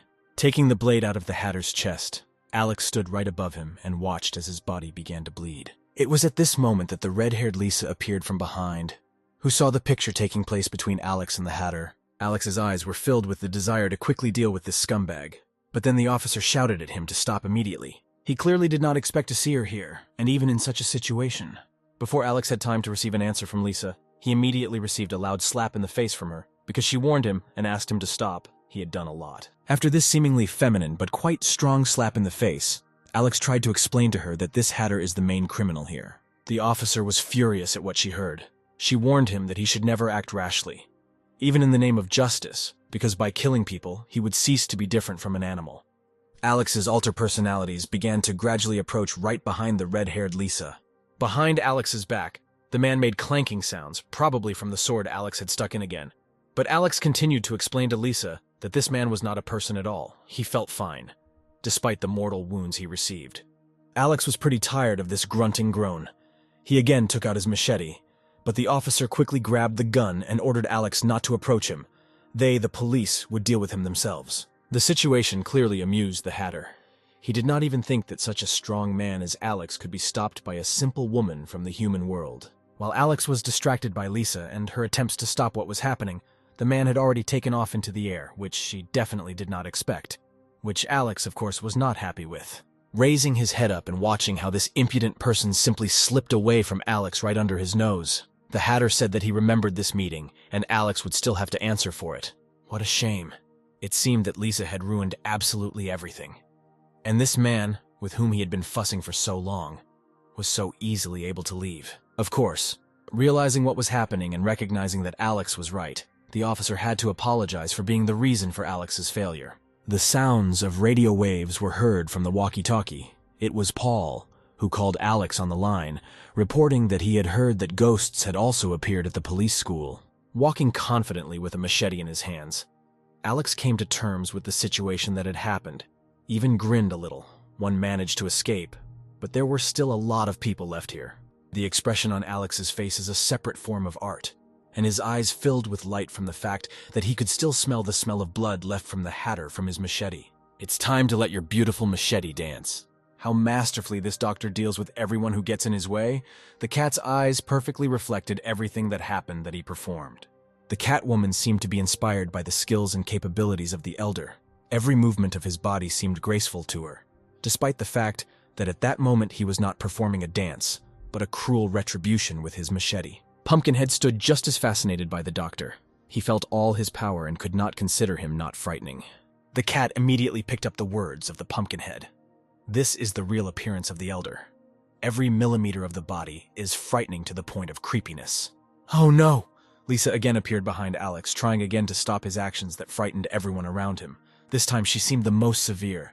Obviously, Alex got slapped in the face again, but this time it was much stronger. The situation was surprising for the Pumpkinhead. He thought that this stern woman had no sense of fear, since she decided to hit the doctor himself. Wait.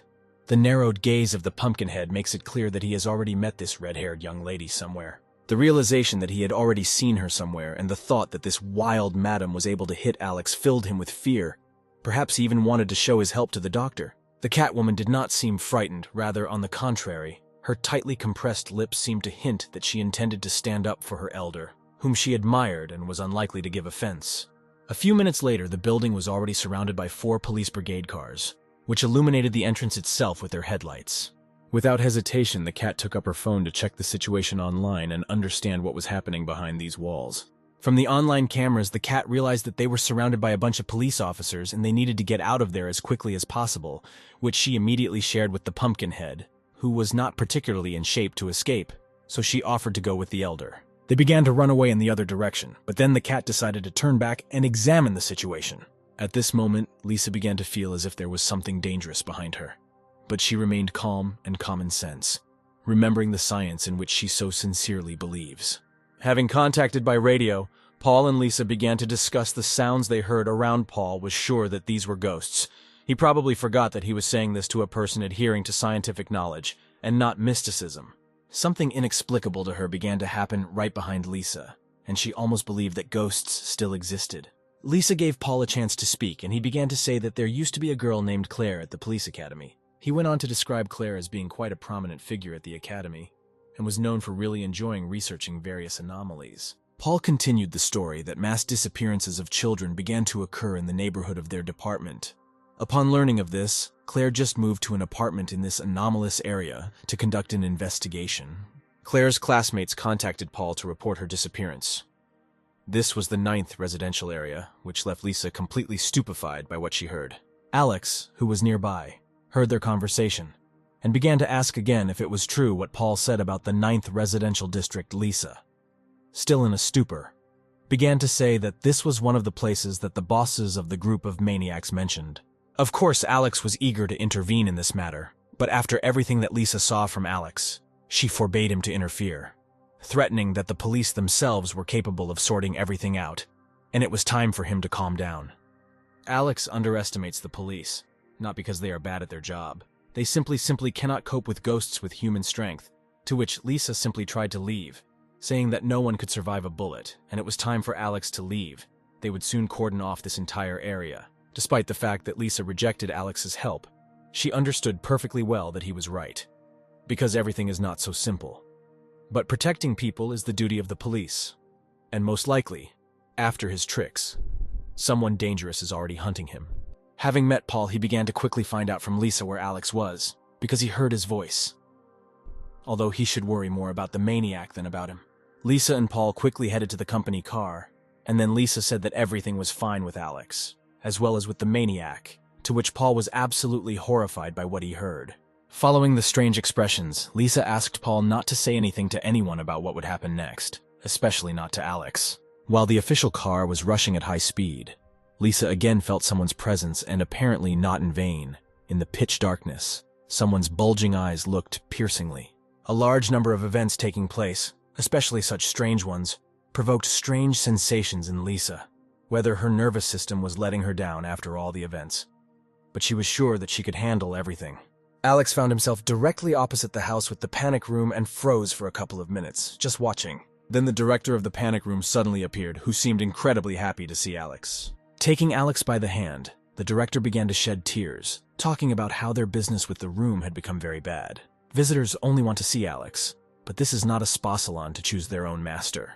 The director persistently hugged Alex and began to persuade him to become the official representative of their panic room, because even dancers, middle-aged men, and healthy jocks had all stopped coming since his departure. Noticing Alex's mask, the director decided to ask what kind of mask he was wearing. Maybe he missed it and some new fashion had begun. Pointing his finger at the people standing right in front of them, the director told Alex to hurry up because the guests were already waiting for him. Coming closer, 3 senior students of the police academy stood in front of Alex.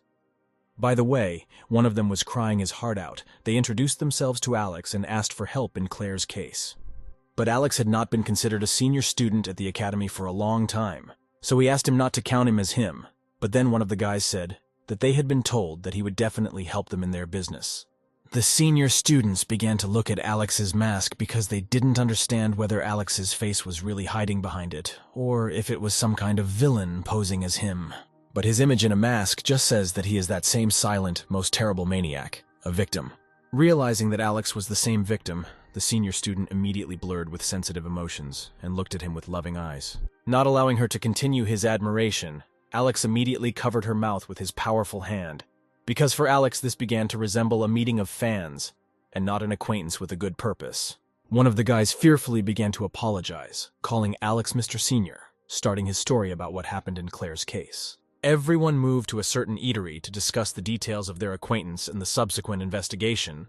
The senior student took out a certain book, saying that it was Claire's diary, which they found on the 3rd day after her disappearance. In her diary, Claire wrote that the maniac from the 9th district dismembered his victims right in the bathroom, which was located in the apartment she rented. Trying to find at least some clues, Claire disappeared without a trace. In the diary, the last page was torn out, but this inscription remained: "Don't look for me. I'm already dead." Gesturing wildly, the senior student told Alex that this information was the only thing they had and asked what Alex thought about this. He put his hand on the diary, which depicted a pentagram, and thought. At that moment, a system window appeared before Alex's eyes with a mission difficulty of 4 stars, and the punishment for failure to complete the task was living in the 9th district, a gradual transformation into a monster. Alex took the diary and began to leave the diner, saying that he would take up the investigation at night. But then the senior student called out to him that at night it was most dangerous. Stupid. Maniacs don't hunt in broad daylight. He left without even turning around to hear the shouts, only asking them not to try to follow him and to leave as quickly as possible. He slowed down for a split second and advised us to change their SIM cards on their phones. The cat woman with her technology followed the elder again. She was both close and far away at the same time. She watched the meeting that took place in the diner, trying to understand what was happening there. The cat grinned that Alex had already been discovered. Having moved away from the senior students, Alex walked towards the bus stop, and the bus he needed just arrived and he boarded it. Entering the bus, Alex came across a strange guy who seemed to be trying to hide behind his cap. Alex reached the most empty row in order to continue his journey in a secluded environment, without people nearby. The bus was heading straight to its destination, the final stop being the 9th district. The final stop, the first to get off the bus, was the same strange guy in a cap whom Alex had bumped into when entering the bus. This stop meant a rest for the driver, who was stretching himself from fatigue holding the steering wheel all day. A strange guy was just passing by, but his face was still impossible to see. At that moment, the man in the cap put his hand in his pocket. But suddenly, Alex found himself behind this man, putting his hand on his shoulder, offering to share one umbrella between two, and, by the way, as always, Alex is also a fan of sneaking up unnoticed. Our selfish hero, of course, did everything right, slightly tilting the umbrella. All the water accumulated and it was already on the shoulder of this strange guy who was clearly not happy with the annoying Alex. Having entered a strange area, someone was clearly watching Alex, and a guy he didn't know. In a certain room, a man in a strange, inexplicable suit was doing something, and the air around him seemed to stink. They were not mistaken. The stinking air came directly from the corpse lying next to the table at which this man in a suit was sitting. It's surprising that he didn't feel sick from the stench. This was probably not the first time for him. Raising his hand in the air, a man in a strange suit, as if he had conjured some kind of green spell with just a finger, he said something like, "Having mastered such power, he will become the real ruler of the city." In the same room where there was a stinking corpse and a man in a costume like a killer, there was someone else, crucified on something in the form of a table and tied either with belts or strong ribbons. Leaning closer, one could already see that this man's suit looked like a chef's. He said that the same Claire was bothering him, and if the police started investigating, he would obviously start to have problems. Although Alex had a diary, a voice that seemed to be watching the 9th District said that neither he nor this guy in the cap would ever leave the 9th District again, because they did not know the true power of the owners of this place. The guy in the cap saw Alex off and, opening the door, invited him in. Behind the open door, there was clearly some kind of smog, like an unpleasant aroma, almost like in that cook's room. Entering the room, the guy threw himself on his knees right next to Alex, saying that he had not seen enthusiasts like Alex for a long time, and asked him for help, since he was very afraid. Still lying on his knees, the guy stuck his phone to Alex with an ad on the screen, and explained that more than a month ago he found this ad for renting an apartment and chose it because of the very cheap price. The guy began his story about his experience of living in this apartment. At first, everything was fine, but then some strange things began to happen, because of which he was very scared. But he was never able to move out, since he had paid 6 months in advance and the realtors stopped contacting him. Since yesterday, the guy's events have sharply begun to gain momentum in unpleasant events. He fell asleep in bed, but he woke up in a bloody bathroom. He had a chainsaw in his hands, but looking back, the guy saw a corpse lying next to him. Returning to the room, the guy found a note describing a method for getting rid of traces of a murder. It all seemed strange and unreal. He swore that he was telling the sincere truth. He bought everything he needed, only because it was written so in the instructions for destroying traces of a corpse. He shouted that he was not a murderer and did not want to go to prison. It would seem surprising that Alex believed this poor guy's story, but still asked him to explain something for him. He was surprised. It seemed strange that someone unfamiliar could believe him the first time. Alex decided to ask him why all the maniacs like to pretend to be harmless victims. Is it that he doesn't know the acting skills of facial expressions? That he immediately fell to his knees. God, another attempt at an unsuccessful attack on Alex. The guy in the cap at first was so sincerely repentant, and then he even took up the knife, pointing it straight at Alex. Ha, that was not the case. Alexa's girlfriend in the form of a chainsaw immediately started dancing. Is it really a loser again who believed in his own strength? A second later, Alex's foot was already somewhere near this guy's head, and he began to ask his own questions, whether he knew anything about the girl from apartment 504. Alex began to press with the force of his foot, right between this guy's eyes, in order to achieve all the desired answers. Since he doesn't want to engage in dialogue, then most likely it's time for the guy to go to hell. He just didn't know yet that Alex shouldn't be made angry. Swinging his powerful weapon, a certain green cloud hung over Alex and this guy, similar to the one that the cook conjured with his finger. Alex is not so simple. This cloud, somewhat similar to a spirit, immediately found itself in his powerful hands. Now this spirit must show Alex the way. Continuing to contain the green entity in his hands, Alex headed down the corridor of the apartment building. In parallel to the events taking place, those same senior students were sitting in one of the apartments of the same building and playing cards. At the moment of their exciting game, someone who looked like a girl seemed to be hanging upside down and watching them. At that moment, Alex, passing by, noticed a rather fascinating picture. A girl, clinging to the balcony railing with her feet, was hanging, looking out of someone else's window. Alex, leaning slightly, said that he was not against any hobby, but asked to maintain the image of a decent person. It seems that one of the high school students noticed some noise, and even that someone hanging upside down was watching them, so the girl went to check the situation. Going out onto the balcony, she realized that there was no one there, and apparently there wasn't. She didn't find anyone only because Alex had already grabbed this young lady and pulled her closer to him. Pulling the lady towards him, Alex immediately launched his amazing weapon. to which she fearfully asked to turn off this thing and talk calmly. She was ready to fulfill any of his requests. Alex immediately leaned down, looking at her with an intimidating gaze, to see if she knew anything about the missing Claire. The girl was very surprised when she heard the name, telling Alex that she had not heard anything and did not know about some Claire. Still, she abruptly began to remember something. Probably the chainsaw solves everything with its terrifying appearance. The girl began to lead Alex somewhere along the stairs, but he said that they had already passed here. Entering some kind of room or apartment, Alex and the girl from the balcony found another girl sitting on the floor, surprisingly, but she seemed to have no face. The two girls began to chaotically tell and explain something to Alex, but his chainsaw in his hands frightened him greatly, which is why they were shaking in horror. One of them suddenly remembered that she had to take Alex to the cook who was guarding the bodies, but the faceless girl did not understand why she remembered this only now, and why they were looking for him. The ladies immediately headed out to quickly escort Alex to his destination, where Alex would make anyone talk to him. Putting his hand on the door, Alex froze in anticipation. It was at this moment that one of the police support, holding a gun in his hands, swung his boot as if he wanted to knock down the door. Outside, Lisa and Paul tried to direct the process, but rather Lisa tried, and Paul was at a complete loss about what was happening. That same cook, sitting at his workplace, watched the cameras through the TV and laughed loudly at what was happening. It seems he saw everything that was happening outside. Indeed, he was seriously angry. His eyes were filled with rage and horror. He longed for everyone to quickly fall into his hands. But suddenly, the door swung open with a noise exceeding the permissible decibels from the strength of Alex's hands. In the room that Alex and the girls entered, there was a woman sitting, very reminiscent of an old grandmother, for she was wearing grandmother's glasses. Tears were flowing from her eyes, and a house of cards was built right on the table in front of her. Without hesitation, Alex immediately began asking what she knew about Claire. The old-fashioned girl who turned out to be the keeper of corpses wondered where she had heard this name.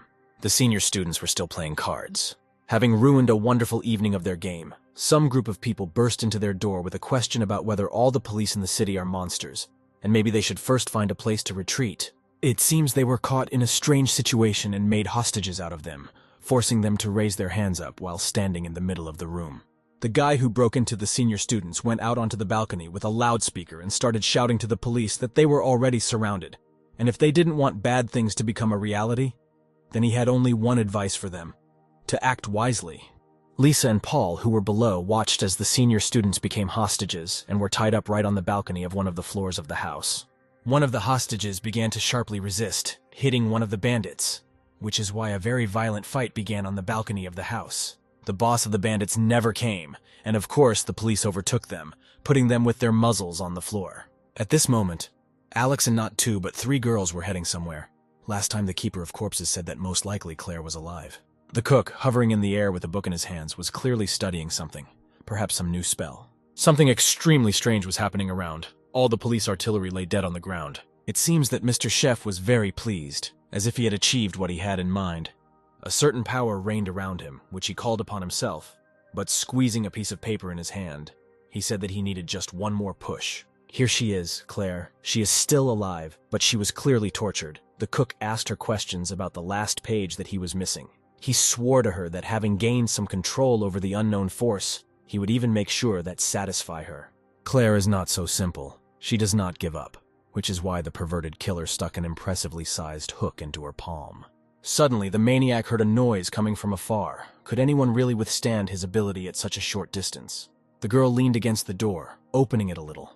She said that the situation did not look like one where some kind of danger could be waiting in the room. Alex extended his hand, which was holding the pages of the diary, straight into the emptiness of the room they found themselves in. Looking at the pieces of paper, he wondered if he was the one who spoke. The floor seemed to fall out from under the feet of the girls who followed along with Alex, and who guided his path to the solution. At this moment, one of the pages slowly headed straight towards the ground. It seems that the maniac suspected something while looking at this page, which was slowly descending right before his eyes. The maniac finally found the last missing push of the emerald slab.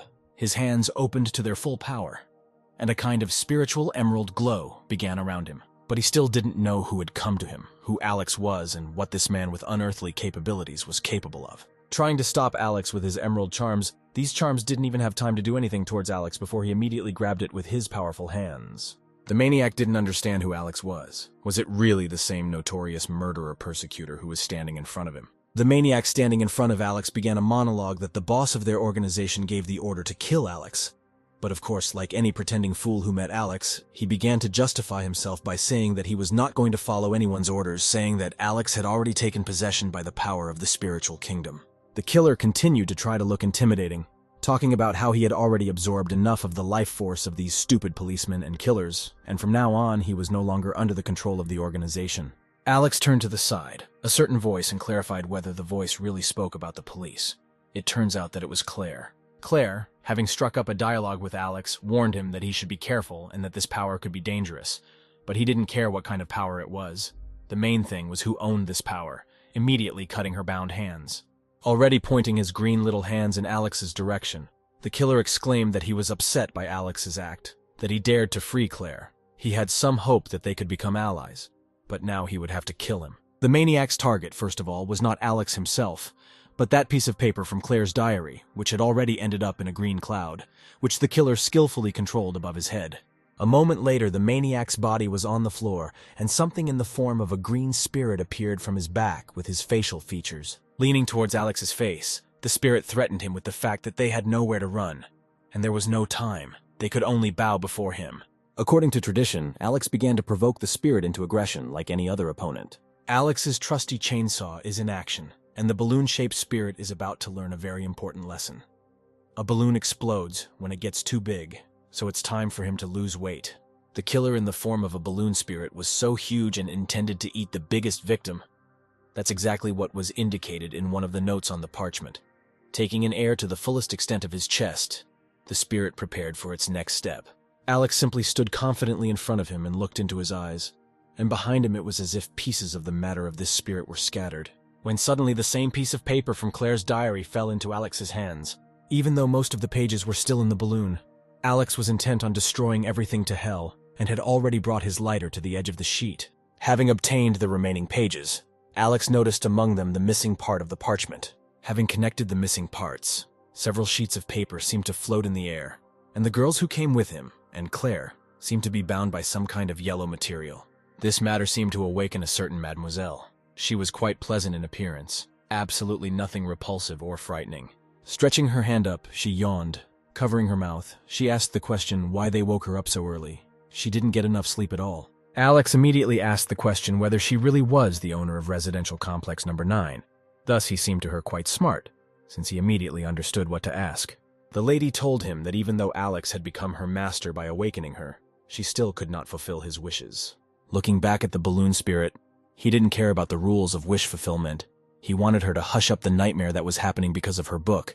And yeah, he wasn't going to be her master. At this moment, Alex was already taking out from the book something that looked like a sword, with a rather bewitching bright color. Alex immediately confidently swung that same sword at the spirit with such ease as if with a whip. There were many lives in these apartments that were under threat. Alex's desire was for the lady to figure it out and save them.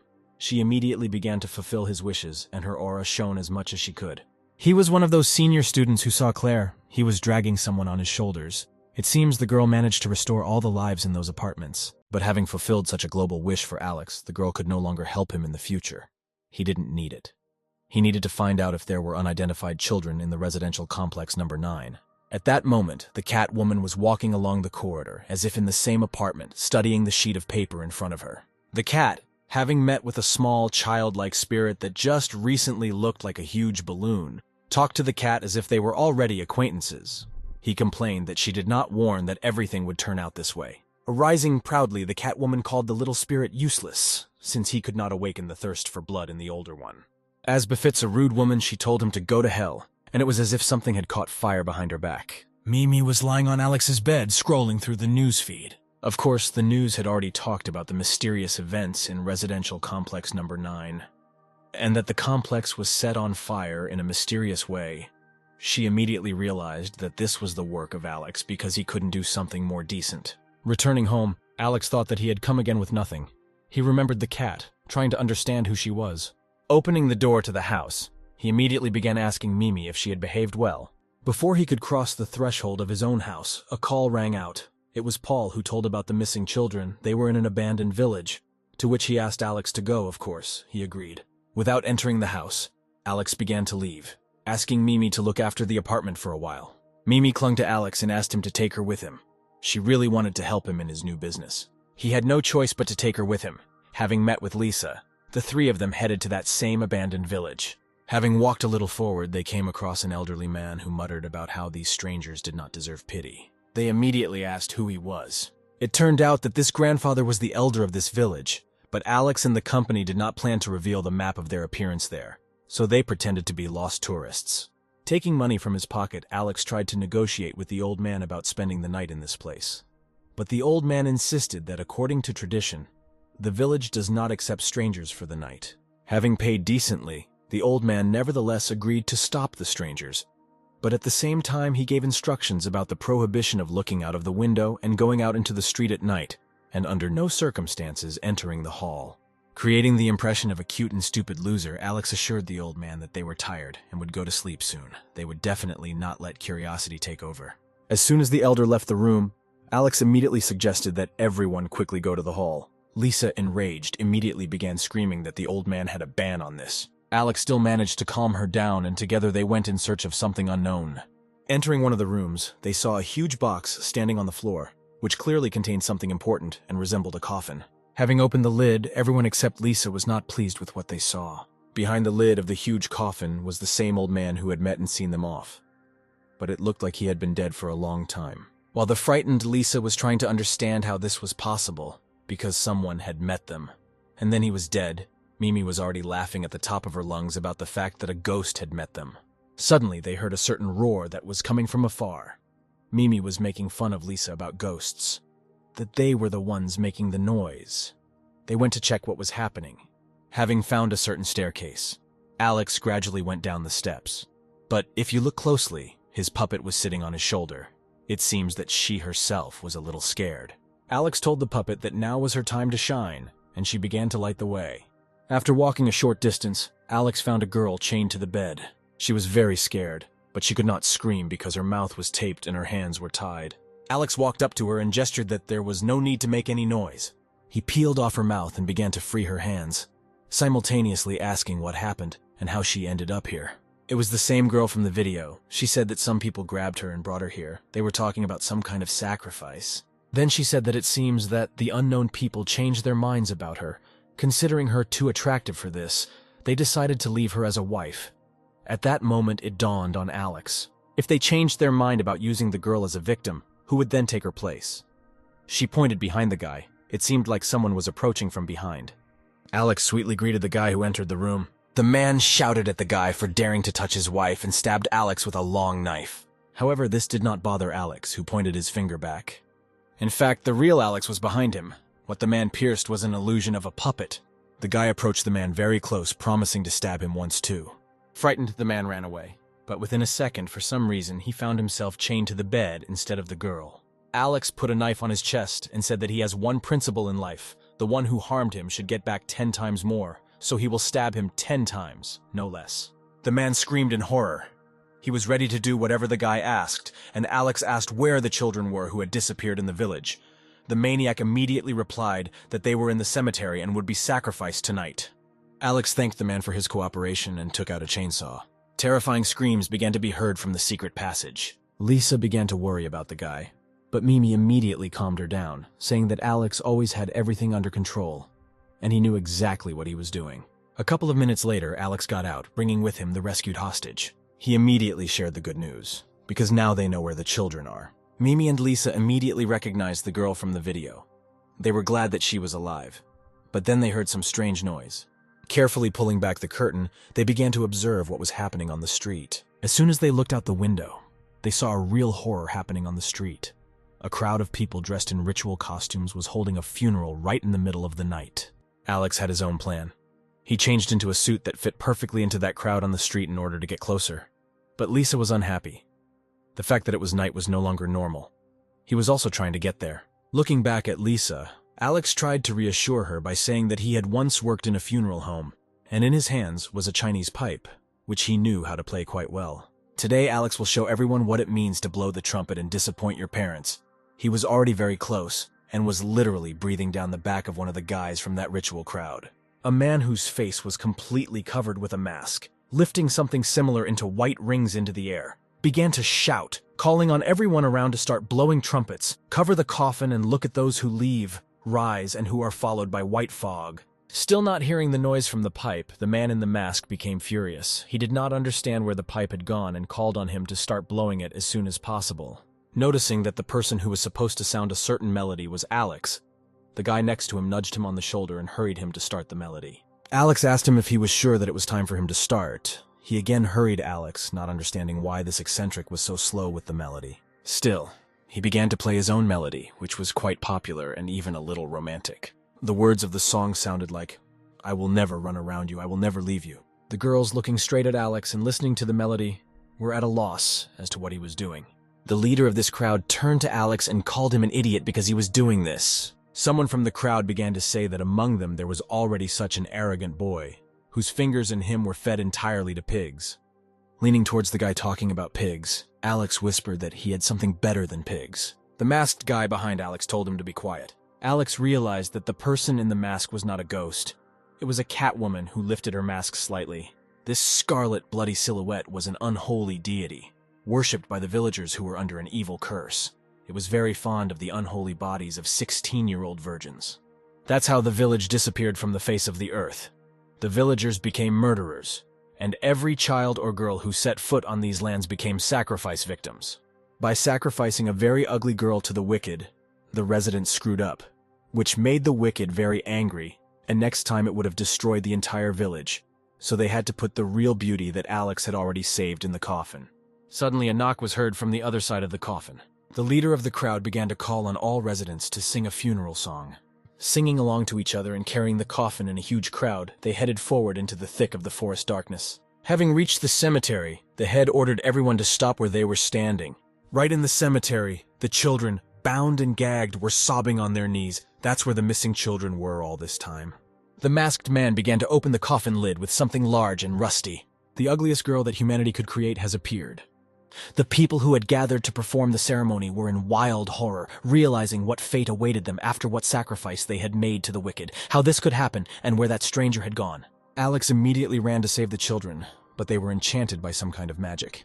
He began to try to wake them up by shouting out children's fears. Something that crept up from behind laid out its bony, terrible hand with long claws. It was an incredible monster with a long, purple tongue, looking at Alex with its bloody, scary eyes, as if it wanted to lick him or eat him completely. There was the sound of a working chainsaw, which Alex was already swinging at full speed. Out of nowhere, the hands of some blue creature appeared, which grabbed the tongued monster right by the neck and almost twisted it.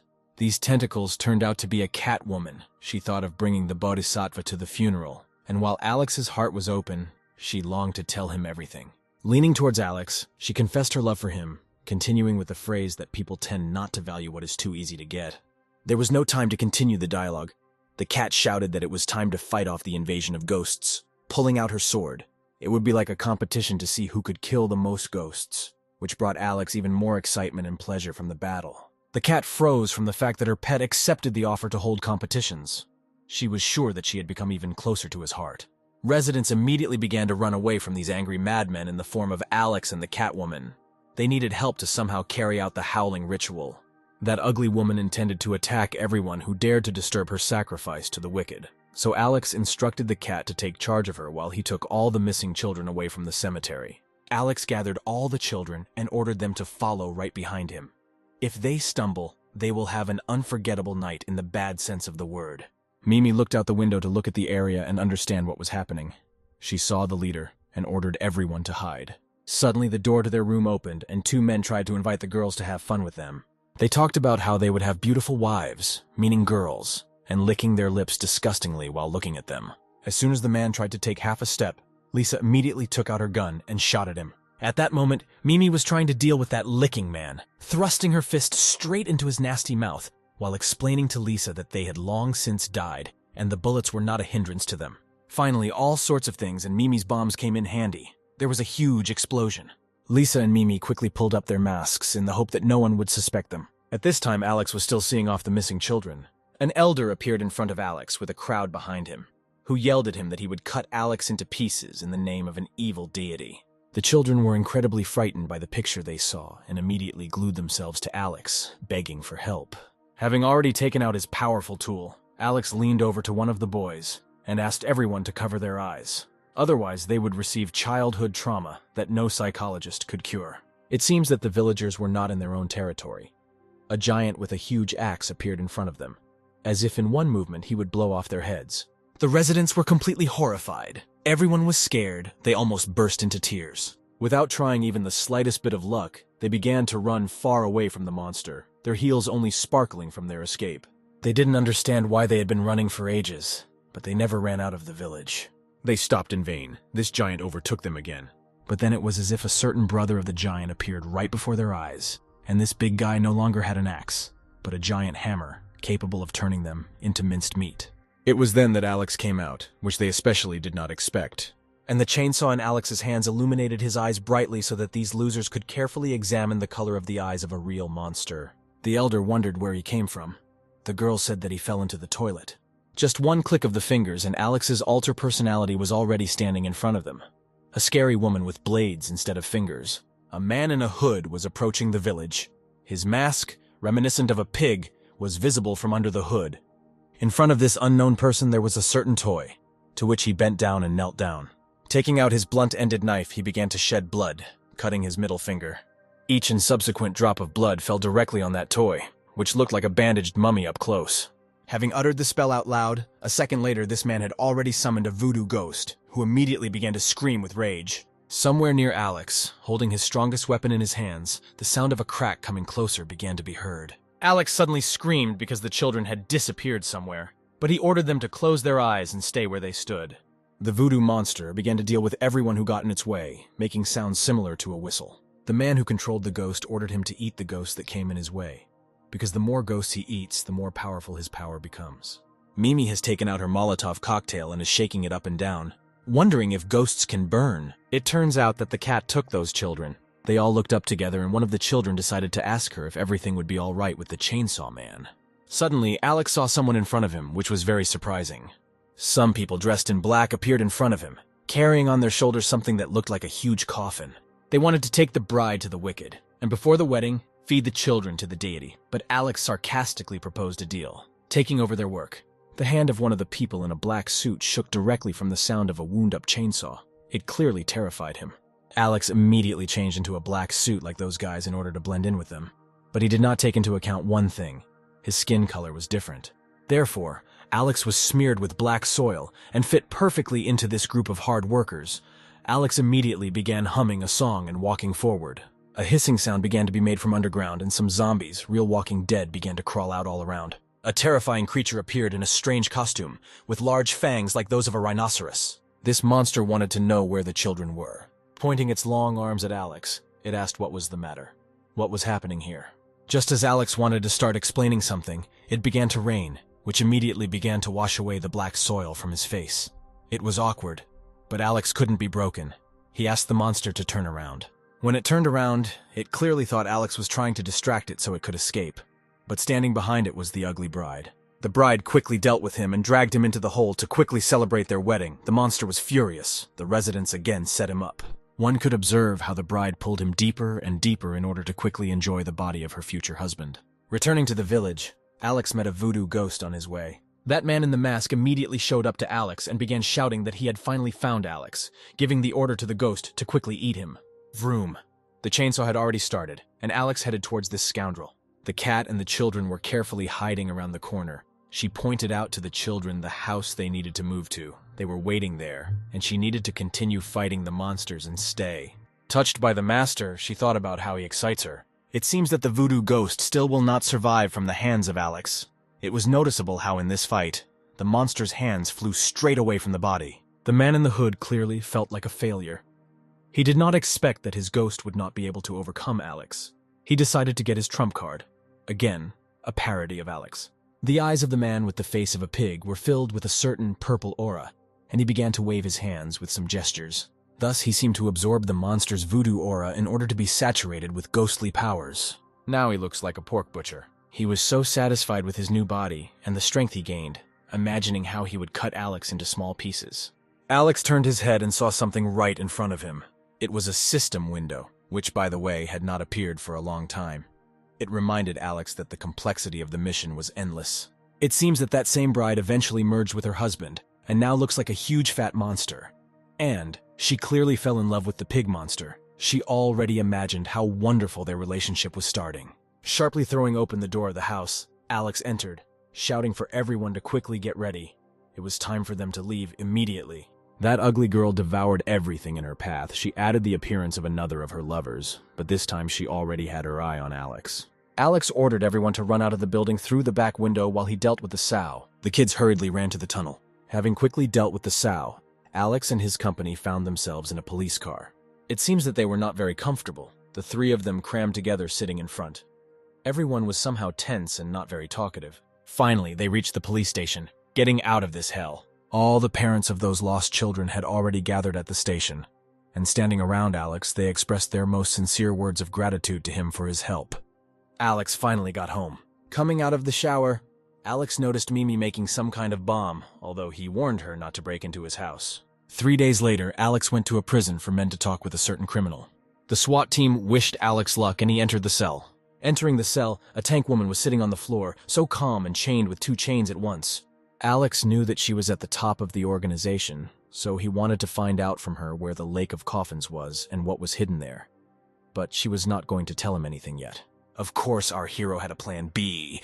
He took out his phone and showed her a photo of her younger sister, and told her that she had turned into a zombie and disappeared forever in an abandoned village. Tank became incredibly angry, breaking the chains on her hands, and began screaming, "Do they really want an uprising? And where is her sister's corpse?"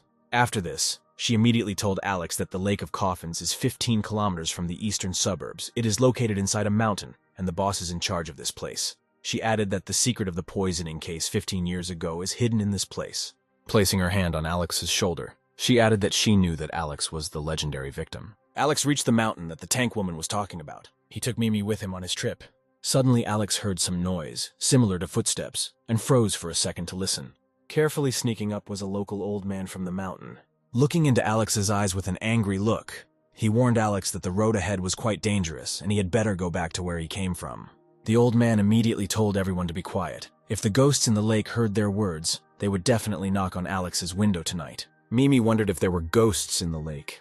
The old man said that one day, while near the lake, he heard a strange gurgling of water and a terrifying picture appeared before him. Dozens of terrible heads appeared on the surface of the lake.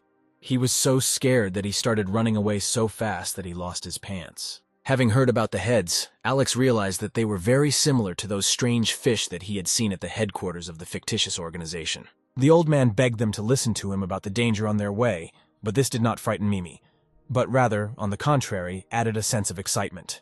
Alex invited the old man to play the role of their guide, of course, through force. Hearing a splash on the water, the old man again began screaming about the danger and risk of his own lives. He was shaking so badly from horror that he was sweating. Huge heads began to appear right in the middle of the water, making sounds like they were chewing something. Mimi always has something with her to make things worse for the bad guys. She began to spill a certain potion into the water, which she called paraquat. It seemed to work. The water ghosts began screaming at the top of their lungs. Suddenly, Alex felt someone on the island next to the lake. They immediately jumped into the boat and sailed across the Lake of Coffins. The old man whined that rowing was getting harder and harder, but Mimi tried to explain to him that it was because of the heads that were clinging to the oars. It seemed that they didn't want them to get to the island. The mad heads grabbed onto the old man's oar like piranhas and began to chew through it. Alex felt someone's gaze that was clearly watching them. He asked everyone to hide. How did Lisa end up here, in the middle of a terrible lake, in absolute solitude? I probably thought that she was fearless.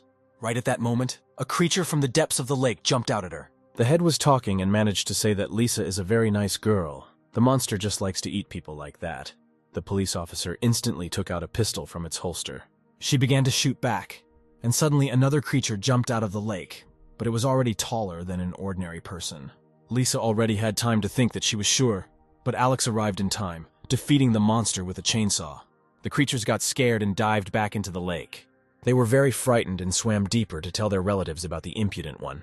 Mimi called the guys onto her boat because she noticed something unusual and needed to get out of here urgently. Lisa and Alex moved into the boat with the old man. It seems they were surrounded by creatures. The guys were trying to come up with an escape plan. But Mimi already had everything covered because she had a poisonous mixture with her, which allowed her to calmly make her way to the shore, where they left the boat and continued on foot.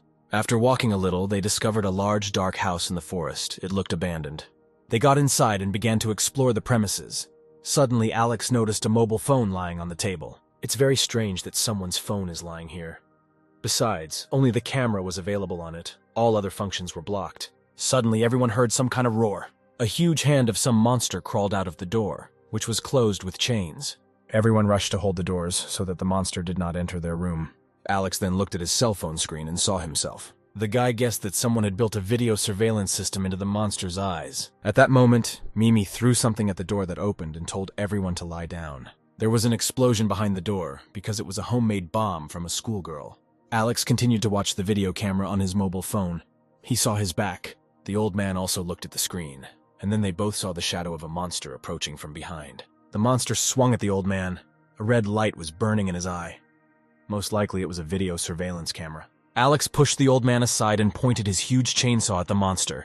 The next second, he cut him in half. The footage is so terrible that we cannot show it here. The sound of breaking glass was heard, and the guys saw that monsters had begun to break into the house. There was a whole crowd of them. Alex ordered everyone to go up to the second floor, and he directed his gaze at the arriving crowd of creatures. Now a fight will begin. The Catwoman was watching everything that was happening on the roof. She did not expect that the eldest would be here so soon. I wonder if he could defeat such a crowd of monsters alone. The guy started chopping in all directions. He laid down the monsters in packs, as if they were minced meat for burgers. Alex thought, if these are all the monsters there are, then he is disappointed because his appetite has only just begun to work out. Behind him stood a man who was watching him. He called the guy a bastard and decided to take advantage of the fact that the group was divided. Those who ran to the second floor could be taken hostage. He ran up the stairs and knocked down the doors, shouting at everyone to stay where they were because they were now in his hands. However, to put it mildly, he underestimated the people he chose as his victims. A second later, he saw a schoolgirl behind him with a bomb in her hands. Lisa put a gun to his head and asked who they were and what they were doing here. It turns out that they are a group of doctors who experiment on people. They have developed a drug that turns people into monsters. They are not going to stop until they create an entire army of zombie killers who can carry out all their orders. Everyone noticed that it had become too quiet below. The old man had already begun to read a prayer, seeing off Alex on his last journey. But the guy stood below the bodies of the defeated victims, safe and sound. He removed the mask from one of the monsters. Putting it on his face, Alex spoke out a plan. He needs to collect more information, so he goes to collect data. He found the entrance to the room where there was a group of criminals. Alex went inside and waved his hand to everyone, saying that their monsters had successfully dealt with the intruders. Because of his mask, he was mistaken for one of the doctors of the organization.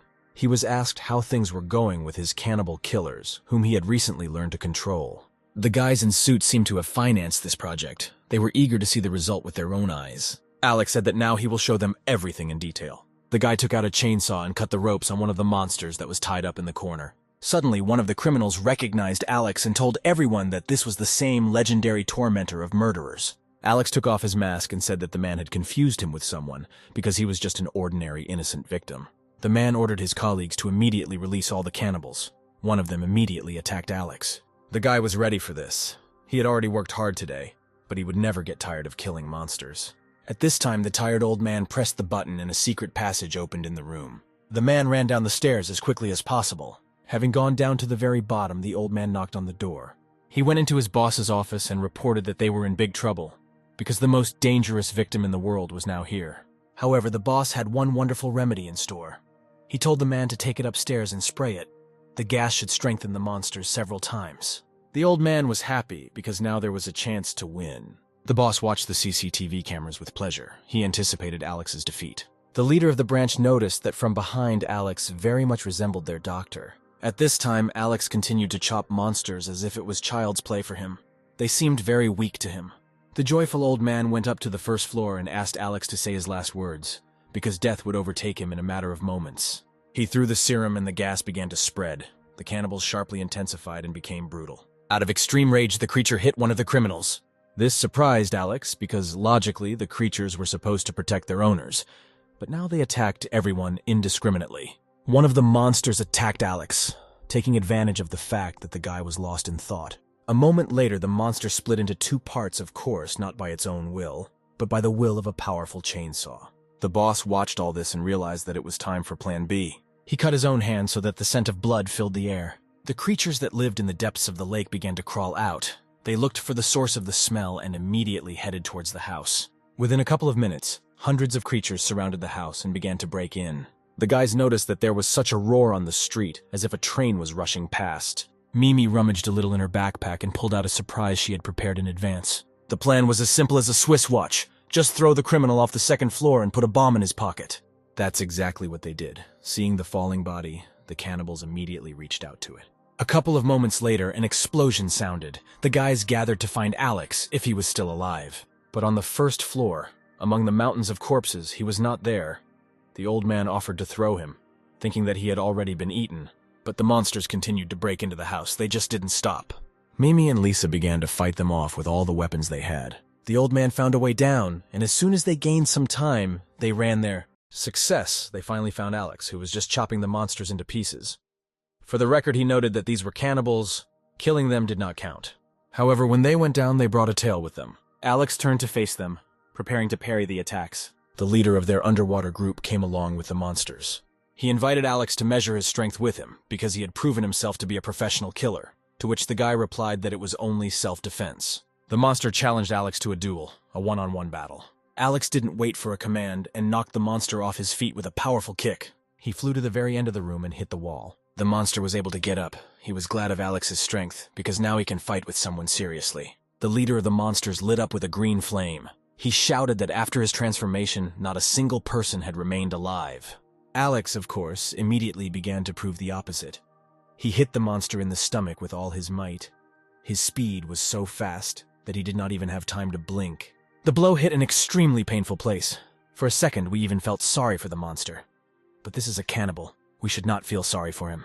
Alex turned to his guys and said that he was finished, but the old man showed that it was not over yet. The monster stood up. The monster froze in thought. He took a breath and said that he wants Alex to become their boss. Because his strength is incredible. They need just such a leader. All the monsters repeated after the leader and knelt in front of Alex. The boss realized that the cannibals would no longer be of any use.